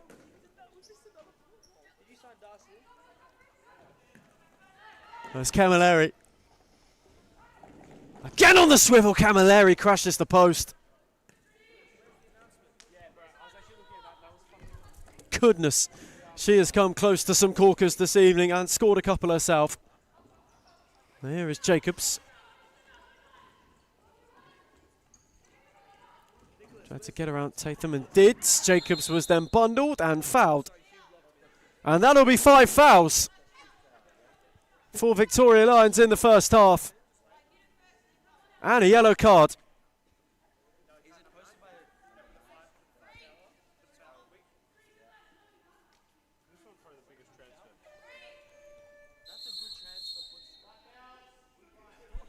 Five fouls issued, so they have to walk a little bit of a tightrope for 2.5 to the break.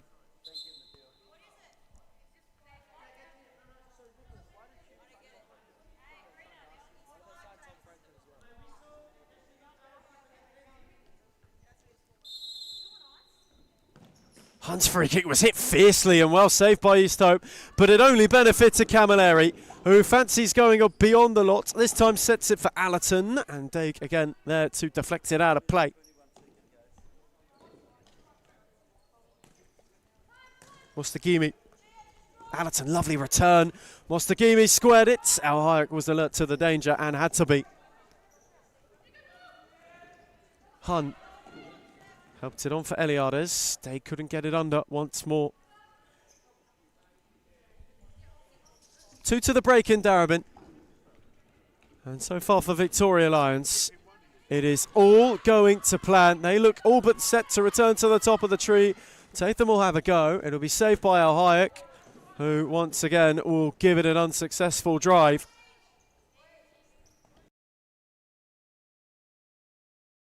Get a touch beyond.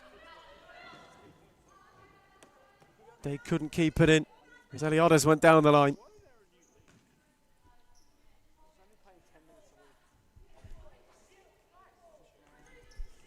Mostagimi.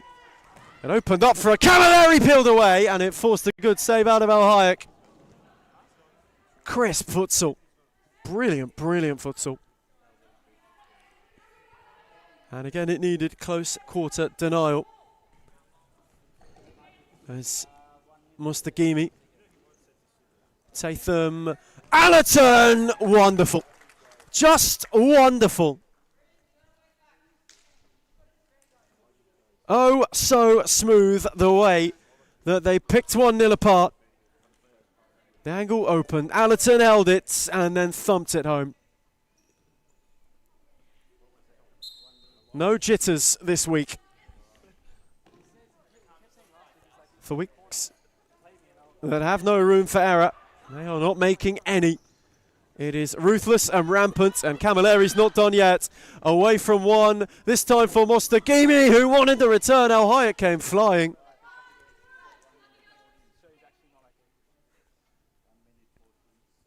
And they were not far from a 7th already. As Allerton went to flick, Daig's boot a bit high. Victoria Lions free kick. 71 seconds to the break.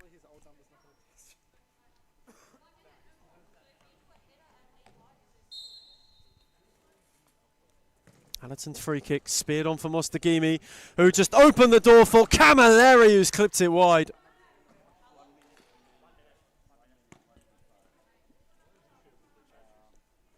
It's just razor sharp. The way that they've been able to storm through. As East Hope gathers coolly, flings firmly, look for Camilleri, well read by Eliades, who wanted to give it a poke. Tatham was there to block. Allerton across, and across to good effect. Camilleri slows it all down. Mostagimi, they know the time's ticking to the break. Allerton just dropping off to give help. Mostagimi there in retreat. Hunt starts to lead the press. Allerton. Tatham with a good take. Camilleri. Wanted the run from Mostagimi. Instead, the space opened up for her. And then the space opened up for Mostagimi. That's a marvellous move. And still, they might close it out the way they want it to. Mostagimi. Tatham, time not their friend, tiptoeing forward, blocked by Hun, and that'll be the first half's final act. One where Victoria Lions have been simply lovely. Halfway to a return to the top of the tree. It's 1-0, Victoria Lions 6.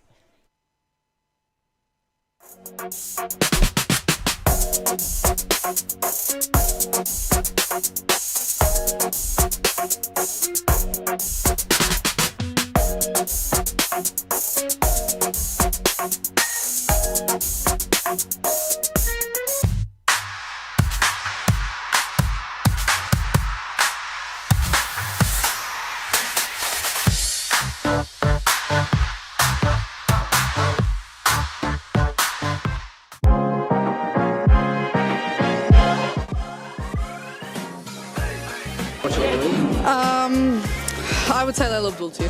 I think Amanda Araha from Fitzroy. Claudia Fuscalzo. Oh, I'll be biased. Reed Jacobs, because she doesn't even know what she's got to do before she does it, let alone us. But then from across the league, Alexis from Fitzroy, she's too good. And Karina's alright.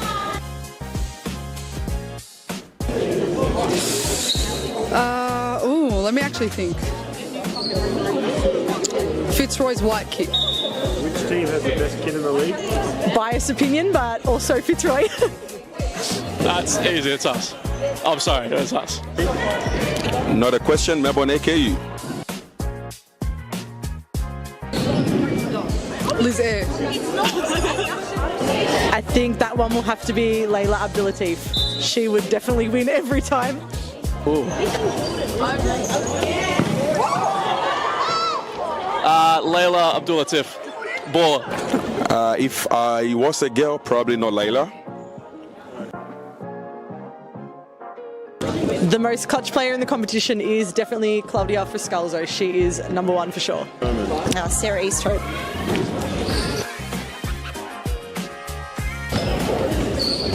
I'm going to say Amanda Roja. I think this player gets underrated a lot, but Rebecca Davis.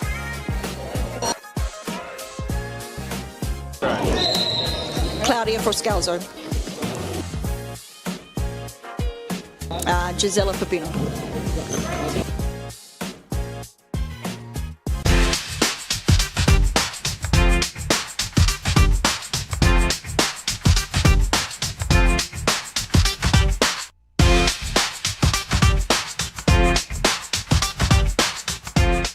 Why do people hate Hume, and why do they hate where we're going to and heading to? I can truly say it's jealousy. You can see he's pretty professional now. Even for me, from an outside perspective, I can see the development of the club, and it's just a different level. I said, look, I want to take Hume into a different direction of expanding our connections, and that's when we started thinking abroad and thinking about, okay, what's Hume's future looking like? Are we going to sit the same, or are we going to grow? A part of any journey is learning, right? So Adam's learnt a lot, you can see. Made a lot of mistakes in the past. It was a rebuild. I took players from Championship. I took players from outdoor. Anything just to stay into the league. Obviously not to let the Hume badge fall. We took it into a different direction, which was the wrong direction. And you can see how we can transform a team within a very short period of time. It's only been, 6-7 months? And we're like a really well-oiled engine now. Going for top three, sitting top three at the moment, where everyone doubted us, coming from relegation, bringing in one of the best coaches in Australia for futsal, bringing in players that... We're returning from half-time here in Darebin. Victoria Lions have got 1 foot back at the top of the mountain. Still a few weeks to complete the climb, but they are leading the way to the summit.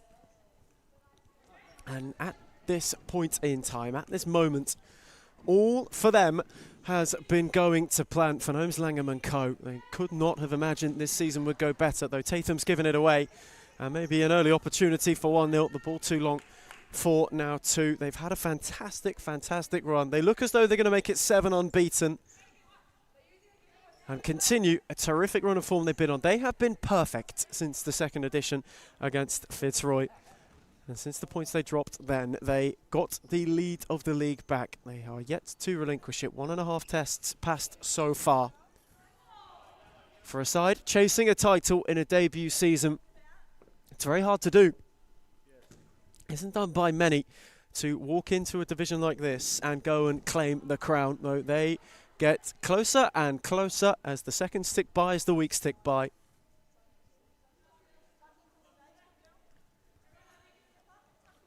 The only question, when does it enter the back of the mind?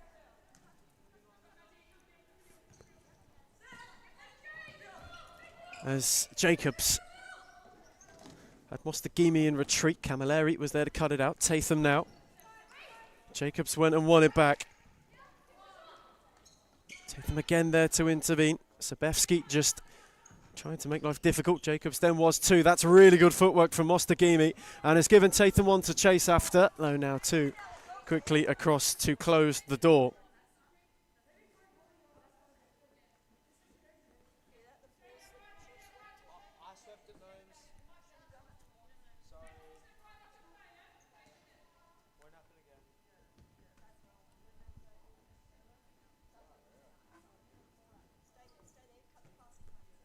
Al Hayek is able to work it out the other way for Eliades. Jacobs, now 2.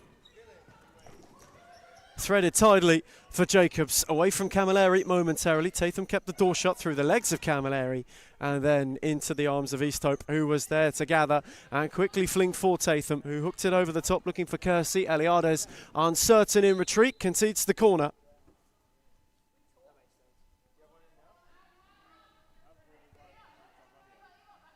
What have they got in mind? Tatham's take, Mostagimi nearly worked a yard. It found its way to Kersey, who had 2 to go at and almost barged her way beyond both, though the challenge, last ditch, was there to deny her. Set for Camilleri. Good read by Eliades. Camilleri, though, in retreat, just far too calm. It has really been her night, as well as theirs so far. Mostagimi, Kersey, Tatham. Ricochet from Jacobs favoured Kersey, who poked it out for Camilleri. In fact, only found touch.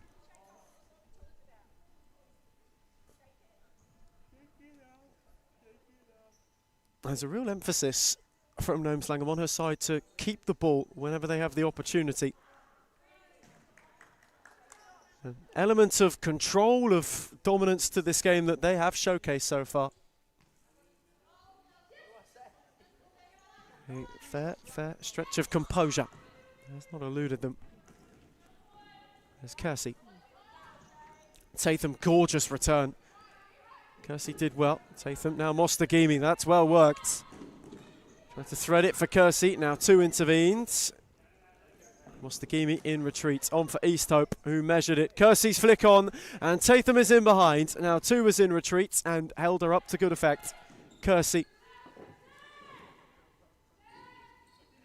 Tatham. Mostagimi, why not? And it needed a good save from Al Hayek. Kersey kept it alive, however, and then off the line to deny a 7th from Sabevsky.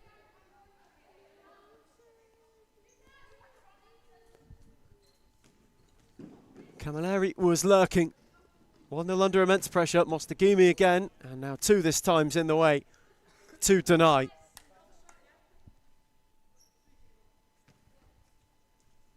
Mostagimi.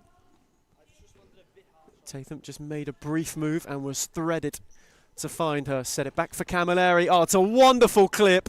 Mostagimi, Al Hayek was sat down momentarily and Sabevsky was there to intervene once more.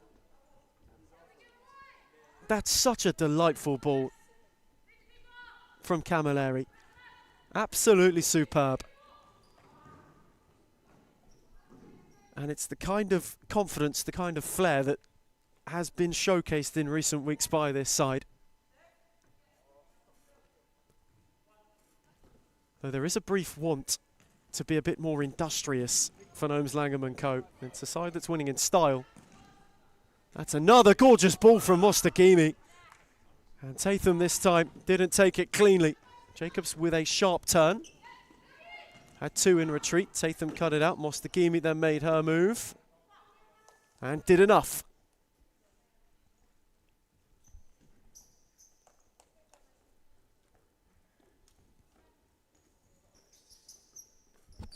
Easthope speared it. Kersey with good footwork. Got away from now 2.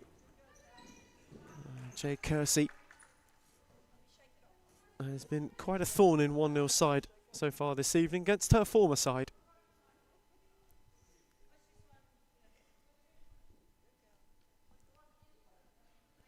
As they are on the search for 7. You get the feeling it could be a title that's decided on goal difference, perhaps. If they are to run each other the closest you possibly can to the wire, this is where something like that becomes a factor. Corner set for Tatham, who caught it sweetly, though just didn't have the direction it required.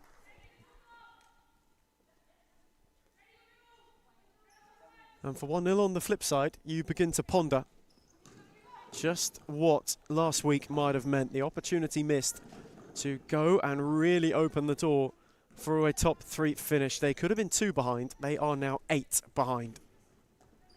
That is how stark the gap is. Aku have opened it up in recent weeks with a good little run of form. And for 1-0, the door seems to be closing on them to find themselves on the podium this season. It's been a turbulent, a topsy-turvy campaign. They've run hot and cold. First time these two faced, they pinched a point. That's a lovely, lovely move from Kersey, however. Denal needed by Hayek. Sabevsky moved it on. Eliades dropped it for now two, who had two up with her. Tatham's challenge, and Camilleri crashed it through. Trudy Camilleri, clearly not a fan of us.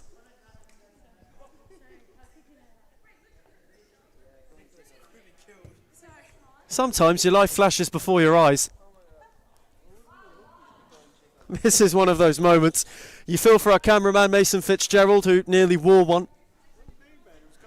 And you feel for Nicholas Parthamos, who sat with us this evening. He nearly wore it head on, quite literally.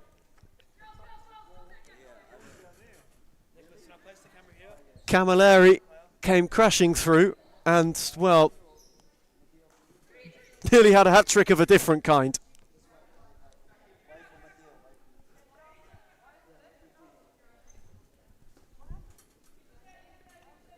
So a 1-0 free kick. And at the end of all that, Adrian Attard over to have a chat with Noam Slangham as to the meaning behind it. In the meantime, Jacob's free kick is well dealt with by Easthope.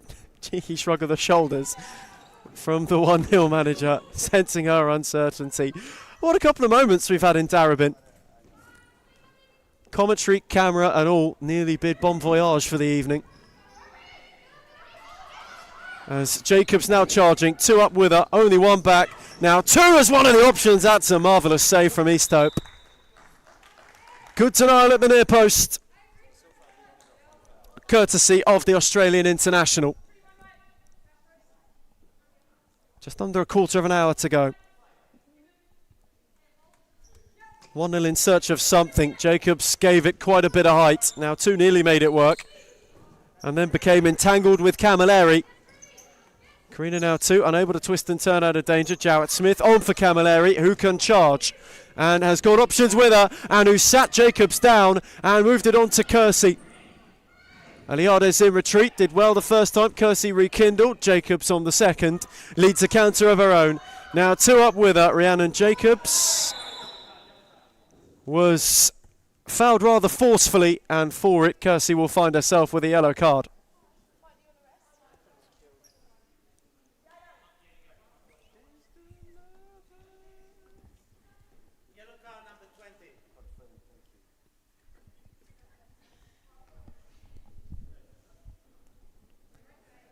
And just as Jacobs gets tended to,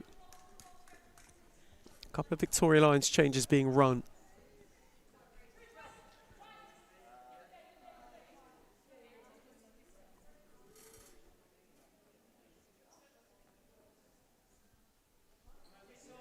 Now two's take, two in the wall. Can they at least grab one? It would take something special. Now two, set it off to Sabevsky, who caught it sweetly, who wasn't able to steer it on target. There's Jowett Smith. Oh, lovely clip onto Tatham, who had two arriving. Al Hayek palmed. Allerton will happily see it trickle over and into touch.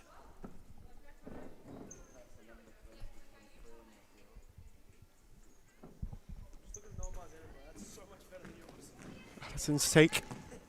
Not once but twice. Sabevsky got in the way the first time. Second was dragged wide of the near post.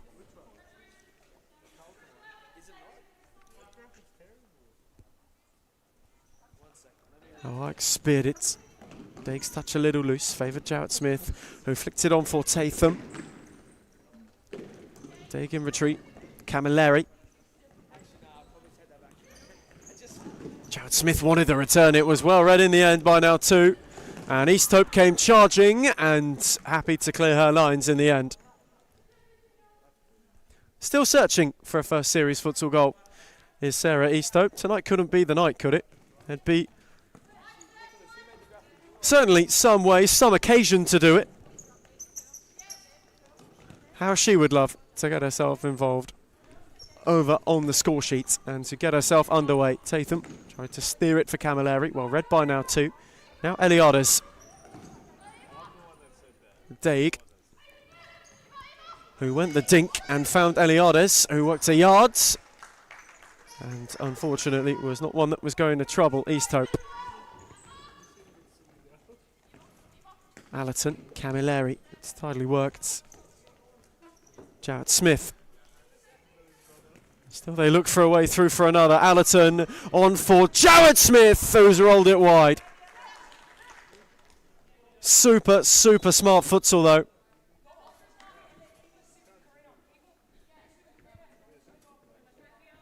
And in fact, it took a little flick on the way through. It will be a corner. Allerton's take, set for Mostagimi. Hun was in retreat, worked a yard for Camilleri, who's looking to twist and turn and find an angle or set it back for Allerton. They got a boot in, Al Hayek slid through. And gathered and rolled for now too. Take, whose turn was tidy, though she was not able to keep it in play.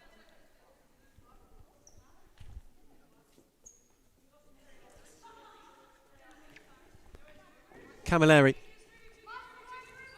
who has been the orchestrator all evening, moved it on for Tatham. On the switch was Mostagimi. Waited on Camilleri to make her move and found her smashingly, and Allerton was the one to steer at the back stick, though she couldn't apply the finishing touch.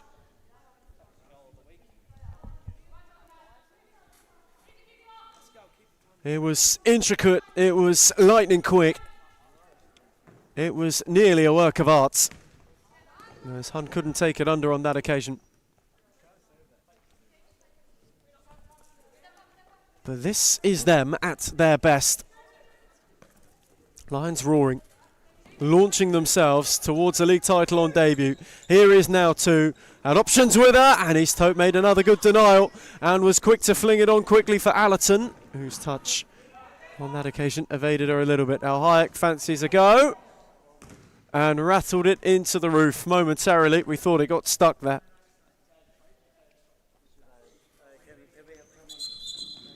And in fact, the mop might be needed.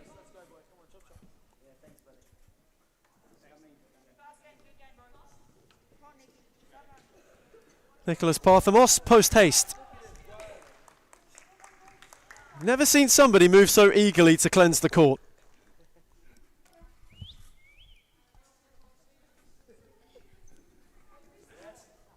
He's a man on a mission. That's terrifically done by Nicholas Parthamos. Mostagimi, Tatham, lovely ball. Camilleri. It's behind Mostagimi. East Hope calls for calm. She can go and get it. Tatham. Mostagimi, there's just such a patience. Such an unwavering confidence, particularly from Camilleri. Tatham, that's a gorgeous ball again for Allerton. Who tried to shift the yard, now two. Was tiptoed around not once but twice.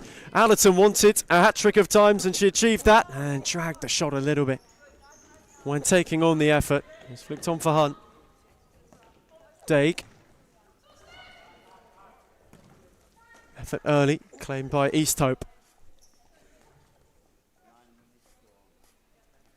Well, these two we have chasing the title. They respond in kind to one another.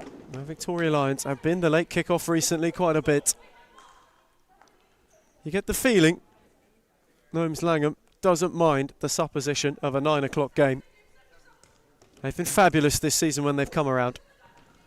Even with the most nth of degrees of pressure on them, they are halfway through the second half, 3/4 of the way to prevailing once more.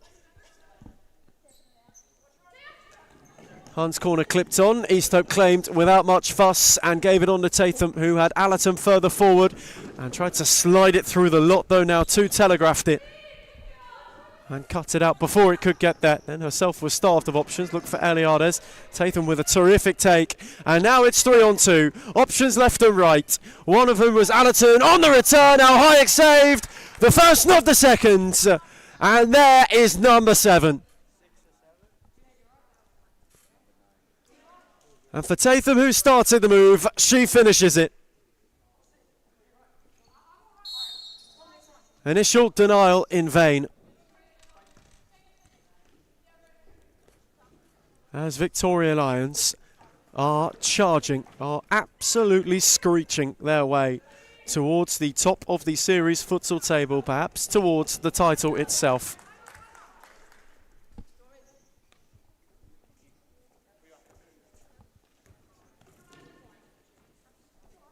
Now 2.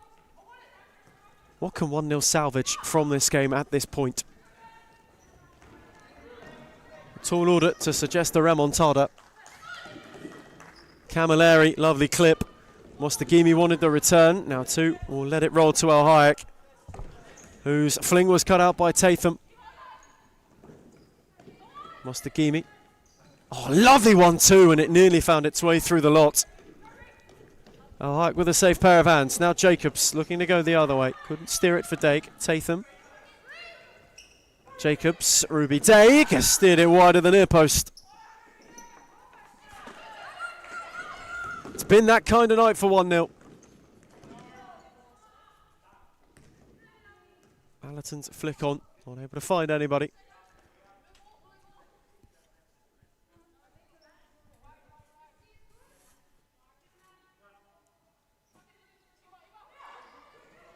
And nearly, in fact, did have the time expire.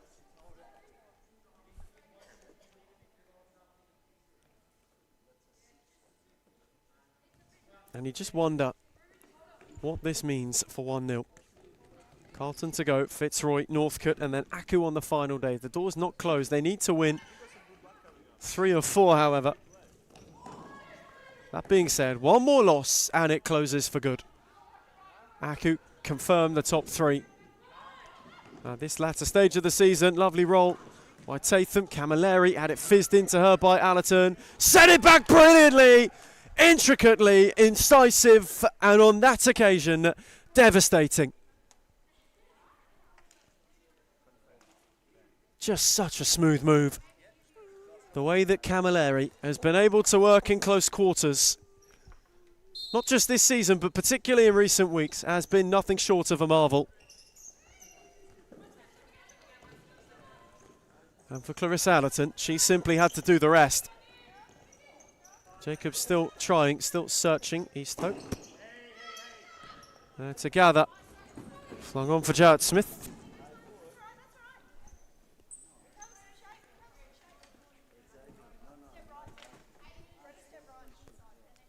So the gap for 1-0 could continue to be 8 to Aku. It will. They've conceded 8 in the meantime. And the 8th came courtesy of Victoria Lions number 8. And here she is once more, Allerton. Jarrett Smith had Mostagimi at the back post. Allerton will clear up off the clearance and poke her effort just wide.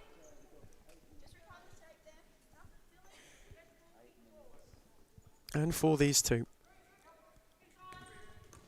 tonight was the crossroad, you would suspect. Northcote and Aku to go. Victoria Lions knowing the challenges aren't done yet. It's a fortnight that could be fraught with a bit of danger before they go into the ultimate test of their mettle, their ultimate decider. 4th meeting with Fitzroy, that one will decide it. Whoever prevails will, you would imagine, be champions. As Jarrett Smith is on the march here, and Al Hayek makes another smart save. But for that game, it is a fortnight away. That fortnight will go by in a blink of an eye.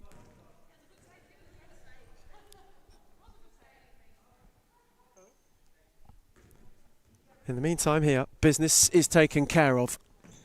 Allerton's take, Tatham couldn't poke it goalwards, ropped up by Daig. Jacobs was further forward, Mostagimi in retreat, and arriving late was Sabevski. He took a little flick on its way, though it's an easy claim for Easthope. Now Allerton. On for Tatham. Mostagimi, the shout is to keep the ball from Gnomes Langham. Adores an element of control in this particular situation. Or perhaps just an early night.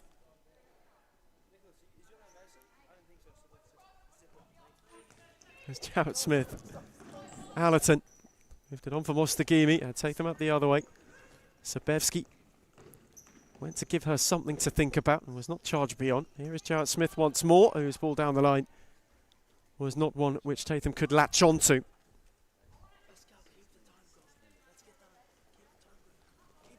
Flung long by Al Hayek. Jacobs had to apply a little flick.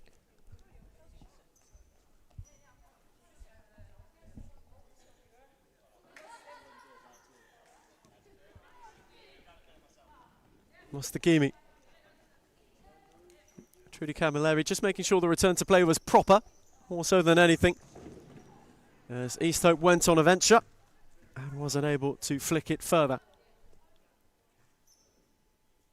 Looking at a clean sheet once again. Victoria Lions, they've been a little bit few and far between for them in season 1 of 2026. It took them an age, in fact, to get there first. Even in the early weeks, when they looked most dominant, it still was elusive to them. The concession, the only thing really beyond the point of perfection. Here is Camilleri, cut out by now 2. Moved it on to Dake, and maybe 1-0 have got the opportunity to blemish that. Karina now 2, wanting to tiptoe her way forward. Camilleri, not once, not twice, but thrice, and now leads the break, which is 3-on-2. Jarrett Smith just away from Allerton. Jacobs got an all-important intervention. And now Ruby Dake's counter the other way. Allerton stood her up well and got a challenge in to good effect.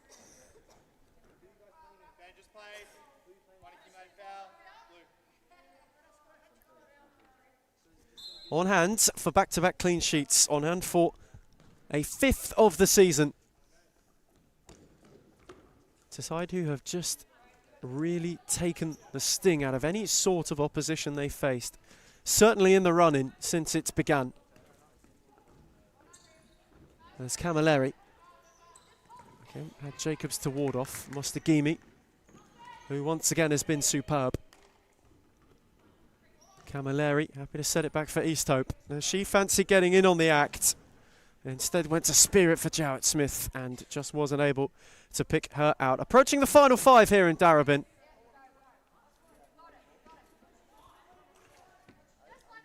And one where truly Victoria Lions had the job done quite early.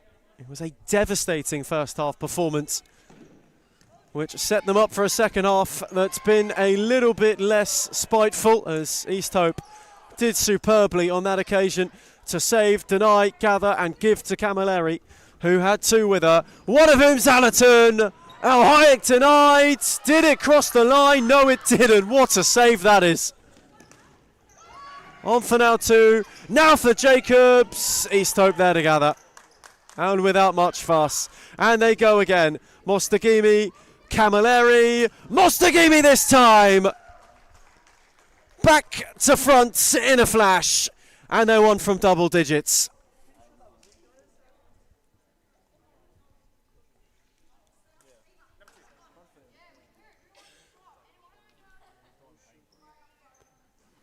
And as the time ticks, they know. More so than anything they know. Beyond just 3 points, there's a message being sent. There's Allerton. Steered it on for Jarrett Smith. She had Sabevski in retreat. Jarrett Smith did coolly to get out of what could have been a tricky situation. Mostagimi, that's a gorgeous ball for Camilleri, who wins a corner.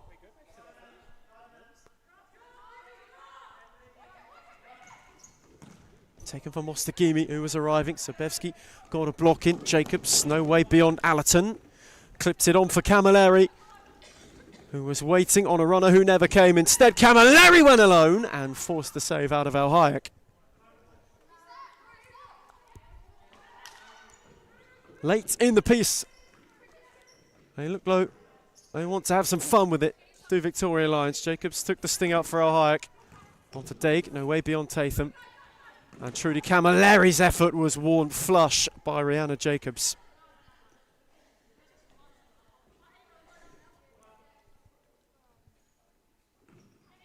Allerton this time. Camilleri was lurking. Eliada's got a foot in. It's a message to the rest of the table, to the rest of the league, particularly to Fitzroy. Simply saying, catch us if you can. And that might be the first opening of the fine book for the evening. Holmes Langham's been keeping score all season. That one from Tatham, unfortunately, adding to the tally. There is now 2, battling with Tatham. Karina now 2, went to ward off. Tatham did superbly. Sent it back for Mostagimi. Flicked on for Camilleri. Tatham went on the overlap. Mostagimi, the only one back. Allerton had broken momentarily. Mostagimi, Tatham, lovely return. Mostagimi's in behind. Al Hayek made a save. That was quite sharp, and Eliades was there to clear. 3 to the close in Darabin. One that has been done for a bit. It's been quite an imperious performance, and they're not done yet. Easto went on a venture. The clean sheet might end up blemished here. Daig is on the charge. No, it won't, as Camilleri picked it on the line. And then for Mostagimi, that's the way to do it, and Allerton's missed. Oh my goodness. How on earth did she miss that? That's astonishing. Absolutely astonishing. She was 2 yards out.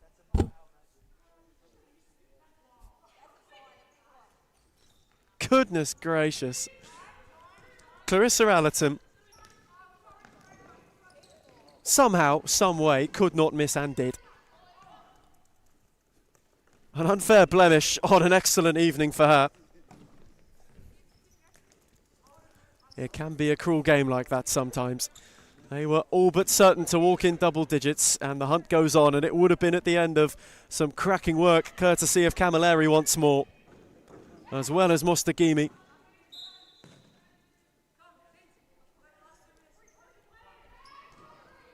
And here is Camilleri. Mostagimi.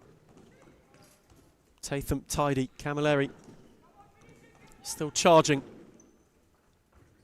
Wanting to finish as strongly as possible. Unhappy to clear.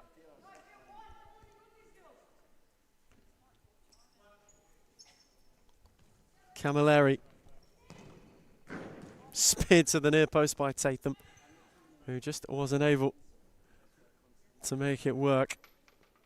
The words timeout have just been uttered from the Victoria Lions bench. That's a rarity in and of itself, especially at this time of night, at this stage in the game. As Tatham was there to clear as Al Hayek went long. Hun clipped it, East Hope gathered it. Does she fancy one more go for double digits and maybe for a goal on her birthday? Instead, played Camilleri, whose ball was cracking for Allerton. Mostagimi with tidy feet. Allerton was still lurking. Camilleri couldn't be found. Tatham gave it a go and whipped it wide. 90 seconds till the close of yet another round in the Women's Series Futsal Premiership for Season 1 in 2026. We're starting to run out of them a little bit here in Darabin. Only the 4 to follow at the conclusion of play this evening. And you think back to the final week of February when this all got going again. That first week of the new season, take the first week of February, we had plenty new faces, a couple of new clubs. We had no idea where this story would take us, and here we are, away from summer, through all of autumn, on the brink of winter, and we have 2 teams separated by under a game to decide the title at the very final month of the competition. As it looks to pen its final chapter, you can't forget how good the ones that have gone before it have been. A novel worth reading. Fits all genres: romance, crime, thriller.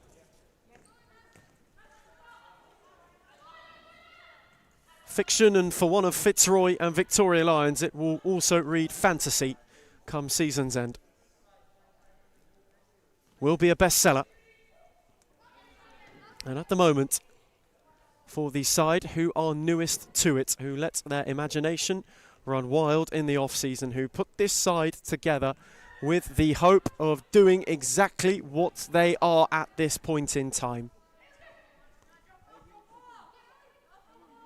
This could not be going better. This could not have gone better up to this point for Gnomes Langham and for Victoria Lions. And they're only a month away.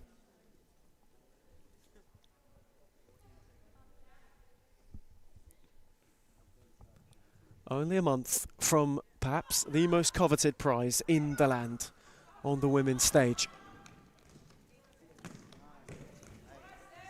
They return to the top tonight then, in truly imperious, emphatic fashion. A month from the title in and of itself. The message, catch us if you can. Full time in Darabin, 1-0. Victoria Lions, 9.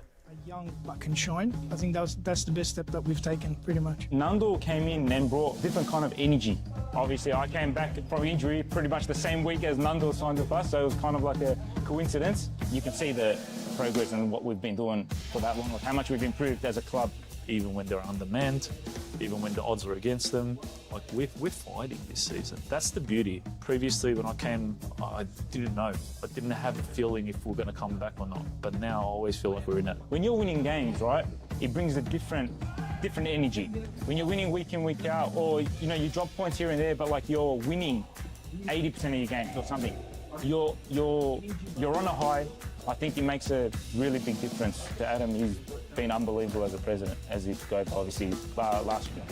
So he's obviously been a big part of all of this, and he's been doing unbelievable. Big credit to everyone, to be honest. We're on the right track, I believe, and hopefully we just get better from here. It's all about the brotherhood. It's all about passion. It's all about, if my brother's falling down, what can I do to pick him up, or how can I pick him up? It doesn't matter what you do at a club. If you're there long enough, it becomes like your property kind of. It feels like you have a piece. You want to stand up and protect it. So I'll always want to protect this club, no matter what. We focus on everything. We focus on all the aspects. And I think that's what a lot of clubs don't have. A lot of clubs hate on us because of that. And the fact that we bring passion to the sport, there's no limit. The sky's the limit. When you have teams like Fitzroy, who's been up there and played the nationals, or you have teams like Moreland who played national tournaments as well, if they can do it, why can't we?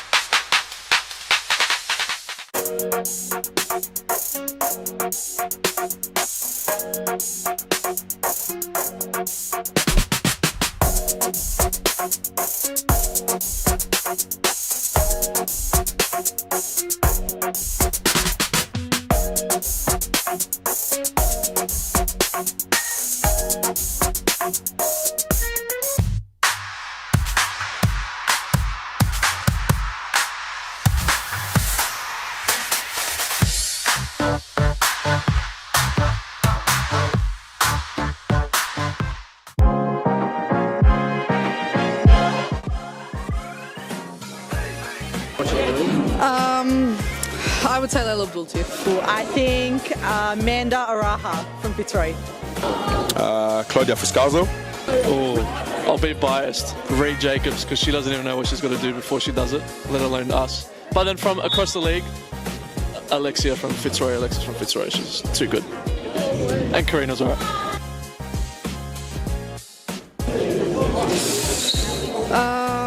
Let me actually think. Fitzroy's white kid. Which team has the best kid in the league? Biased opinion, but also Fitzroy. That's easy, it's us. I'm sorry, it's us.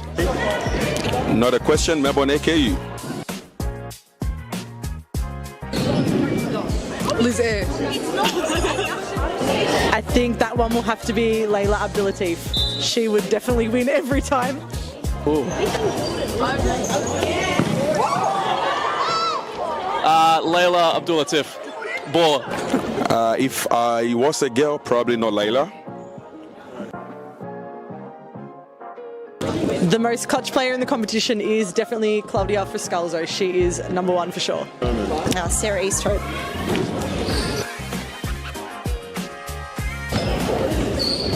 I'm going to say Amanda Aroha. I think this player gets underrated a lot, but Rebecca Davis.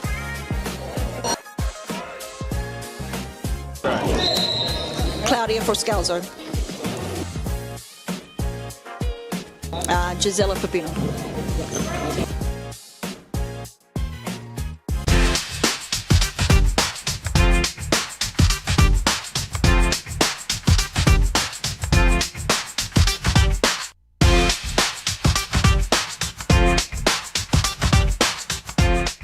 Why do people hate Hume, and why do they hate where we're going to and heading to?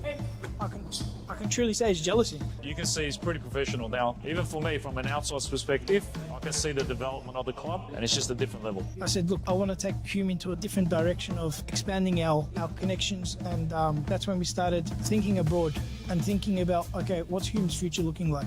Are we going to sit the same, or are we going to grow? A part of any journey is learning, right? So Adam's learnt a lot. You can see made a lot of mistakes in the past. It was a rebuild. I took players from Championship. I took players from outdoor. Anything just to stay into the league.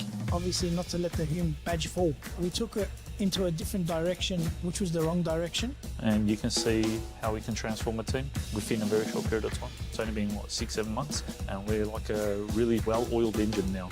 Going for top three, sitting top three at the moment, where everyone doubted us, coming from relegation, bringing in one of the best coaches in Australia for futsal, bringing in players that are young but can shine. I think that's the best step that we've taken, pretty much. Nando came in and brought different kind of energy. Obviously, I came back from injury pretty much the same week as Nando signed with us, so it was kind of like a coincidence. You can see the progress and what we've been doing for that long, how much we've improved as a club. Even when they're undermanned, even when the odds are against them, like we're fighting this season. That's the beauty. Previously, when I came, I didn't know. I didn't have a feeling if we're going to come back or not. But now I always feel like we're in it. When you're winning games, right, it brings a different energy. When you're winning week in, week out, or you drop points here and there, but like you're winning 80% of your games or something, you're on a high. I think it makes a really big difference to Adam. He's been unbelievable as a president, as he's got obviously last year. So he's obviously been a big part of all of this, and he's been doing unbelievable. Big credit to everyone, to be honest. We're on the right track, I believe, and hopefully we just get better from here. It's all about the brotherhood. It's all about passion. It's all about, if my brother's falling down, what can I do to pick him up? Or how can I pick him up? It doesn't matter what you do at a club. If you're there long enough, it becomes like your property kind of thing. It feels like you have a piece. You want to stand up and protect it. So I'll always want to protect this club, no matter what. We focus on everything. We focus on all the aspects. And I think that's what a lot of clubs don't have. A lot of clubs hate on us because of that. And the fact that we bring passion to the sport, there's no limit. The sky's the limit. When you have teams like Fitzroy, who's been up there and played the nationals, or you have teams like Moreland who played national tournaments as well, if they can do it, why can't we?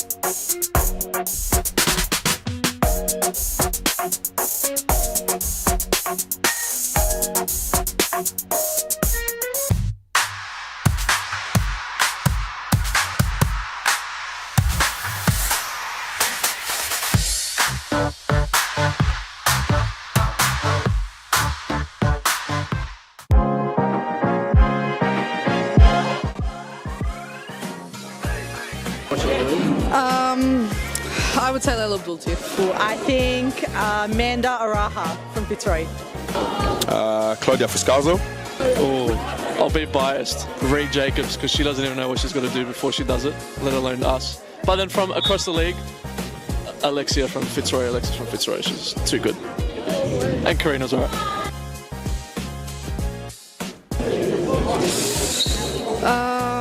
Let me actually think. Fitzroy's white kit. Which team has the best kit in the league? Biased opinion, but also Fitzroy. That's easy, it's us. I'm sorry, it's us. Not a question, Melbourne AKU. Liz Air. I think that one will have to be Layla Abdulatif. She would definitely win every time.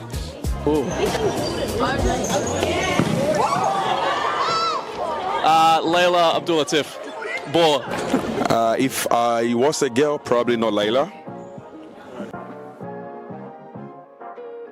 The most clutch player in the competition is definitely Claudia Friscalzo. She is number one for sure. Sarah Easthope.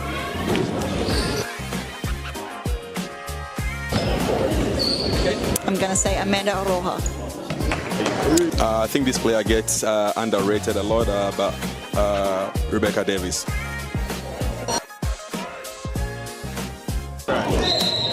Claudia Friscalzo. Gisela Pepino.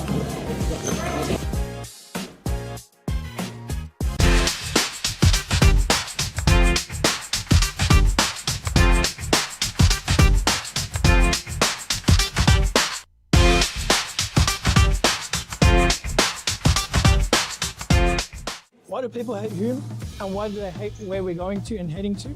I can truly say it's jealousy. You can see he's pretty professional now. Even for me, from an outsider's perspective, I can see the development of the club, and it's just a different level. I said, look, I want to take Hume into a different direction of expanding our connections, and that's when we started thinking abroad and thinking about, okay, what's Hume's future looking like?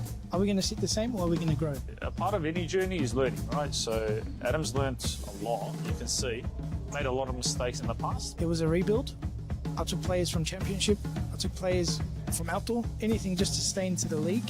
Obviously not to let the Hume badge fall. We took it into a different direction, which was the wrong direction. And you can see how we can transform a team within a very short period of time. It's only been, 6-7 months? And we're like a really well-oiled engine now. Going for top three, sitting top three at the moment, where everyone doubted us, coming from relegation, bringing in one of the best coaches in Australia for futsal, bringing in players that are young but can shine. I think that's the best step that we've taken, pretty much. Nando came in and brought different kind of energy. Obviously, I came back from injury pretty much the same week as Nando signed with us, so it was kind of like a coincidence. You can see the progress and what we've been doing for that long, like how much we've improved as a club. Even when they're undermanned, even when the odds are against them, like we're fighting this season. That's the beauty. Previously, when I came, I didn't know. I didn't have a feeling if we're going to come back or not. But now I always feel like we're in it. When you're winning games, right, it brings a different energy. When you're winning week in, week out, or you drop points here and there, but like you're winning 80% of your games or something, you're on a high. I think it makes a really big difference to Adam. He's been unbelievable as a president, as he goes obviously last year. So he's obviously been a big part of all of this, and he's been doing unbelievable. Big credit to everyone, to be honest. We're on the right track, I believe, and hopefully we just get better from here. It's all about the brotherhood. It's all about passion. It's all about, if my brother's falling down, what can I do to pick him up? Or how can I pick him up? It doesn't matter what you do at a club. If you're there long enough, it becomes like your property kind of. It feels like you have a piece. You want to stand up and protect it. So I'll always want to protect this club, no matter what. We focus on everything. We focus on all the aspects. And I think that's what a lot of clubs don't have.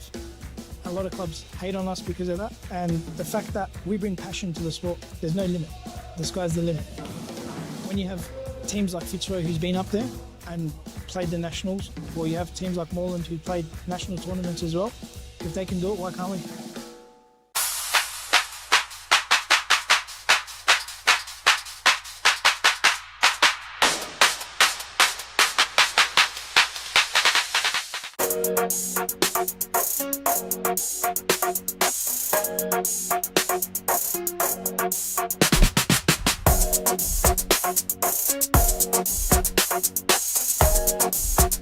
Thank you.